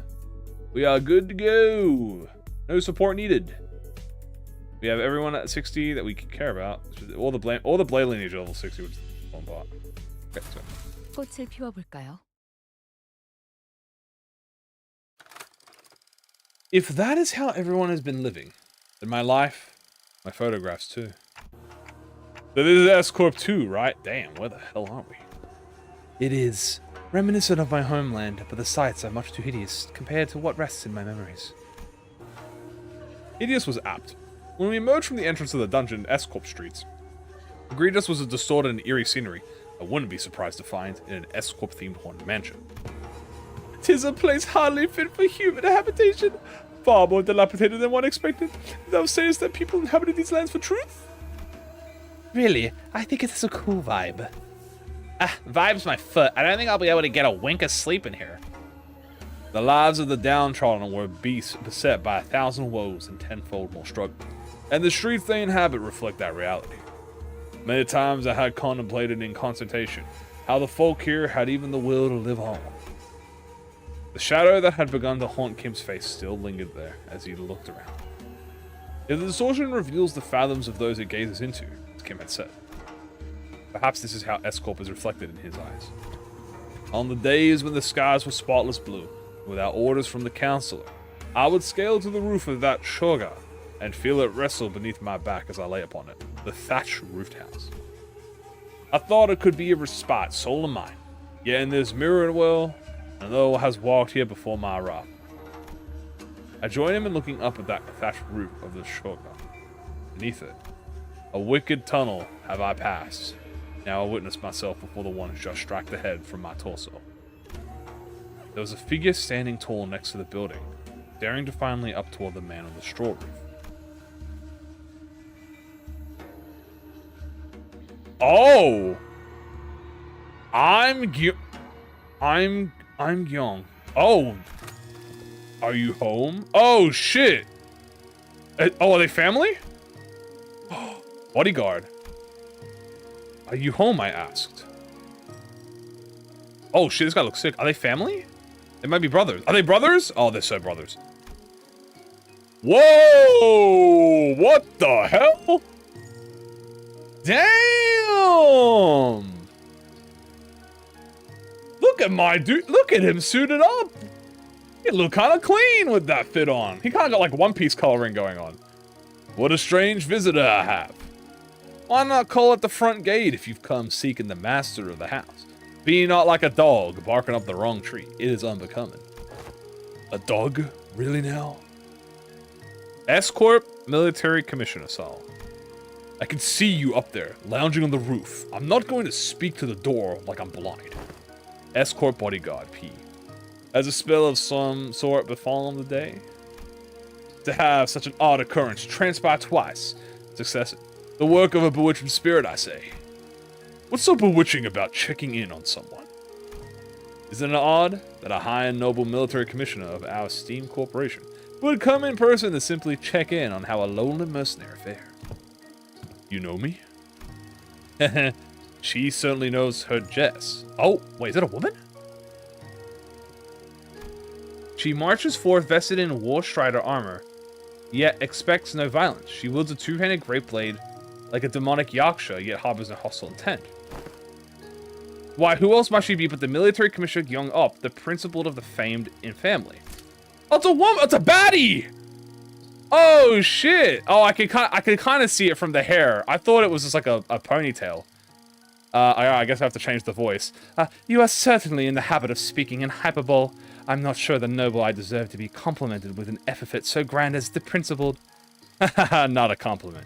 You see, Commissioner, this is the rhetorical technique known as a backhanded compliment, in which I damn you with praise, but you are so bound by your precious principles that you would have rather be unreasonable than betray them. Does an officer rank second ordinate have no wit to engage in such banter? I'm gonna fucking beat your ass. Why am I out of line, as they say? You two are friends? Right? This was our first meeting, so no, not at that precise moment.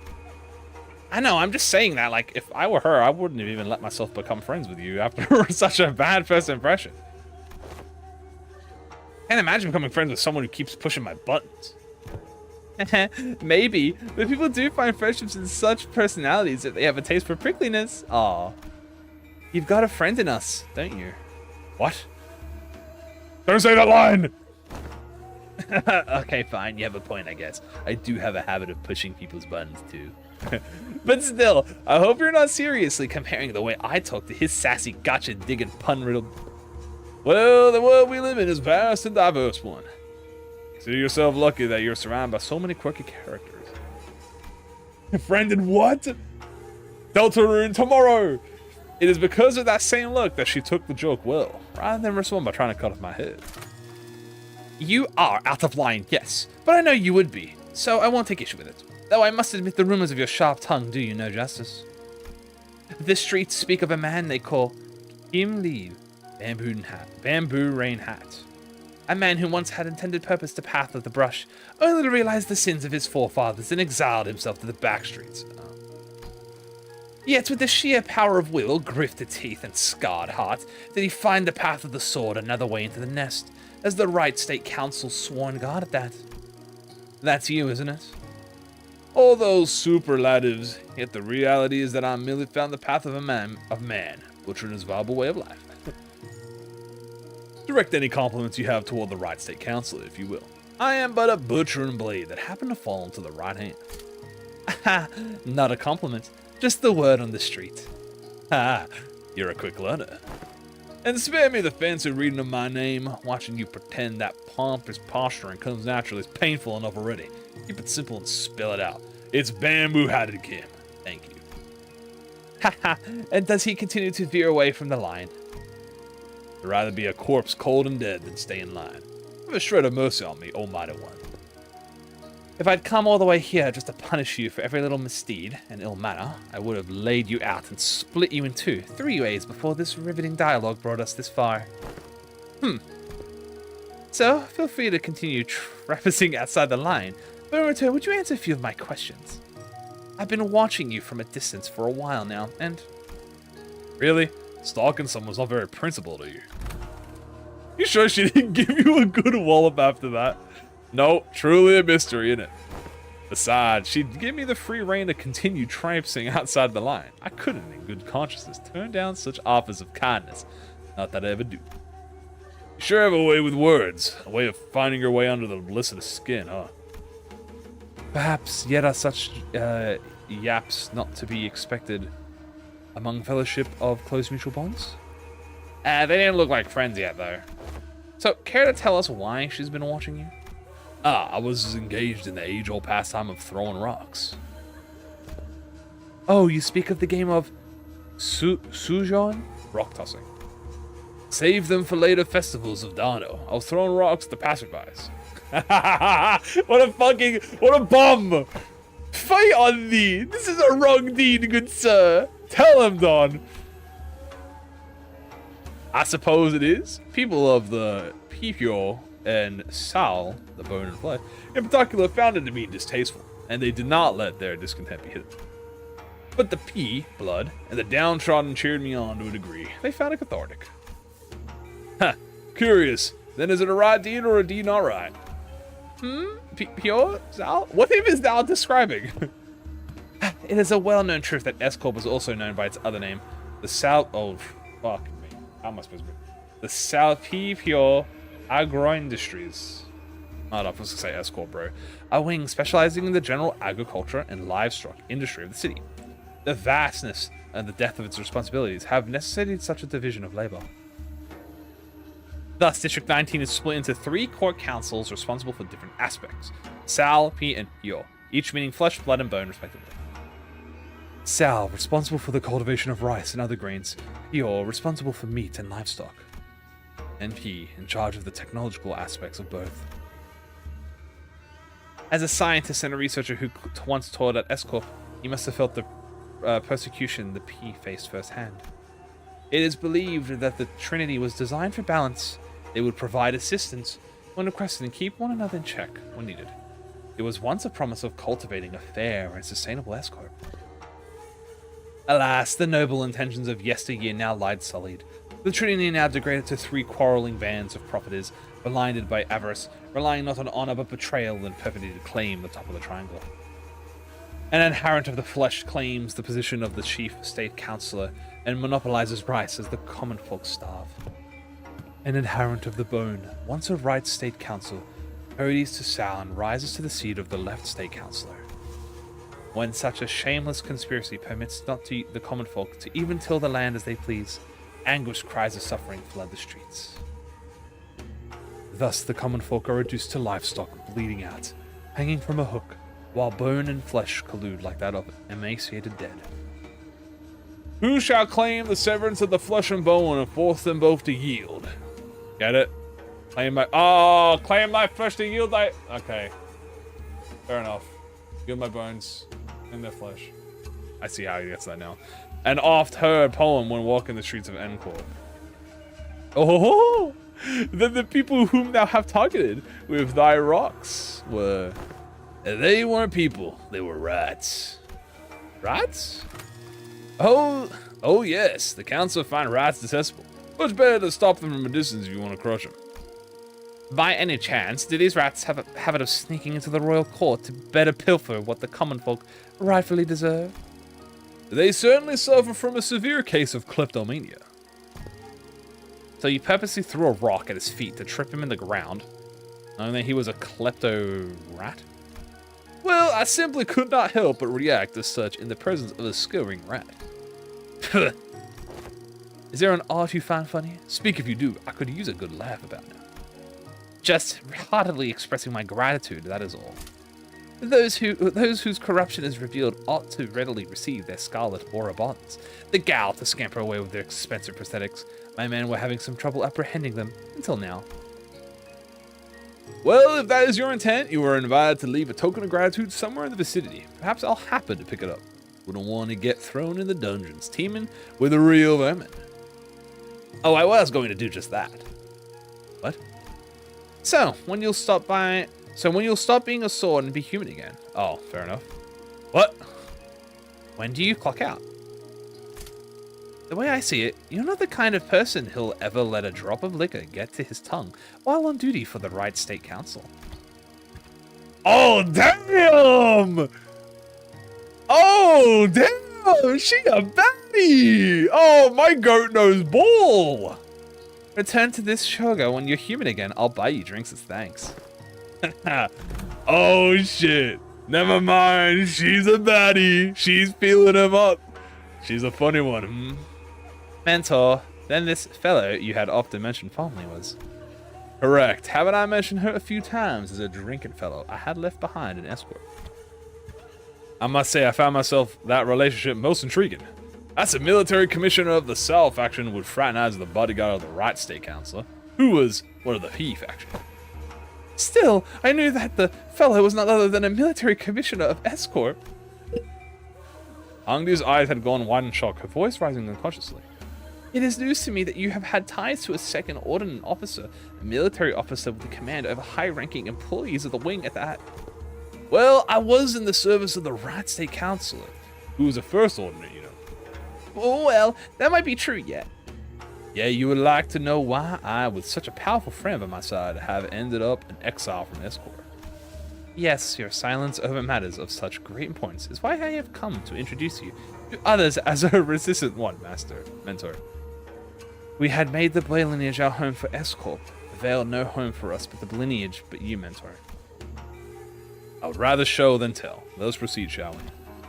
This enchanted place seems intent on unearthing all my past, both unsavory and savory. All shall be revealed in due time. A second bamboo-hatted Kim Fathom has entered. Kim looked around, a twinge of loneliness in his eyes before moving on. follow without a word. No wonder he's depressed. No wonder he's a fucking bum, bro, because he had a baddie and some bullshit happened. Oh, that's a lot of fights, goddamn. Alright, first event. We emerged into a dark and muggy cavern filled with air so stale it almost felt stifling. Up ahead, a thin ray of light shone through the darkness, seemingly guiding our path. Following the light led us to a four-way fork in the road. A constant, powerful gust howled through one of the paths. The other was filled with a metallic tang and the smell of blood. Then there was a path that was eerily silent. And the last one echoed with the harsh noise of a sword striking against sword. What path do we choose? Okay, I'm gonna assume this is poise. This is bleed. This is probably nothing. This is probably slash. So I'm gonna go with the wind howling. You don't have to tell me, chat, but I am going to assume this. This is definitely poise, this is bleed, this is nothing, and then this is slash damage. So I'm going to go with, let's see. I probably should do the wind howling, because I want to do poise. Although I could do slash, because I have a whole bunch of slash enemies on the side.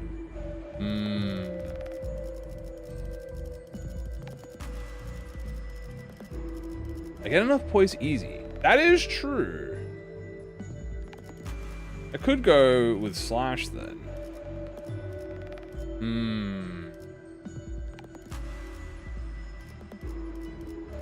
I mean, I'm going to go through this multiple times anyway, right? So it doesn't really matter. I'm going to go for poise. I can get slash. I'll go for poise. Let's see what poise is. Wow, the wind's pretty strong in here. The wind only got more turbulent the deeper we progressed. By the time we were nearing the end, the sinners could barely keep their eyes open. Then all of a sudden, tranquility arrived, the settling though it had been blasting us a moment ago. The dust the wind kept dissipated revealed a scarlet rope haphazardly thrown on top of a pedestal. Oh! Oh! The Aura Bond! On crit against an enemy, inflict bind next turn. On hit using a skill and an enemy that has bind, gain poise. Turn start, all enemies that have bleed gain offense down and equal to bind on themselves. Wait, bleed... gain offense level down equal to bind on themselves. Ooh! If all enemies of the focus encounter have bind, gain poise. Wait, dude, 5 offense level for fucking bleed? Wait, that's goated. That's a new gift. Yeah, hell yeah. Like a new gift? That's cool. That's a good gift. Poise upscale. This is gonna be great, because we can maintain bleed. Kind of. Alright. Chat, what direction should I go? Does it really matter? I don't know if it matters or not. I'll go straight so I can pick, but... Okay, 1, 2, 3, 4.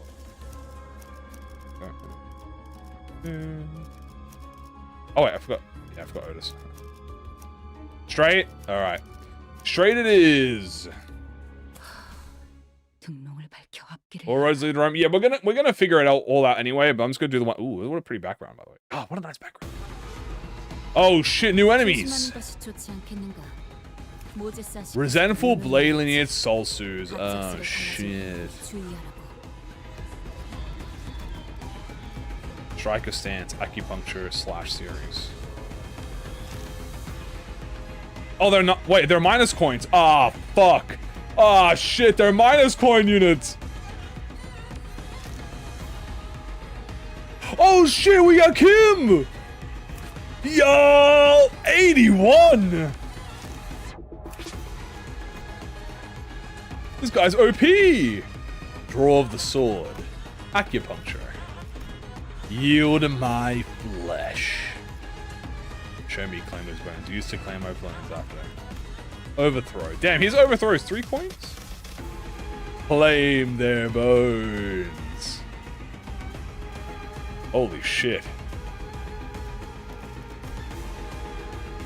Oh, I try to gain brand? No. Oh shit, he's holding back, bro. At one poise count, lose 10 HP instead of losing poise count. You cannot stagger. Sword play of the homeland. If Pride Resin was activated, gain Pride Poise. Apply slash power to all sinners. Oh wait, that's goated. When gaining potency with the skills, apply more to other sinners. Oh, he gives me poise. When a blade leader sinner or assist unit is defeated, this unit loses SP. In his encounter, when you take 0, he gets 0 at 30 potency, fix this unit speed to 20 and use it to my flesh.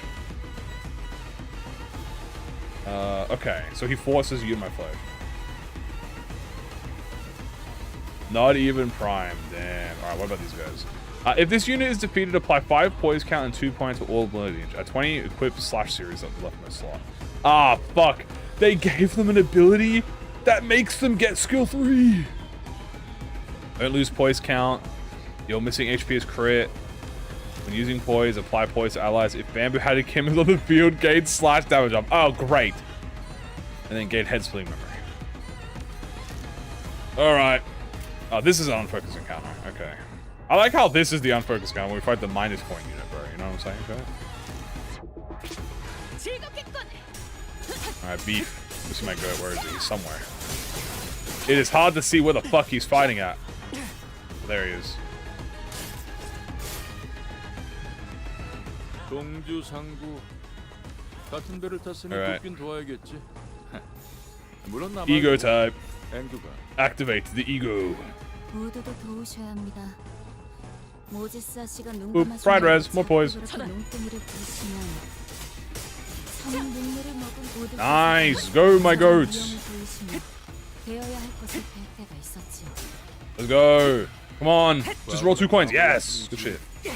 본국 제일 좀 검사 한 거야? 아니었던 내게 자랑할 Shadow Vested Blade. Blob. 망을 참아. 숨을 거둬. Oh, does he have the eye? Oh, let me look.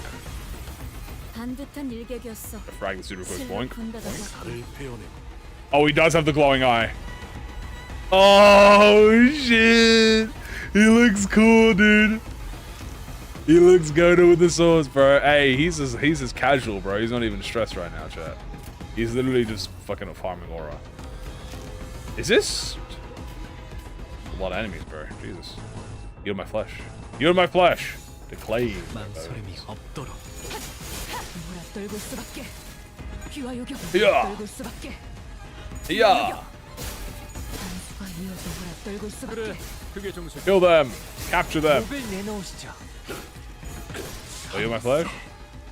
달빛이 밝다. Damn. Damn. 결과요. Damn. Damn, there's a lot of them in this one. 10? Jesus. Fuck it. Swing. 발광. 차단. Alright, I tried to lose. Yeah, I lost the clash. JK, yield my flesh? Oh, wait, did we get double claim my bones with Ongdu and Ishmael? Hold on, Ongdu's aura farming over there? Did I also...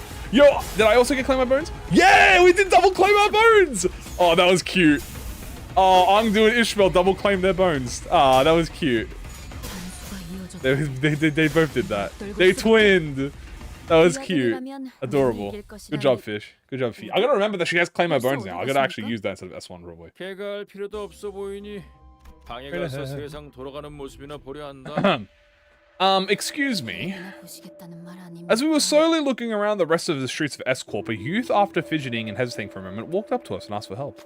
The youth explained that, wishing to better his own statue, he took the royal examination into a public employment policy in S-Corp and was able to attain a high grade for himself. And that was where his problem began. As far as he knew, people who passed the exam with fine colors like himself had their travel expenses paid for the homeward trip, and we were granted a guide. There must have been a misunderstanding or something, because he left the exam grounds and no one was there to escort him. Confused by the unexpected... everyone's brain running. Confused by the unexpected turn of events, he wandered away from the exam grounds in search of his escorts, lost his bearings and found himself in these alleys. He's asked if we could help him with the directions. What should we do? I guess, I mean, yeah, let me ask my group if I can help, bro. I mean, like, why wouldn't I? I got the John Bamboo had to yeah, blade lineage modifier. We're chilling, bro. Here you go, bro. Most all opened their mouth to begin, stopped, and then turned around to where Bamboo and Kim and Angdu were. I'm not so well with the geography. Better mental will know. Come on. Kim let an audible come inside, then walked up to the youth and gave him directions. And take that royal celebrity flower crown. You don't want people to know you passed. But why? It's a good reason. Just do as I say and you'll thank me one day. The youth stared back at him in puzzlement before seemingly deciding that proper gratitude for Kim's assistance took precedence. He handed us what appeared to be a small ceramic vessel. Might this be a water dropper for a brush calligraphy? There may be no practical need for this, for I have none of you are acquainted with such art of grinding ink against the stone. I apply this gift to you in hopes that this dropper may fall a small flow in your rivers of life. They would not have made... No, they would not have made for a rather moving moment had it not been for the exaggerated scoff Kim gave. The youth hurried on without minding this sudden disclosure. Angju later asked him what had spurred the outburst, but he did not give a reply, choosing silence burn his pursed lips. Weird. Water dropper. When an allied...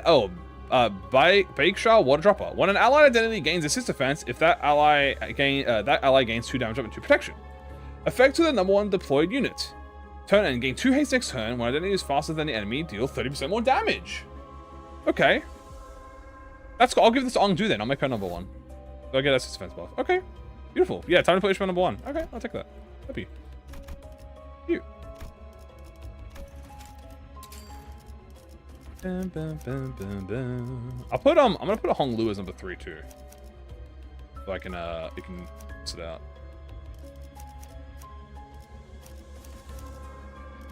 This. There we go. Pretty decent. Good upscale. So I gotta start using that assist defense more. Alright, send us in. Also, because this is a Fathom, you know what that means. I'm to spam. More pride. More spam. How's the new Hong Lu? I mean, he feels pretty strong. I ain't gonna lie to you. This new Hong Lu feels pretty good with the swords. Especially on bosses. Like, if you're doing a boss with him, like, that's kind of goated. Sword Play of the Homeland, Infinite Poise counts as a Red Low lineage team. Oh, was there special dialogue? I didn't see it. I was not paying attention. Check the units. Well, what happened? It came after. I literally was not paying attention to see. I did not see it.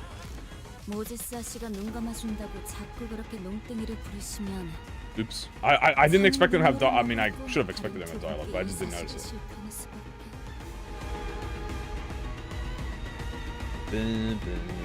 Next account. Oh yeah, I'll look at it next account. I'll look at the next account.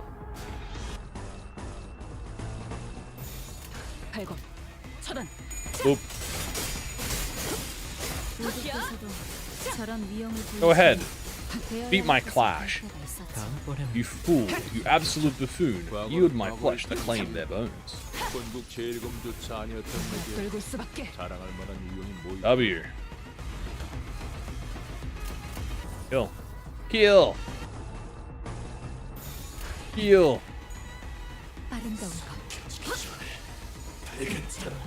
Oh shit, Messel has some dialogue, but I couldn't see it. Yeah.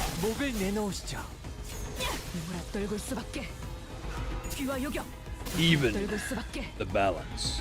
Lucent, rippling flame. I saw the special dialogue, but I couldn't read it because it was zoomed in. Damn, that's so cool, bro.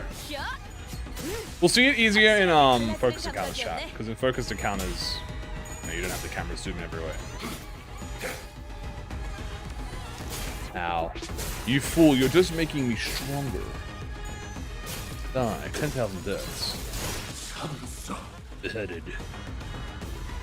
Oh shit. Yo, hey. Don't mind me, King. Hey, you do you, bro.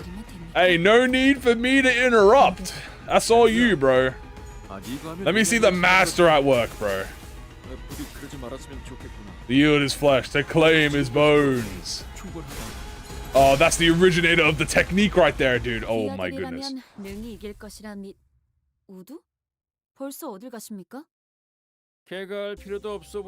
Let him yield. Another event. I catch a glimpse of a figure staring off into the darkness of the unlit prison. Ha! Bamboo had a kindle set aside before he even fully exhales. Who goes there? A sharp cry cuts through the stagnant air. Someone must have noticed us. What do we do?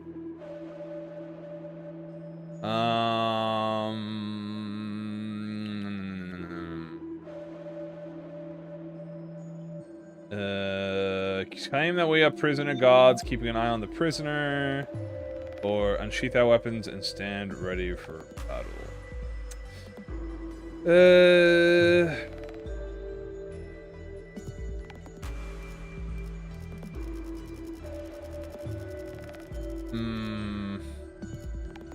I mean, I assume this guy is a prisoner.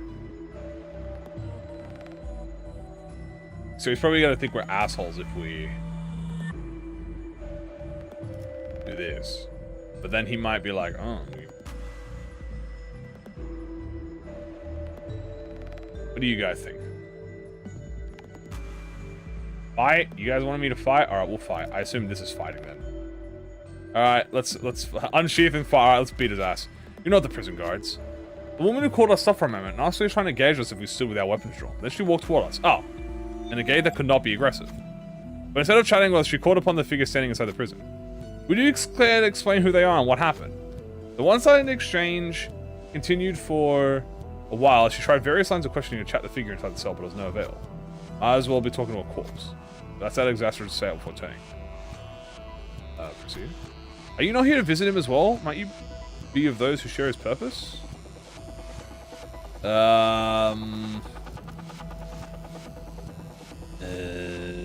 I can say that sure, yeah, we are, yeah, we could, yeah, alright, let me explain the situation to you.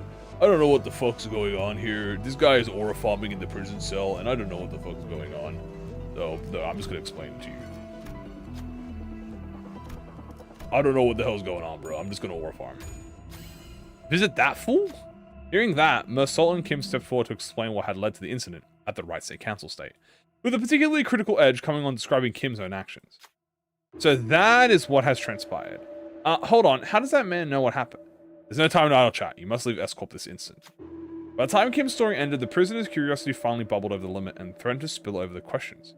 However, the woman who had just learned the truth of what had happened refused to engage at all and focused entirely on removing the hang collapsed around the prisoner's throat. You cannot stay here. This is so much to be done. As for my fellow conspirators, perhaps it would be best that you make yourselves scarce as well, considering your precarious position in Escort. The side entrance I used shall still be open unguarded. Leave quickly. What a goat! What a goat guard! She continued to fully work her hands to unclasp the Kang, even though she gave us directions so detailed and vivid that we could find our way out with a map. Meanwhile, Bamboo-headed Kim wandered off to a corner of the room and picked up a broken piece of wood, pocketing it. Crushed wooden manacle. Crushed wooden manacle. On hit against an enemy using a slash to inflict defensible down. Okay. If an ally is faster than the enemy, the skills deal 12% damage. If an enemy has bind, double the above. Ooh, 24 damage and free defensible down. Would have ended it? Oh, I see. Interesting. Oh, hell, I see. Very interesting. A lot of horror bombers in one room. Yeah, we got so much farmers. No, it can't be. My life is. The experiences, the memories I had recorded are all different. Alas. Kim came to a stop with a grim look on his face. Again, I am returned to this day. Oh, shit! The uptight story. His voice had dropped to the same Morse pitch we had heard before. Mentor, I have been here before. Have you? I had a peek into my memories when I had distorted in you. I must say, it's a bit embarrassing to have my deepest and darkest secrets revealed like that. Kim grinned sheepishly as though to clear the air, but it was becoming rather clear to me what he was doing. His flippant demeanor and seemingly devil may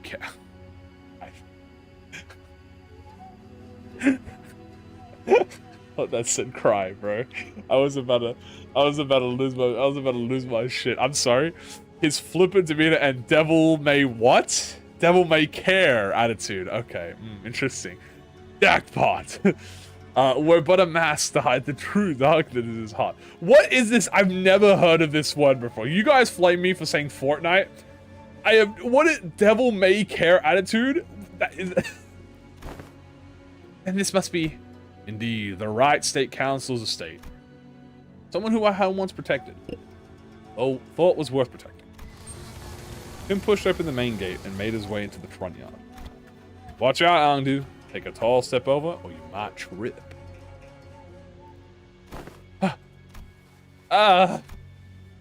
There were bodies splayed about the yard. Ugh! And I couldn't dare start counting them. I felt faint watching the aftermath of the carnage. Some were decapitated, some had their torsos split diagonally. And some of them were so mangled that I could hardly even tell which parts belonged to who. Damn! Are they not retainers of the royal court? What were they doing at the councilors? No, were they killed by assassins? Assassin did infiltrate the estate, yes. You're looking at what remains of them. Oh, shit. Though I had but a moment to glimpse, I clearly remembered what the S-Corp logo I saw in Kim's Fathoms looked like. The hats these corpses are, or were wearing, are adorned with much the same logo. So why is Bamboo Head Kim calling them assassins? In this corrupted land, the Right State Council's life was always as precarious as the candlelight in a tempest.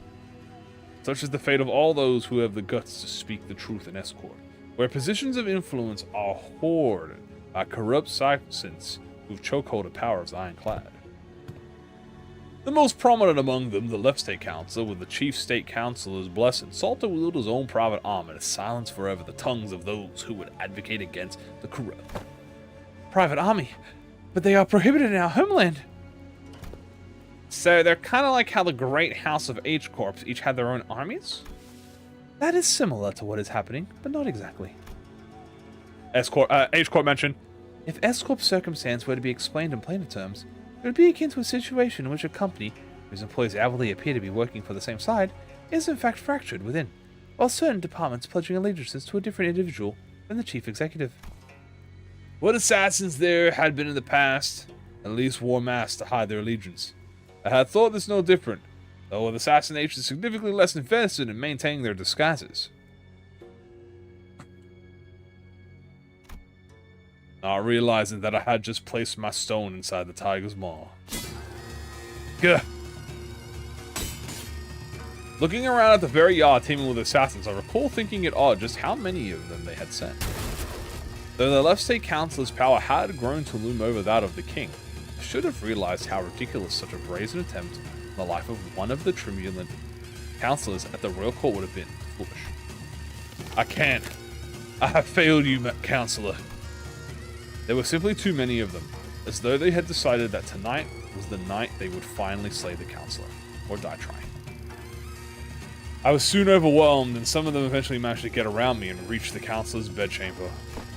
The moment I heard them breach the door, all strength left me and I fell to my knees.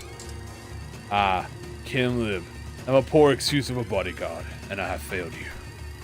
And I knew who the author of the foul scheme was, the Left State Councilor. Let this be my final act of loyalty ere I depart this life.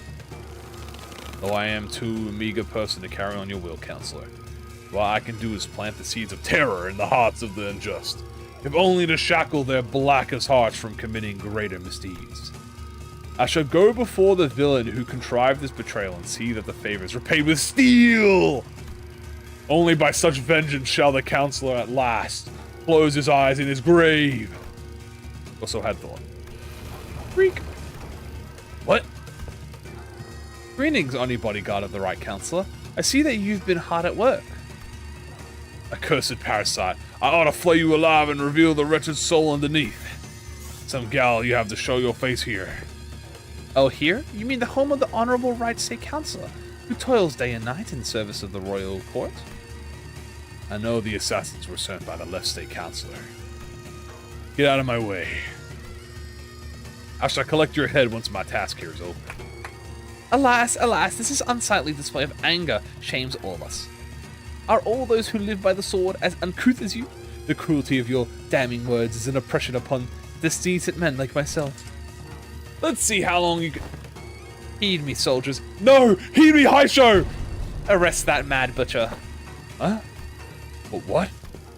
The accused shall heed his crimes. 1 moon ago, an anonymous letter threatening to take the life of the revered Right State Councilor arrived at the royal court. This audacious, continuous effrontery is an affront not only to the right court, but to the heavens and men alike. The revered Left Councilor, who has long been disagreeing with the Right State Councilor on matters of the state, found this offense to be so heinous that he has personally commanded his men to protect his political enemy on the day right of the letter. What? Yet a tragedy has struck. All those lives sent to protect the noble councillor are slain, the bravery and justice of their honourable hearts trampled upon the ground by this villain. And now the villain promises death to yet another pillar of the royal court. Thus we are perforced to arrest the criminal and restore the rule of the law. You fucking dickhead! I shall fucking murk you. I saw your men make their way into the council's bedroom with their blades drawn. The counselor? Might you be looking for the right state counselor here, alive and well? What? Oh. My lord? The vile wretch leaned down next to my ear and whispered, "Perhaps you should have known where not to stick your nose.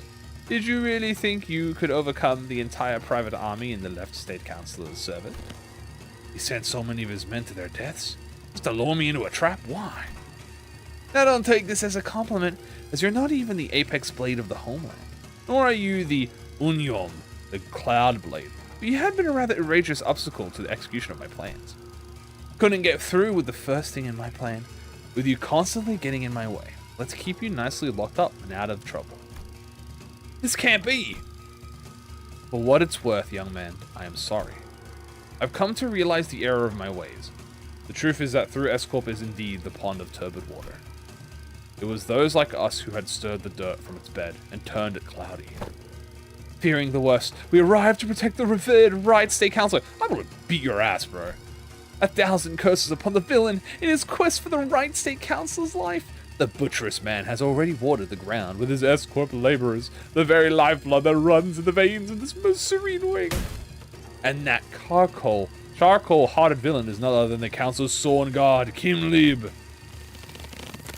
I'm about to fuck you all up. Heed us, O villain. On Hubel!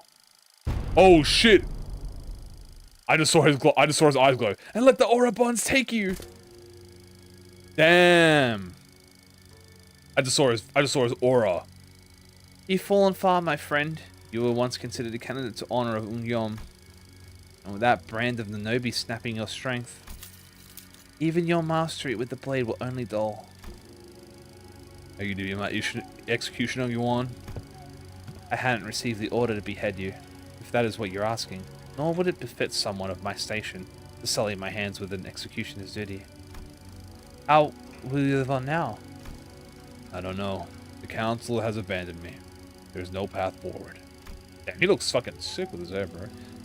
Tell your Arugandistries is more corrupt than I thought. Round to the core. This is where the game ends.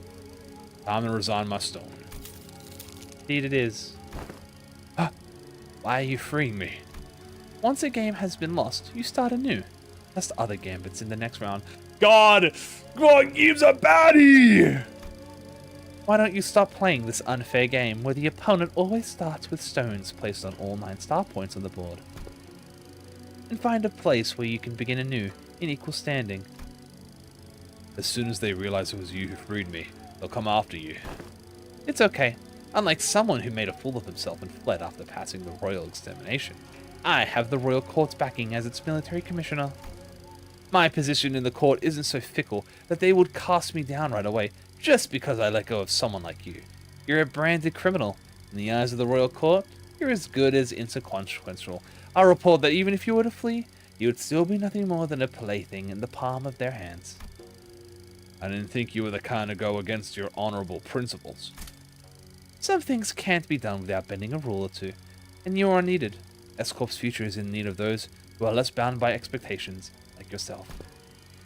Besides, it's not the rules I stand by, it's my own principles. I did say I owe you a token of gratitude, didn't I? Consider this a settlement of that. Gratitude and vengeance, after all, share a common quality. They are both debts to be repaid. Yong, come with me. There is no hope left for S-Corp, you said it yourself. And you will never win as long as we're playing their rigged game. Listen, they might have a 9-stone advantage over you, but to me, it's as small as 3.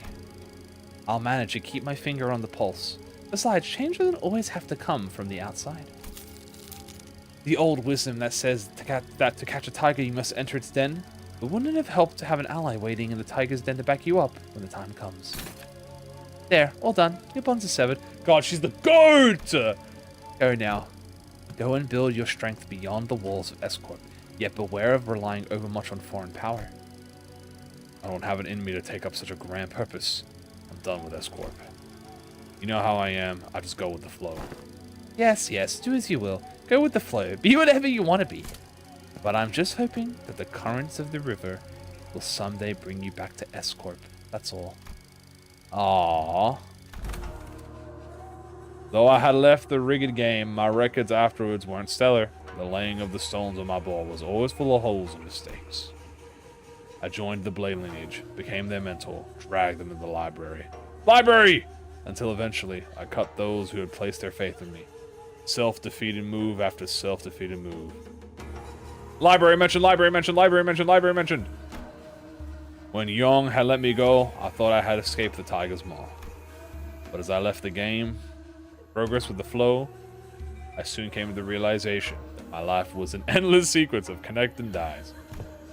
I was in a losing play from the start. Shadows dancing by the distant humanoid form begin to grow like a wildfire. And those in the attire of the Blade lineage, one by one, leap over the wall and approach us. Ugh. Like the projections of Kim's darkening fathoms. They're from his memories. Films and photographs can sometimes remain undoctored, but the impressions as a person gets from viewing the photograph is malleable. Then they must be after. Yeah, Kim believes that if the Blade lineage were to come back to life, they would want to kill him. Damn. Alright, let me see the dialogue before I forget. 동주 상구 Oh, you didn't have any dialogue. 같은 배를 탔으니 돕긴 도와야겠지. Maybe when the combat starts, you'll have the dialogue? 물론 나 말고. Alright, this is the focus counter. 모두도 도우셔야 합니다. These are just the normal... Okay, these are just the Shunokus. 그렇게 롱땡이를 부르시면 Yeah, these are the Shunokus. 저는 눈물을 머금고 I guess we only have to dialogue with the Blade 두분께 lineage. 이 사실을 God, this music is so fucking fire. Oh, it's the ego? Okay, word.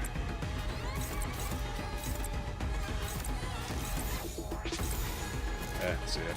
전부 잡아드리죠. I don't know how I'm gonna hear it though, because it's. 귀와 요격. How am I doing this? That counter? This is awesome. This interval is fire, bro. 모두께서도 저런 위험을 보이시며 배워야 할 Ooh. 것을 볼 때가 있었지요. Time to drink. 뭐 참아. Time to cut them down. 숨을 거둬. Next turn's out, word. Cut them down, Mal. Hello, thank you. Welcome everyone, guys. I hope you all been enjoying. I'm sorry. This is like the worst part of the Kanos intervals is I don't really get to talk to you guys much because I'm trying to avoid spoilers and stuff, right? But I do appreciate you guys. I hope you guys are having a great time. I'm having a lovely time.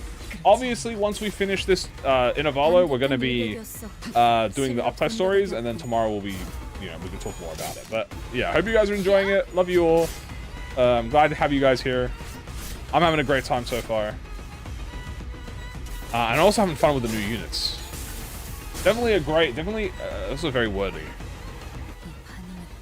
Ha, is he supposed to be me too? Look at him, so self-serious. Must be after the day had come to pass. 교련수가 엉망이 됐더구나. No, that's not a spoiler. You're fine. This music is fucking is heat. What do I think of this? I mean, so far, this is pretty fire. It's pretty dope so far. I was not expecting it to take this type of turn. So low tomorrow. I'll probably go do Blade Lineage tomorrow. I was not expecting it to go in this direction. I didn't think it would be a Bamboo-Hatted Kim. Like, don't get me wrong, I knew Bamboo-Hatted Kim was involved in it. I just didn't think it was going to be a Bamboo-Hatted Kim. I didn't think we'd go back to Escort. I didn't think we would go back to Escort. I thought it would just be, I guess we were in N-Corp majority of the time already, so. Yeah, it's the You're My Flesh sequel, and I mean, I like You're My Flesh, so. 다음번에는 할 Nice. 수 있겠죠? Alright, kill him. Oh. 확실하게 갈라지는 보om. 강하게라면 랠리 이길 것이라니. Boom. 우두? 벌써 어딜 가십니까? Damn. I love the background to this. Alright, straight ahead. 방에 가서 One 세상 last fight. 돌아가는 모습이나 보려 한다. Someone carrying a sword in his belt and a pack on his shoulder leaped into a haystack near us. What? Is that an Assassin's Creed reference? A few minutes later, a small squad of shuriken torches in hand rushed in from the same direction the man had come. We saw a criminal who coveted the kingdom's properties. Who has coveted the kingdom's properties flee in the direction. Speaking of, you've seen the wrench. Why would I ever help the shuriken, bro? Fuck off. Are they hiding it for a reason? Soon the shurikens, having made their way through the crowd, approach us as well. What should we do? I'm not gonna tell you. Point them in the wrong direction. Fuck you guys. Say that you don't know and slowly turn toward. Say that you don't know and slowly turn toward the haystack is crazy. That's funny as fuck. Okay, this way. Point them in the wrong direction. This is like Rose. Yeah, this is just like Rose Hunter. Kim, you got this, bro. That's funny, bro. I don't know where he is, I say, toting my head. So we went that way. Well, I appreciate the assistance. Once the group of Shunokins hurried toward the direction I pointed them towards, the man crawled out of the haystack. Seeing the Shunokin had gone, some of the civilians walked up to the man, giving their thanks. Good work, you. Can't have this vile Shunokin take a noble thief like you away. Thief of other people. You're all wretches, I say, wretches. So well fed that while we starve, I bet they'll bleed rice if we got it. You returned their gratitude with a polite bow, then approached us. You have my thanks. I did not expect to be shorted by outsiders such as yourself. That is a welcome surprise. Who am I, you ask? Well, I have no name to give you, but it seems like the common folk have taken to calling me like-minded the Blade lineage. Oh, shit! We've met the original Blade lineage. I'm only stealing the sacrifice the corrupt officials have stolen. And returning them once more along, just as the mental bamboo had Kim once did. Damn!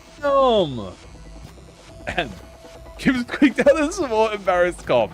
I've lingered here too long. They rode in my trail again. It's time to sort myself off. Even after I hurry, they bade us farewell. As you rummage through it, it's like the dog head is like, it's John lineage! Take these. It's not much, but it should be quite filling for those on the road. Gratitude and vengeance, after all, share a common quality. They're both their truth. With that, he withdrew. Or allies heal HP and full speed. That's the quote that Young said to him. That's adorable. John Blade lineage. It started with an Assassin's Creed. I guess this is a big Assassin's Creed reference. Alright. We don't have to waste resources. We can write this. 어디 기록 좀 볼까? The vengeance. That is true. You also do not help the middle. Fun fact, is there any... I don't think there's a single choice event in the game where if you are told... I'm pretty sure every single choice event that has like a... someone is hiding option, it's the right thing to avoid it, like to not find out. Rose Hunter, the middle, this one. I'm trying to think of other ones that have like a hiding event. Any unique ones? I'm trying to think. Those are the only three I can think of, but still 3 for 3.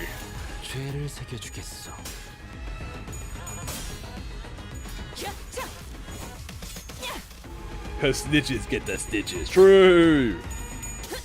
Big if fucking true, baby. Time to go to school. That is true, but you didn't used to be rewarded for snitching.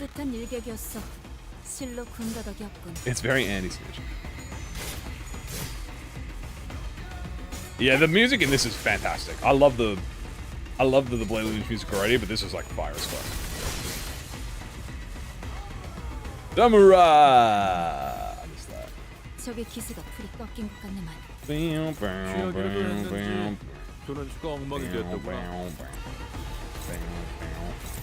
Die.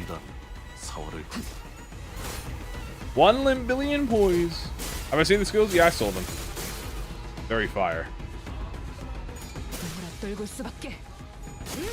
1 down, 2 down, 3 down, 4. How many more do I have to kill to score? And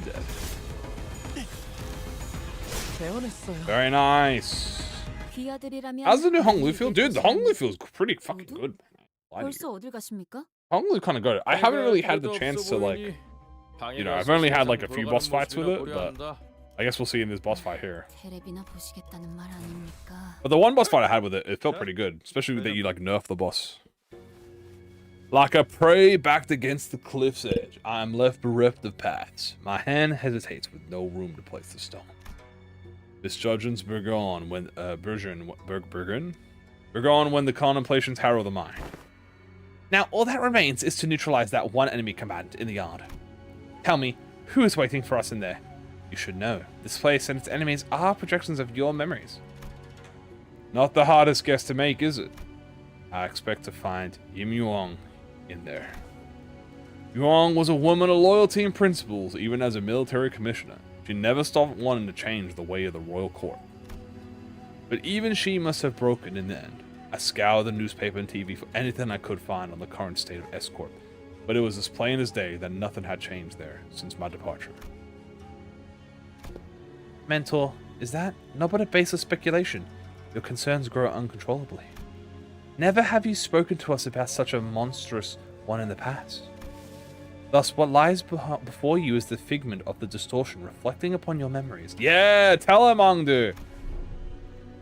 Did this Im Yong appear as that monster does, Mentor? No. Yong wasn't like that.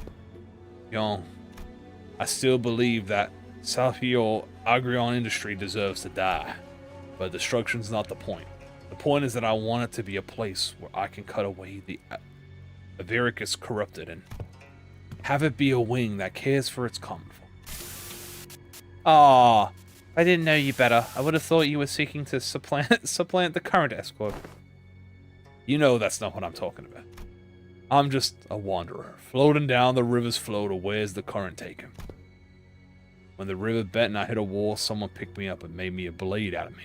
Once abandoned, I returned to the flow and found myself a mentor to those who afforded me the undeserved faith. And the river continues to wind, carrying me back to S-Corp, whence I had fled. Shall I let the blade see my inner thoughts? You think I'm satisfied with the way S-Corp is? But your method, as is now, goes against the principles. I expected better from someone of your wiles. If you enjoy those principles so much, then why ask me to leave the game? Because someone has to stay behind and try to bring change within the limits of their principles. I only hoped that one of those bends in the river of yours would float you back to knock on the gate of S-Corp once it was primed for change. Has that changed? What do you think? You at least seem to think that I have. Oh shit! Distorted Young! Because you believe that I shall stand in your path.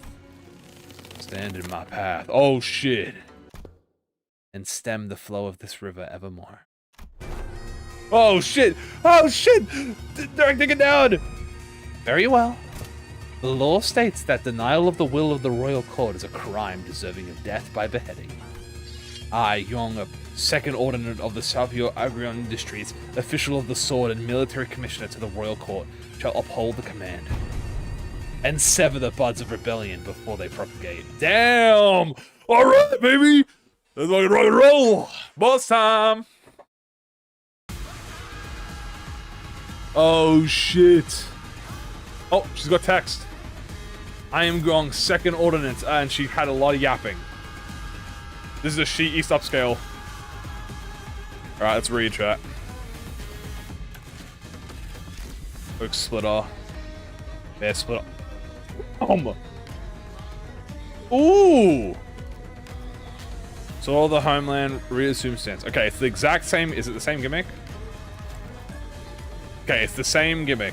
So I want to keep her in the half form. Ooh! Yo, what is this beat? Oh, turnstile. Gain or lose tools so play based on the battlefront homeland on self. Does not activate in the first encounter of the turn. Oh. Okay. Battlefront, gain stack, Tiger loses stacks. If this unit, in the turn where this unit equipped an envy, this unit will not be affected by swordplay stack. And reset to 5. Okay. Take 30% reduced damage. When in blade, at less than 5, gain fragile. Okay. So I want to do the opposite of what she's in now. I don't want to balance her anymore. So she gets fragile. Okay. Gain 5. Assume a different battle form for every 3 turns. When using a skill, gain 5, gain 5. When using conditions to activate the bow. When this unit loses clutch for 2 turns, do not check on opposed turn to start the stagger. Yep. Turns out min or max stacks, use a powerful skill. If the unit uses the bow in the last turn, use a powerful skill regardless. At 55 or lower, use a skill regardless. Oh, is this new lore? Oh, I'm sorry. Is this new lore? Okay, let me look. The 3 court circles of South Impure each remain the standard Yuyong, red line of the S-Corp in form. No, didn't I read this already? Yeah, I already read that already. Is this new? I swear I read this already. I think... Yeah, I'm pretty sure I read this. I feel like I read this. Oh, this is new. Oh, this is definitely new. It is all new? I swear I've read this already, but I'll read it again. It's fine. Maybe the logs? Oh, shit, I can view the logs. I didn't? I'm pretty sure I read. All right, well, I'll read it again. I'm pretty sure I've read this already. The 3 court circles of Sao, P, and Hyo each remade the standard Yuong brigade of the S-Corp in a form suited to their own doctrines. The older tale said that the Sao has ever been the first to spearhead a slaughter, eager to cleave them enemies' flesh before any others. Be harvest their blood into that spills forth from each open flesh and turn it into endurance on the battlefield. The Hyo take the closest of the slaughter. They part one joint from another, bringing the enemy to their knees, then bend a blade through their neck bone, finishing the collective act of killing. The sword of the homeland passed down in the Sao Court Circle is not at its heart an art of killing. To cut and cut again until blood runs dry and the bones lay bare. That is the essence of the art, that strips the opponent's flesh into ribbons. That is the sword of the homeland practiced by the Sao. There are those who persevere in training for lack of talent, and there are those blessed with talent only to let it rust. All men say that the title of the Apex Blade can be seized by only the gifted. It matters not. Until the day comes for this blade of mine to rise high enough to meet the clouds, I shall persevere in honing my prowler. This flesh I claim. Damn, that's aura. I think her skills all the same stuff.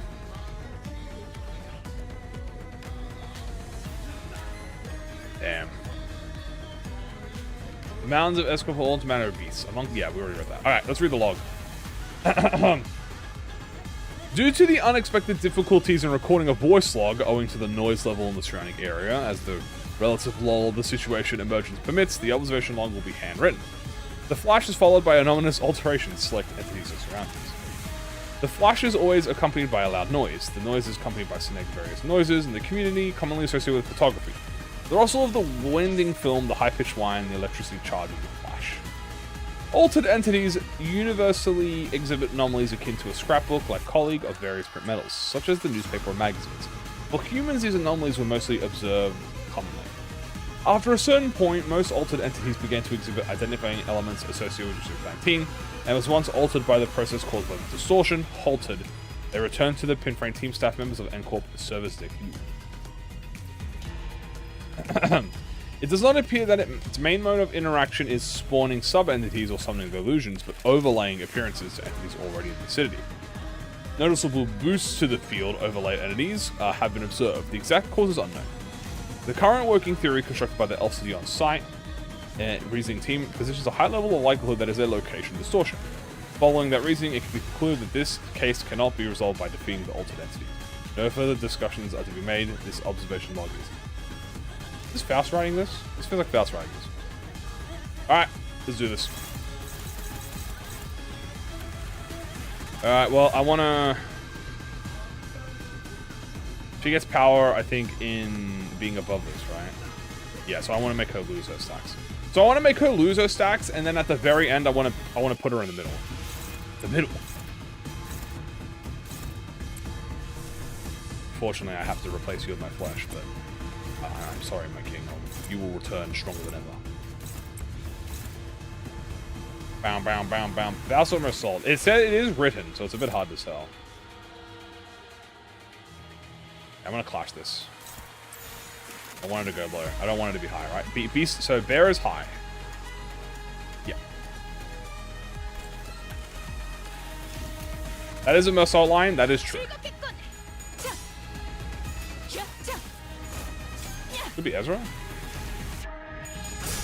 Eventually. Ezra sounds like it would be more. Well, no, because they were talking like they didn't know.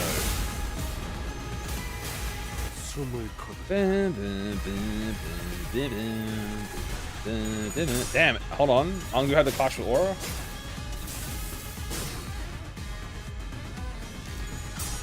She's very big. She's a big lady. I like that. She's also a baddie. I also like that. Thank you, Kim Ji-hoon, for making more baddies.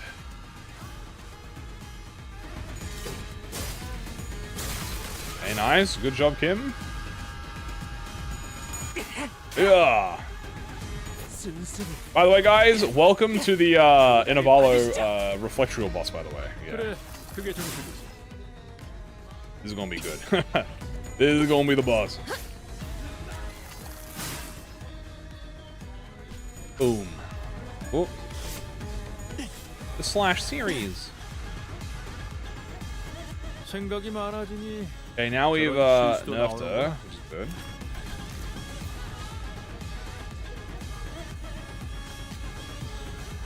Right. Okay. Bow, bow, bow, bow. Bow, bow, bow. All right, so this is, as a reminder, I want her to be below. On him, or using assist defense, loose stuff. Okay. So I'm gonna do this. Where's Ishmael? Okay, Ishmael's over here. I'll just let this unopposed. So you can.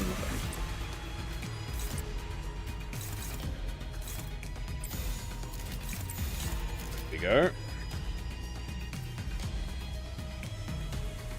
And she's gonna reset.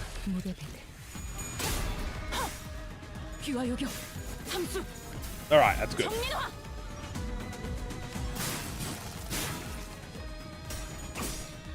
One Limbillion poise.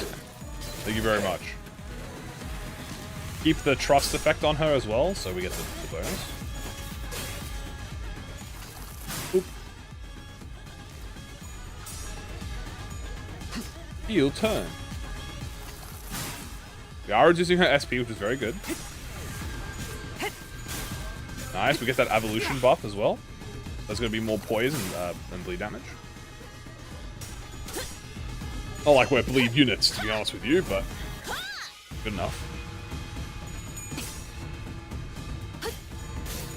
Okay, win that. Now I'm going to get unopposed. This should reduce her back to like 1, pretty much.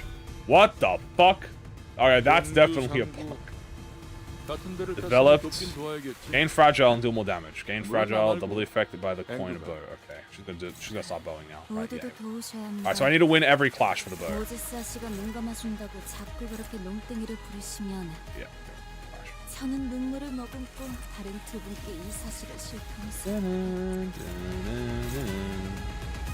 Yeah. This one is. This is just. You know.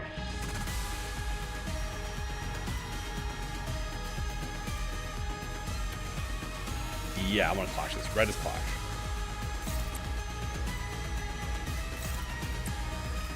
Claim your bones, good sir. 죄를 새겨주겠어.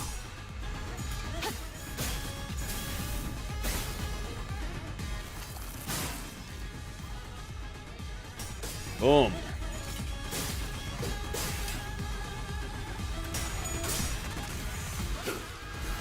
Very nice. Very nice.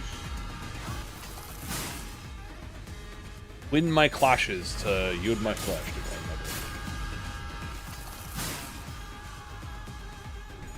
Bonk. Acupuncture. Another S1. Damn, that S1 rolls fucking high, chat. What the fuck? Jesus, the lasso buff is crazy. Okay. This one. Yoink. Flame. Turbo. Oh my goodness, 300 damage. Okay, we need to do one more turn now of winning the clash. Oh shit, new skills. Sash and form I have. Oh shit, alright, here we go. What is this? New skills. No tiger flesh shall be left unclothed. Cannot be staggered from taking damage until the skill ends. This skill always flips heads. Critically hits and does not soon count. Ah, fuck. The clash with the skill regardless of speed. Beat the clash. Understood, sir. Yeah, sir, yes, sir. Hoorah. Win the clash.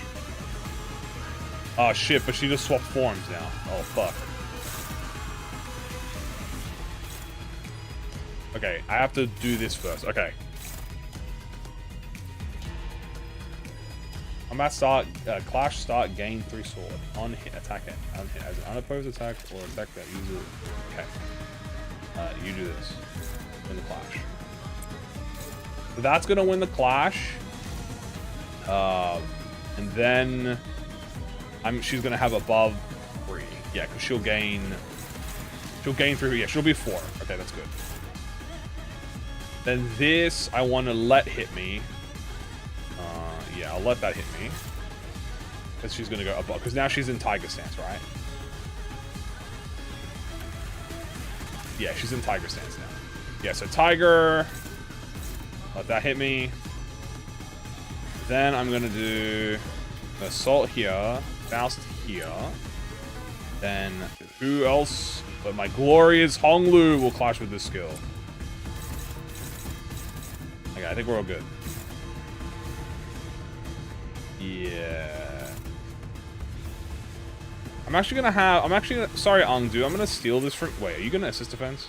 Okay, you're not gonna assist defense. I'm actually gonna steal that from you. I'm very sorry, but I'm gonna steal that because I don't actually want you. You're gonna trigger assist defense. Okay. Bonk. Obviously, my goat Kim goes first.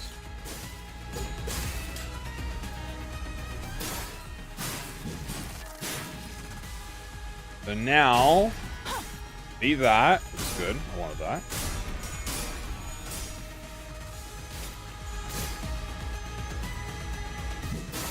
Owie, owie, owie, ow.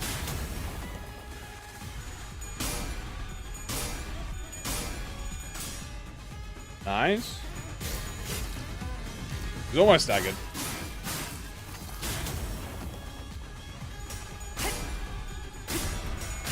Great job. 0 base power. We take that. Alright, let's see the skill. Like a Tempest. Oh my goodness. Damn! That's a lot of fucking bleed! Dagida. That's a lot of bleed, baby. Jump it. Bro, you're using flash on against a staggered target, bro. Alright, whatever, bro. I'm not the god, you know, I'm not the master, bro. I'll let the master out.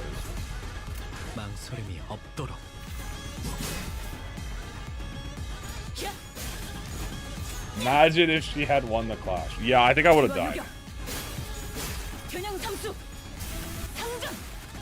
How's it with Max? I don't know. Also, damn, good damage. Trust the vision. I will never doubt the original GOAT. You know what I'm saying? Yeah, that's gonna be this is gonna be a welcome to Reflectrial fight, bro. You know what I'm saying? We are gonna get our ass jumped in Reflectrial. Can I aura finish it? Oh, does she have a second phase? She might have a second phase. Aura finish? Oh wait, undo. Oh my goodness. She's not as powerful as I recall, yet weighed down by the brand. I am not so far ahead of behind. I don't know. I think you're doing pretty well. Verily, they appear evenly matched, and yet...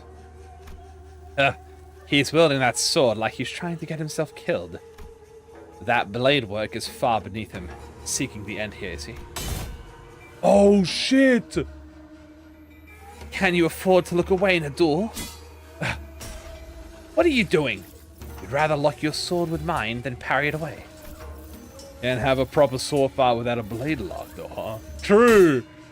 The duel between the mentor of a syndicate and a military commissioner of S-Corp is neck to neck, clash after clash. The two warriors eventually lock their blades in a contest of might, be it before come to a clash and a final fatal bout. When the dust settles, the metal lies in the sand. If that is what you want, I will grant it. Good, let's finish this. This is bamboo-headed Kim and Young ready for a final bout. Angdu leaped in between them. Angdu! Are you really so ashamed that you would choose death over life, Mentor? Are you so scared to live that you would rather die? Yes. Yeah, I am scared. I am terrified of my own audacity to live as my days, as though I had failed everything and everyone who had misfortune of placing their faith in me. My mission, my honor, and my fellows, as though my path isn't haunted by ghosts. As though I can't stand shamelessly before watching the eyes of the heaven. What have I even done with the life that was given to me? Blind to the realities of my homeland, I served a master who chose politics over loyalty, In justice, I cut down my very own fellows who chose to trust me, a fool like me. I walked my entire life as the flow carried me, and when I finally had the mind locked to look back, all I saw was blood-red traces everywhere I had gone. Isn't it about time I admitted this game cannot be won that? Mentor, the weakness in your strength has failed your mission. Huh? The weakness in your position has failed your honor, and the weakness in your heart has become the fiendish blade that cut down your fellows. Angdu, thought you were here to talk me to keep on living. Yeah, your words pain me so. What weakness of yours is it this time, that you would cast away your own creed in life? What other weakness will you use an excuse today? Stop trying to bear responsibility asked not of you. The Blade lineage was never about responsibility, or was it about you, Mentor? Or does your overbearing guilt help you overestimate your importance? Damn! What was that saying again? Fellow travelers in the same boat will aid one another. Not a single soul demanded that of you. Talk about kicking a man when he's down. I have had enough of that flippant liking of yours. We all have. Do you truly believe that not a single one of us have picked up on the fact that all your levity was a means of relieving yourself of the burden you had cast upon your own shoulders? None of us ever demanded some impossible feat from you. What was it that you always said to describe yourself? That you are but a butchering blade that wields not itself, a tool wielded by willing hands? Why, Mentor? I know not the kind of shame or responsibilities a mere tool has. Do you? Because I fail to see any. Damn, good, Angdu, rip into him. If the shame does not subside still, then shroud your face with that bamboo hat of yours and live on. Live on so that you may repay your debts. Yeah, rip into him. Out of blades, out of arrows. Even the heart that sought death lies defeated at your feet. There is no stone left for my next gamble. There is nothing more. Ah, Indeed, perhaps there was some merit in your words. That I must retreat from this silly game of stones and become a fiend of blades. Mentor, that is not what I said. Interesting. Whence did you hear that poem? Yes, when inverted, a bamboo hat is like an unladen ship. Angdu and Young, it were knocked away from bamboo-hatted Kim as though bounced off by an invisible force. Oh shit! Kim raised his gaze to meet the empty air as though someone where a hollow laughter escaped his lips. We know who he's talking to. Oh shit! It's the voice. Oh shit! But your last move was not a good one. Indeed, I did not wish to become a blade. And what did you do? Forge me into an indiscriminate one that cleaves blindly into friend and foe. It seems both that in your excitement, you have cornered yourself with that last move. Well, as it seems that I've had an opportunity to retrace our past moves, allow me to try something different this time. Let's go! Be not so vexed by this round, as you say. We never know what the next game shall bring. I appreciate and will treasure the one of the bits of your advice. But let us play by my rules for tonight's game. Something's different this time, innit? Yeah, he ain't distorting. I think that's an efflorescence, perhaps. Oh, shit! Nothing is for certain indeed, yet I trust that the words of my last remaining follower have reached your ears. I am but a tool wielded by hands. Nothing in my life has ever been certain. I know not whether this move is what cements my defeat. I desire it to be a victorious stone nonetheless. Thank you. I will take what encouragement I can. The strange visible pressure dissipates, and the armored woman, Yongun, readjusts her grip on the sword. Kim turned around to look at her, and I saw that a weighty shadow seemed to have been lifted from his face, replaced by a mix of relief and determination.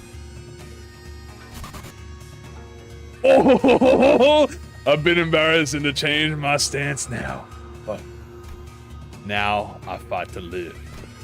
And I suppose you will be okay with that. Of course. Oh!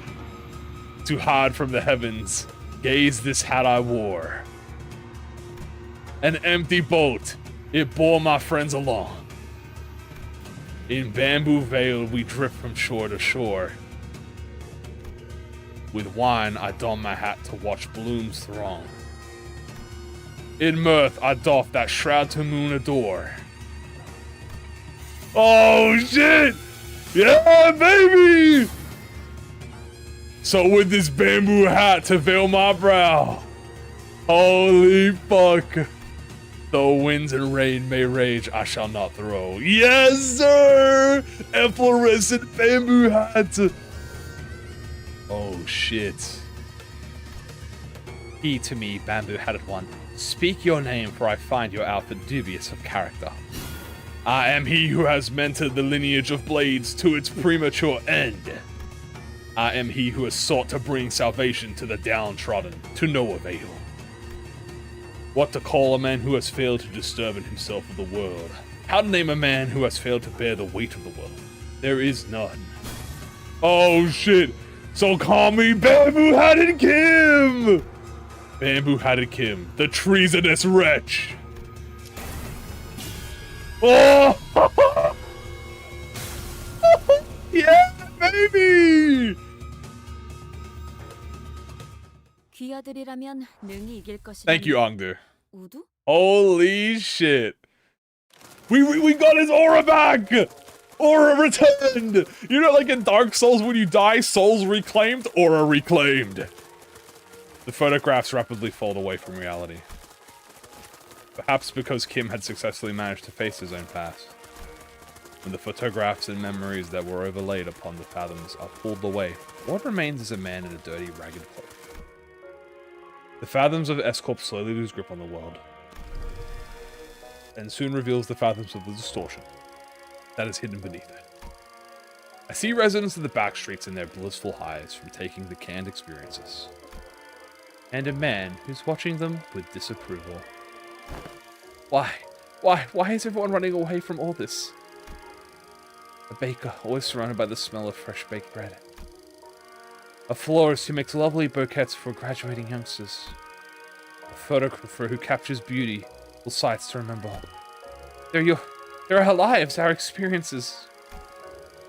Want to be a billionaire with an extravagant mansion and a nest? A legendary fixer who can make the syndicates cower in fear just by going on a stroll? What you get from those cans is not real.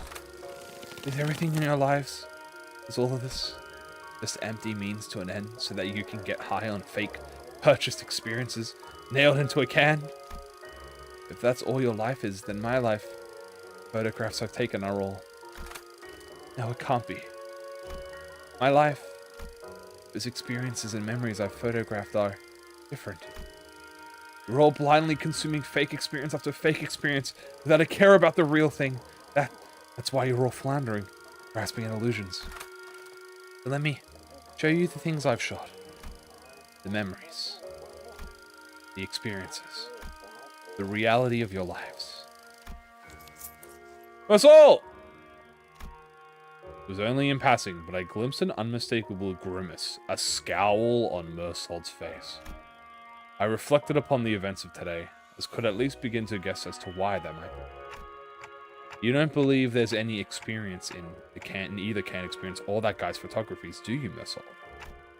Because experiences and memories aren't the same thing. What really distinguishes them, I wasn't sure. Correct, manager. But what I knew was that the distinction was, for whatever reason, important to Mersault. Oh, hey, buddy. Welcome back. What the fuck is going on? A figure materialized into a humanoid void, swirling out of the projector. He must be the distortions.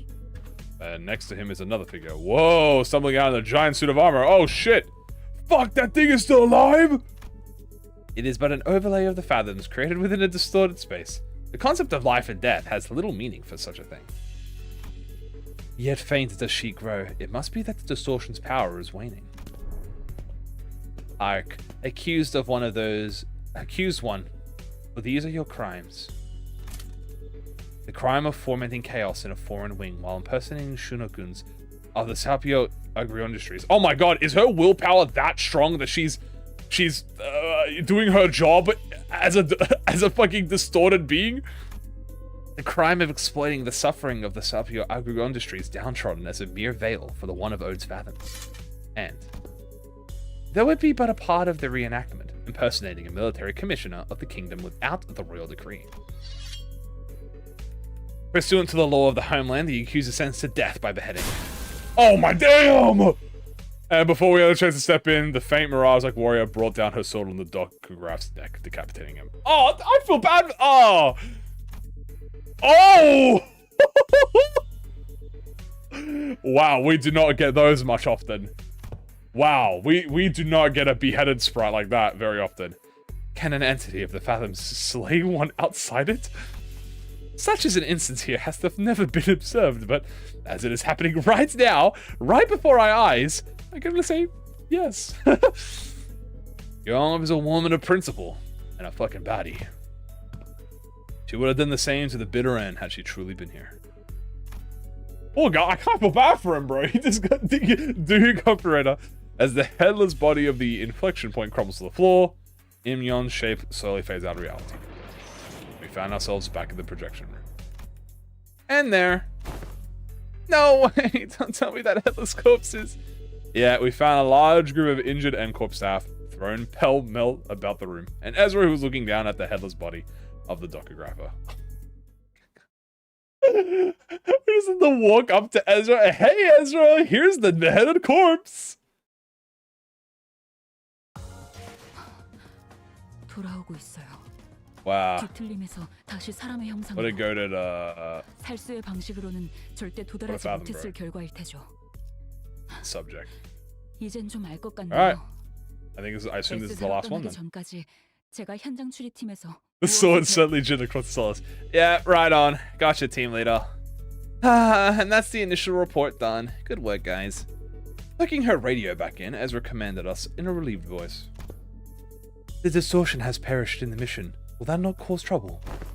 Yeah, that kind of sucks, but it's not like you guys could have helped it. Who would have thought that the fucking distortion would kill its own inflection point? If we knew that in advance, we probably would have prepared something to stop it, but, well, that's for the LCD and the team leader to investigate. All in all, this mission was still a success. Since we managed to eradicate the distortion from N-Corp, not to mention satisfying our client. Also, as we looked down to Ongdu and Kim with a lighthearted shrug, clearly less concerned than she had been earlier. Now I finally know why you've been disappearing on your own, without letting us know. Glad you don't seem to have any more reason to, though, since it's all good. Hey, that's a real win for the mission in my book. Yee-wee! Point is, we did the thing. It's done. God, I swear I'm never doing one of those without the team leader ever again. Seriously, I got this close to losing it more than a few times. It seems that the responsibility of looking after her LCD juniors had kept her stressed and high-strung throughout the mission. I hadn't noticed it, but her brows had finally relaxed, bringing back that chipper Ezra I was more familiar with. Thus, I shall not abide by more of your indolence. You will now join us on missions, and tasks as you were expected to. Is that understood, mentor? Dude, would you mind releasing the hems on my sleeve? Oh, what I wouldn't give to lie down and pass out right about now. The rural motion in Kim's voice had likewise faded, and with Ongdu's voice no longer as barbed as it had been in the Fathoms, it seems to me that the two were back to more relaxed selves. I knew. Still freaky though. Can't exactly say more relaxed for Kim though, because that's how he's always been, at least from what I've seen, in any case. Fine, you are released. Ooh, you've given me a good, hard shake. I don't feel so good. Say, Ongdu, I'm afraid they may have gone overboard with upgrading your arm. With your hem released, allow me to reiterate that. Stop! My heart finds peace as well, as I watch them bicker. Ah, is everyone doing alright? Yes, Executive Manager. Our forces have only suffered minor injuries that do not require you to go through the excess trouble of rewinding the clock. Hang on, mate. I've got a dislocated shoulder. I can pop that right back into place for you. Allow me. I've taken care of similar injuries in the feet. Yeah, and guess what happened the last time I let you do that? You rotated my bloody arm the wrong way and turned the bone in my shoulders into little chips. Don't sweat it, I can rewind that. By now, I've already grown used to the pain of rewinding the sinner's injuries. A dislocated shoulder shouldn't be a big deal. I have ought to ask thee a clarification if thou will. What's up, Lil Don? Dost thou recall how, as we battled the N-Corp, pin frame team, the foes have taken photograph of us? And? They are those who are sent to identify and capture the one who hath violated a taboo, forsooth. As we stood in their path, 'tis no mystery why we had to come to blows. Yet I find this to be a most perplexing. Wherefore did they take so many photographs of us? Huh. Maybe they were taking photographs to report their location? Recording footage is a taboo in NCorp, meaning they can't install security cameras here. The only option for keeping a consistent record when tracking down a case or a person is by photographs. Thine words hold water yet. Most puzzling forsooth. What's wrong, Little Don? Well, I recall with clarity that from a certain point, they had begun photographing us with renewed obsession. What are you implying? Oh, hey, that sounds like a question from Assault. Given how often I had to rely on the information Assault had provided in this mission, I think I've gotten enough practice on how to phrase my questions the right way and pull the answers I need from him.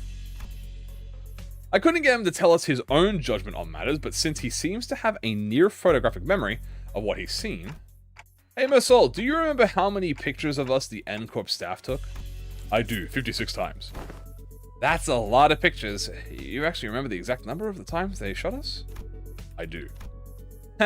It's always so nice seeing the memory in action. So did you get the chance to see which one of us got the most photographs taken? I did. Oh, who was it? Who was it? Is it me? I make for a fine model if I do say by myself. No, it wasn't you. It was me. Oh, shit. Huh? Why? Uh-oh. I mean, what is the most statistically likely reason that it was you? Ah, fuck, more of them!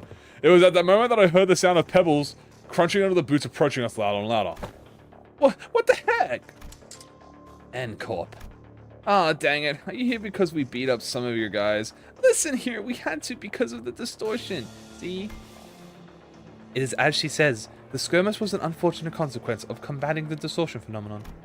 Limbus Company provides a customary damage compensation program in case of such unforeseen events. Instead of engaging us in battle, please elect to contact the emergency response team at our headquarters as your first...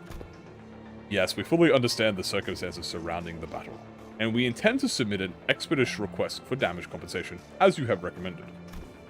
But we are here on a different business, so if you would be so kind as to let us speak. Oh. Different business? They are here to arrest. Oh shit! They're here to arrest me, manager. Oh no! Hold on. Whoa, wait. Listen. Wait, what? Oh shit! Mersault did not resist. He walked past and joined the group of NCorp employees.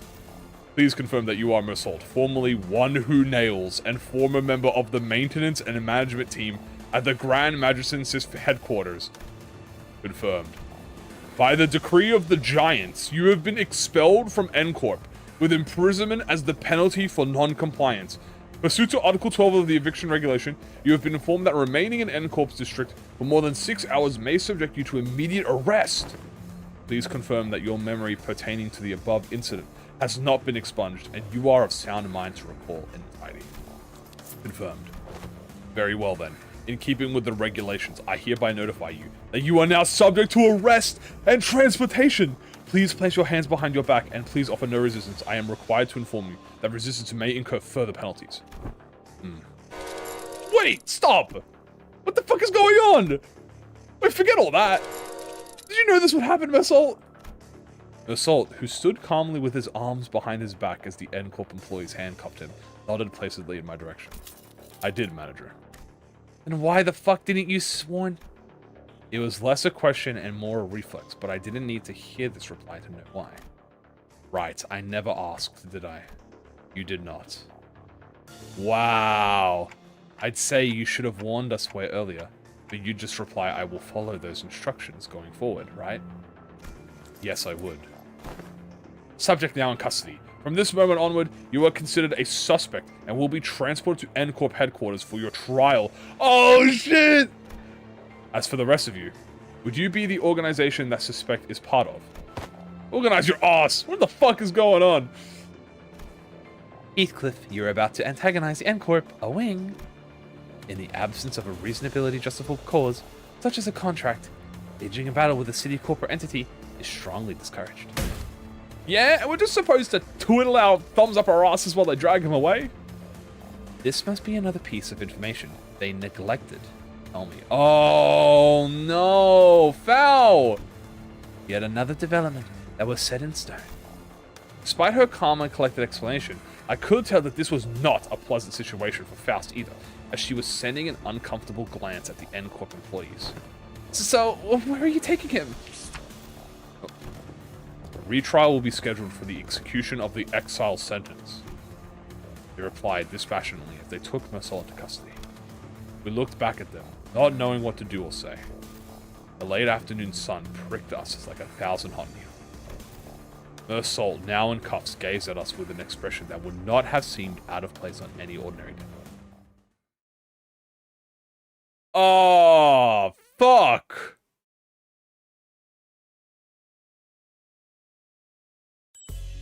Ah, fuck! Damn it! They took him! They took my soul!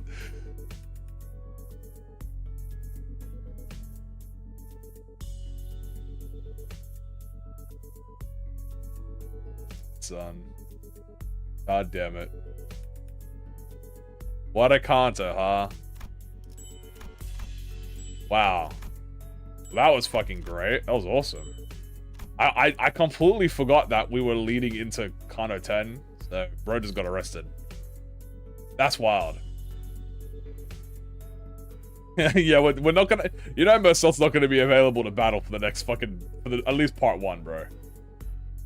That was truly a MNESTIC experience. How is it... That's true. Wait, how is Walpurga's story gonna happen? Is Mersol gonna be unavailable like how Gregor was? When is Kano 10? August. We can't use it for the Kanto. Well played, director. Alright, speaking of chat, let's have a look at the Uptime story, shall we?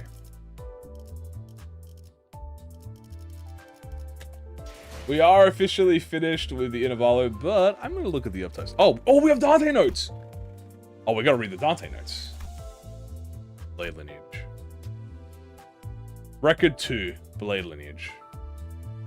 When it was involved in a syndicate strife against the Kurokomo clan, the Blade Lineage was apparently split in 2 groups.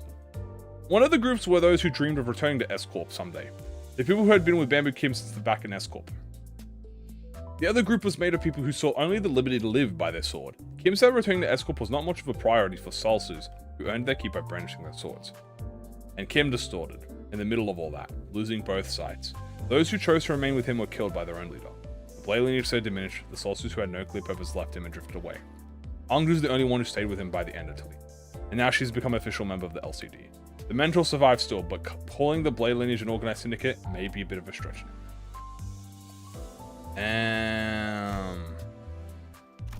Alright, let's... Speaking of... Upside story. We gotta prove it. The other team in the LCD, the Phenomenon Deciphering team, gave me a set of prosthetic arms today. These Dokebi arms, that's what they call them, I believe, just feel like my real arms, like I was born with them. It must have cost them a fortune to get me something this fine. I suppose this is one more I am happy in their debt, which I intend to pay them back in gratitude. You're so cute. They've been telling me things to make me feel better. This is the bare minimum you'll need to work on the on-site investigation team. Or, hey, distortions are not going to go easy on you just because you're missing an arm. I know they mean well, but they're just trying to make sure I don't feel like I owe them anything. But if I'm being honest, I still feel like I haven't done anything enough to earn and repay their kindness. Mentor, for all the years I've devoted myself to the Blade Lineage, I lived prepared to let a blade bite into my flesh if it meant seizing an opening to cleave through the bones of my enemies. Because that is how a Solsu must carry herself, as the saying goes. When tremors ran through my sword, tremor, I would not hold still before raising the blade. My arms grew heavy as bled from exhaustion. I would swing through that weight. Knew no other way how to make use of myself. That was who I was. And now somehow, that same person now spent her days drowning in paperwork. I am doing all I can to learn more about everything that happened. About that accursed artifact they call the monolith. And that wretched form you had been reduced to, what they call a distortion phenomenon. My whole life, I've never had so much as a passing interest in anything that wasn't the blade. So taking all of this knowledge to learn about things beyond the steel feels quite unfamiliar to me. It's not easy to learn new things when you don't even understand half the words you're reading in a paper, or what strange contraption the jargon is referring to, for that matter. The same document that other people seem to understand, after just a quick skim, I had to reread over and over before its content finally sank in. There were the times I'd had to ask for the same explanation twice, 3 times, even while others had already understood the material and moved on. Aww, because she's just a country bumpkin. But I don't think I hate this feeling. Learning something new every day, feeling my eyes slowly opening to a world I never knew. More exciting than I thought. I only wish I had learned sooner that there are ways to view the world through a wider lens, not just through what was reflected on my narrow blade. How does one's heart fall apart? How does that fractured heart surface and take physical form? And once we've learned that, how do we prevent it from happening? Or if it has already happened, how do we bring the subject back from that? What records do we want to keep? What are the signs and what are the things we have to watch out for? These are all things that I never would have learned if I had never unclasped my hand from the handle of my blade. Maybe that's why I feel like I can't relate to the maxim as how a soul suit must carry herself, as much as I used to. Of course I don't mean to say I've grown ashamed of it, because I am still fond of wielding my blade, and will not hesitate to cut down what must be cut down. It's just that I am learning, little by little, that not every answer has to begin with unsheathing my sword. And I've learned to face what remains when a blade has been wielded. Ah, and another thing. As you must be well aware yourself, most fellows here at the LCD are kindful. I suppose I should admit their kindness made me uncomfortable at first. I'd never been shown goodwill that was asked for nothing in return, so every thoughtful word and gesture of kindness felt like one more debt settling on my own shoulders. But with time I came to understand something. There are people who will gladly give me time of day, offer their seats without making anything of it, and explain things I don't understand without irritation. People who tell me to rest when I look exhausted. Oh, that's true. Yeah, Dante could just use Dante could just Malkuth my sword over. The nights I'd fallen asleep in the elements with the starry night sky as my roof and dirt beneath me as my bedding are starting to fade beyond the veil of memories. The days when I'd crawl under a stranger's eaves when it rained, days when we murdered in an endless strife against the black clouds, they seem so distant now. Ah, she's maturing. For months now, I've been waking up in a cushy bed that sinks softly when I lie on it. I haven't gone a single day these past few months uncertain of where my next meal would come from, or if I'd even have enough water to wash the day's grime off. Well, oh, what's the mirror one? I'll check it. If I have any worries these days, they're concerns I would have once called a luxury back in the day. Now frivolous like, what do I drink I want to get as I make my way to the office? Aww, this is so cute. I still can't decide if this is the kind of lifestyle that suits me. This is the one Ishmael that actually likes being employed. But if time can tolerate my presence here for a bit longer, I intend to remain until I can find my own direction in life. The day might come when I decide this path isn't for me and choose to leave. But by then, I hope I'll have become someone who has learned to grasp a better sense of the road ahead. But I don't suppose you'll be changing anytime soon, Mentor. You'll still wander off on your own without telling anyone, or retreat to your room and shut yourself away for the day. Yes, I know you well enough that the path to recovery is an arduous one. Wounds of the heart are unlike wounds of the flesh, after all. You can't simply stitch them shut, shelve them with ointment, and expect everything to be alright. But, at the very least, I'd like you to remember this. The Blade lineage is no more, but you and I, Mentor, we survive. And the living have their own responsibilities they must see to. Whichever journey you embark on, whether you choose to take up the Blade or abandon it, forever, fulfill your responsibilities to the Blade lineage or return to S-Corp. Never lose sight of what you must do. No, never lose sight of where your heart really wishes to go. Yawn. Junior, you still writing? Is it for that hot guy, right? Well, it is, but I guess I just had to let on my mind that I wanted to tell him. So, how are you feeling today? Got the butterflies? No, this is fucking Rodion, dude. Is this Ezra? This is Ezra. This is Rodion, by the way. This is Ezra. 100%. How are you feeling about today? Got the butterflies, no anxiety attacks. It's your first real mission with those spanking new arms. This reads like Rodion. A bit anxious, yeah, but I'm not afraid. I couldn't feel any better. Gotcha, Junior. I'll just trust you to have my back then. Team leader's already pinpointed the inflection point. all you're gonna do is cut right through that part. Understood. Then. Limbus Company Osire Team. Distortion Specialist Ishmael. Commencing mission. Damn, that lasted like 3 seconds, that uptight R3 art. that uptight 3 art lasted like 3 seconds. Click the log. Oh, I kind of already skipped it. I kind of already clicked. It's fine. The uptight 3 art lasted like 3 seconds. That's actually quite funny. It was mainly just the uptight 1. And then we look at Honglu.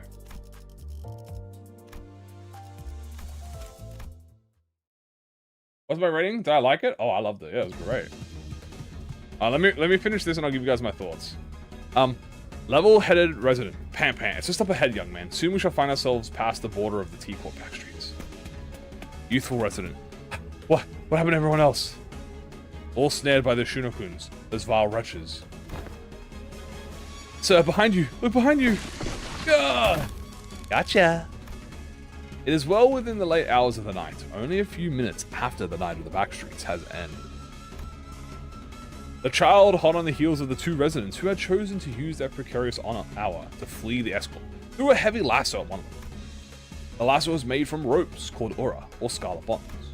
The fugitive fell to the ground helplessly and was soon dragged before the child. No!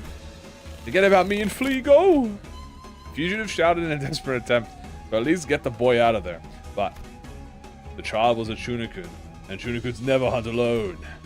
Unlike the royal censors who act under royal decree, Chunokuns are fixers, each serving their own interest. Now, we're going to be reading the voice lines tomorrow, chat. So all of the voice lines for the identities we're going to read tomorrow, including the announcer. And when the hunt begins, they form packs with those among their ranks and stand game from the suit. Can I trust you to handle the kid? Of course. I thought we had lost you in the maze of alleys. I commend your tenacity for what it's worth. I hate to break it to you, but those parts are a common escape route for you fugitives. So thanks to you, I can navigate this entire network of alleys with my eyes closed. You're proud of that? Proud? No, it's got nothing to do with pride. I've just been here enough times that I know it like the back of my hand. Those seeking a way out of S-Corp didn't have that many options, which made their routes rather predictable. They would often make for the borders between districts, where their hunters know they are likely to turn up. In the cover of the dark alleyway, the narrow space between collapsed walls and within abandoned homes, where those with nowhere to go find what little refuge they are afforded. There was no mistaking it. The fugitives fleeing their homeland already knew there were places that the Chunokun were keen to look. But it wasn't like they had any alternative. There weren't any other places to go anyway. I've already given up any hope of seeing S-Corp change for the better. I've given up.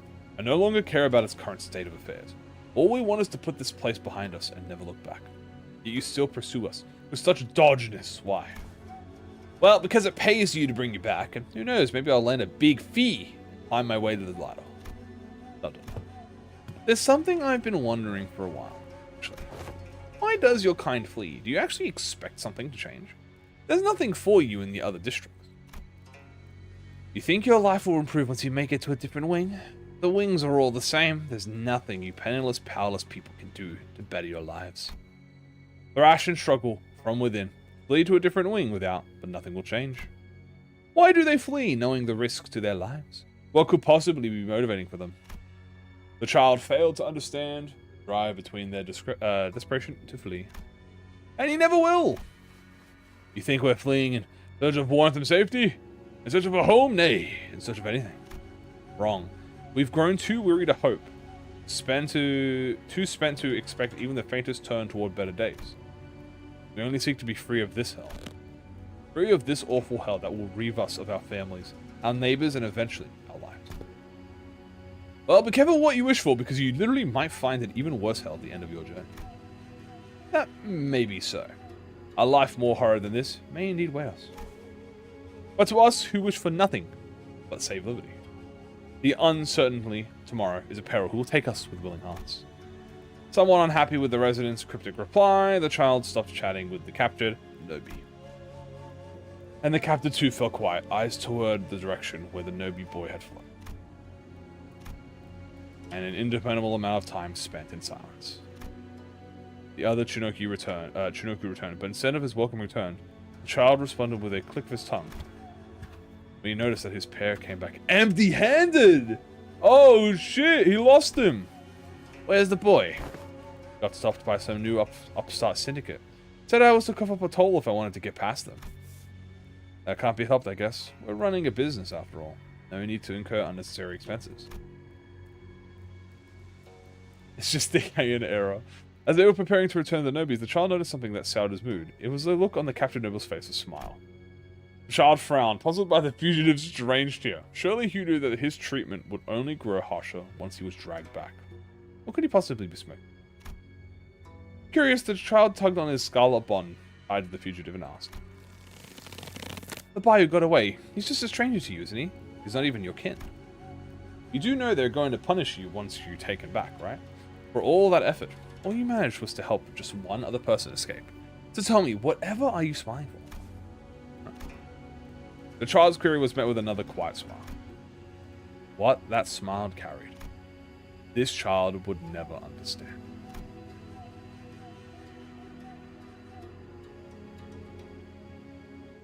Damn.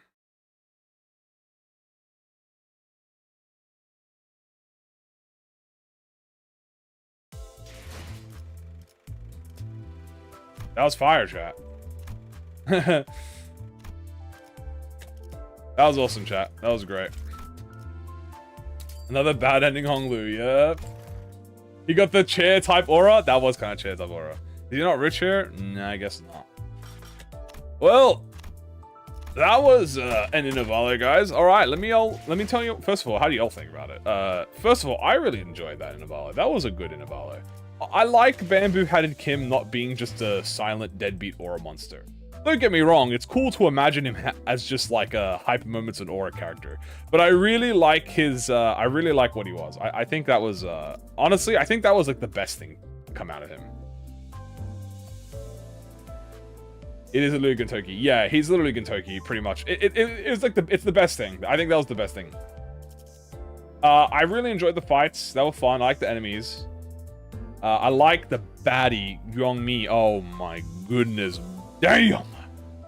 No wonder Kim was depressed, bro. He had a baddie and then he had to leave, bro. I'd be miserable as fuck too, bro. He pretty much got a canter. He pretty much had a counter. He had 2 parts, pretty much.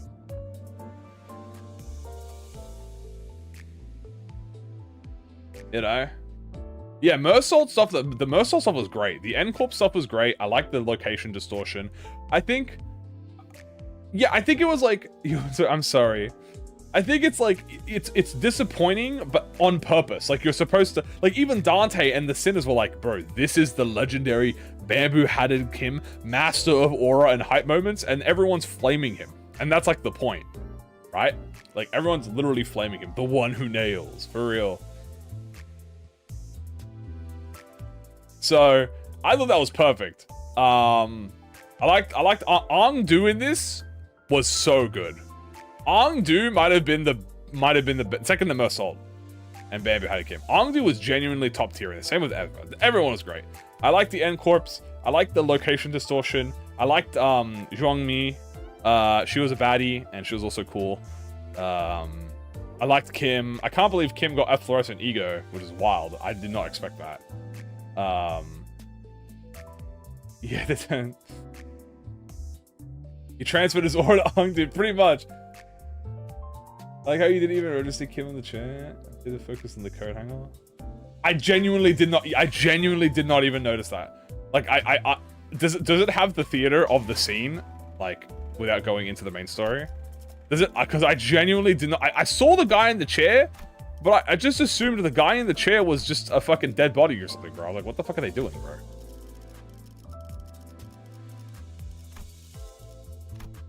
No, yeah. I was like, I just thought this was like someone else. I was like, what the hell's going on here? You know, I didn't think, I was like, who is this guy? I was like, why is there a dude here? I was like, what's Kim doing, bro? He's just standing there horrified. They did this on fucking purpose, bro. Look how troll they are, bro. They're such bastards. They're little rat bastards, bro. They did that shit on purpose. They did this shit on fucking purpose. You're like, who is this guy? Who is this, like a LCD guy? What's Kim doing? Look, dude, we don't get a Kim face reveal. JK, that's Kim. They tricked me, did you? He literally, yeah, he's literally just a chill guy. He's just depressed. Oh, she wasn't really that difficult. Although because you were running, I was running the themed team, so her difficulty didn't feel. At least the I'm not really. Yeah, I guess she wasn't really that difficult. To be fair, we did have like 2 assist units with us, and I did use a full blade lineage team at level 60.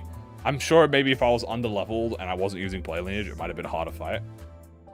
But I'm not really worried about I don't really care about story difficulty hard fight because I'm gonna fight her in the mirror dungeon and she's gonna whoop my fucking ass in the mirror dungeon. Also, we're getting a reflectorial next week of her. She's gonna whoop our ass in the reflectorial. Oh, don't worry, chat. You want difficulty? Don't you worry. We're gonna get reflectorial Zhongmi and she's gonna whoop us. Whoop us. Belt to ass. Like this. Right? So don't you worry. Don't feel bad about her difficulty. So she'll get her revenge, and then we'll do 410 mirror dungeon with her as well. So she's gonna rise. Oh, but that was great, man. That was a great fucking Intervallo, dude. Lovely Intervallo. I genuinely had a great time. I like the enemies are really good too. I really like the enemies. I know that's a weird thing to say, but I really did like the enemies.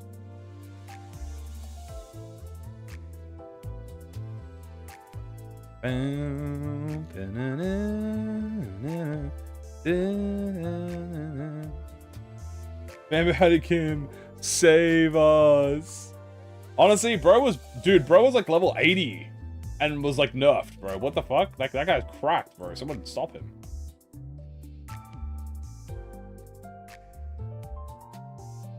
Have I checked the dialogue? Now we're gonna check the dialogue tomorrow. Dude, yeah, by the way, did that whole Intervallo had no unfocused encounters, by the way. I know. Oh, I have rewards too. Ooh, hold on. Ooh, I could check out the new banner. Check out the banner. No unfocused battles in the main story. How many was this, by the way? I'm curious. It was 15 to what? 26? So there's 11. 11 in a fathom. That's pretty good. That's pretty small for an Intervallo. Wait, I said it right here, 12. That's the same amount. Let me look at this. What? Yeah, the bamboo hatted the blade lineage fight was unfocused. That's it. That's the only unfocused battle in the fight. Ooh.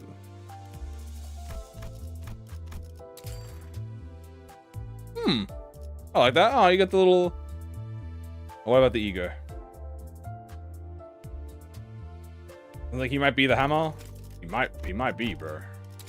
This is look. Oh, that's nice. That looks cool. That looks way cuter than what. This looks cuter as photos than it does as the actual image. Oh, I like that. Oh. Oh, that's cool. Oh, it's swapping. Oh, it's flashing between the dungeon. Oh, that's okay. This I didn't realize that. It's flashing between the S Corp and N Corp. That's cool. That's a sick effect. I like that. Very nice. I like the R6 one.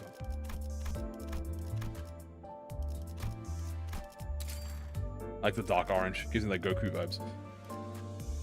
Pretty good. And yeah, that's sick. That's cool. Obviously tomorrow, chat. So let me tell you all what we're gonna do tomorrow, guys. Tomorrow we're gonna look at the announcer voice lines. Obviously here.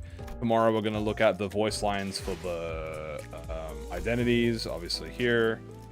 We're not gonna read it now. I'm too tired. We'll read the dialogue.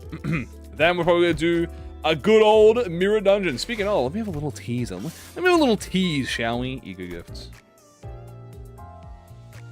Yeah, well, you definitely know we're doing extreme tomorrow. What is that? 32?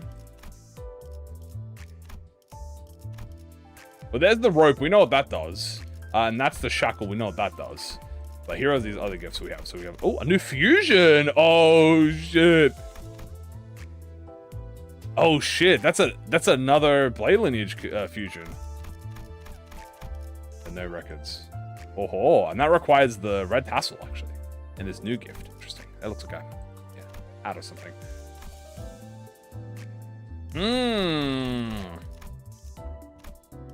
This might be an N-Corp upscale. Curious. Alright, well, guys, that is going to be it for today. Let me see, guys, just one thing. Thank you guys all for the support, by the way, today. I will... the worst part about doing Kano streams and Intervallo streams is I don't really get to read chat until the very end. But I do appreciate all of you guys, and tomorrow I will be back to scheduling and reading as per usual, which is awesome. So that's going to be great. And yeah, guys, that's going to be it. I will be heading off now, guys. Let me know your thoughts, the comments about the Intervallo. I had a great time with it. And yeah, that is going to be it, guys. I'm going to go to bed. I'm tired as fuck, but it was worth. All right, good luck, guys. Love you all. See you all tomorrow for more MNESTIC experience stuff. All right, take care. Bye-bye.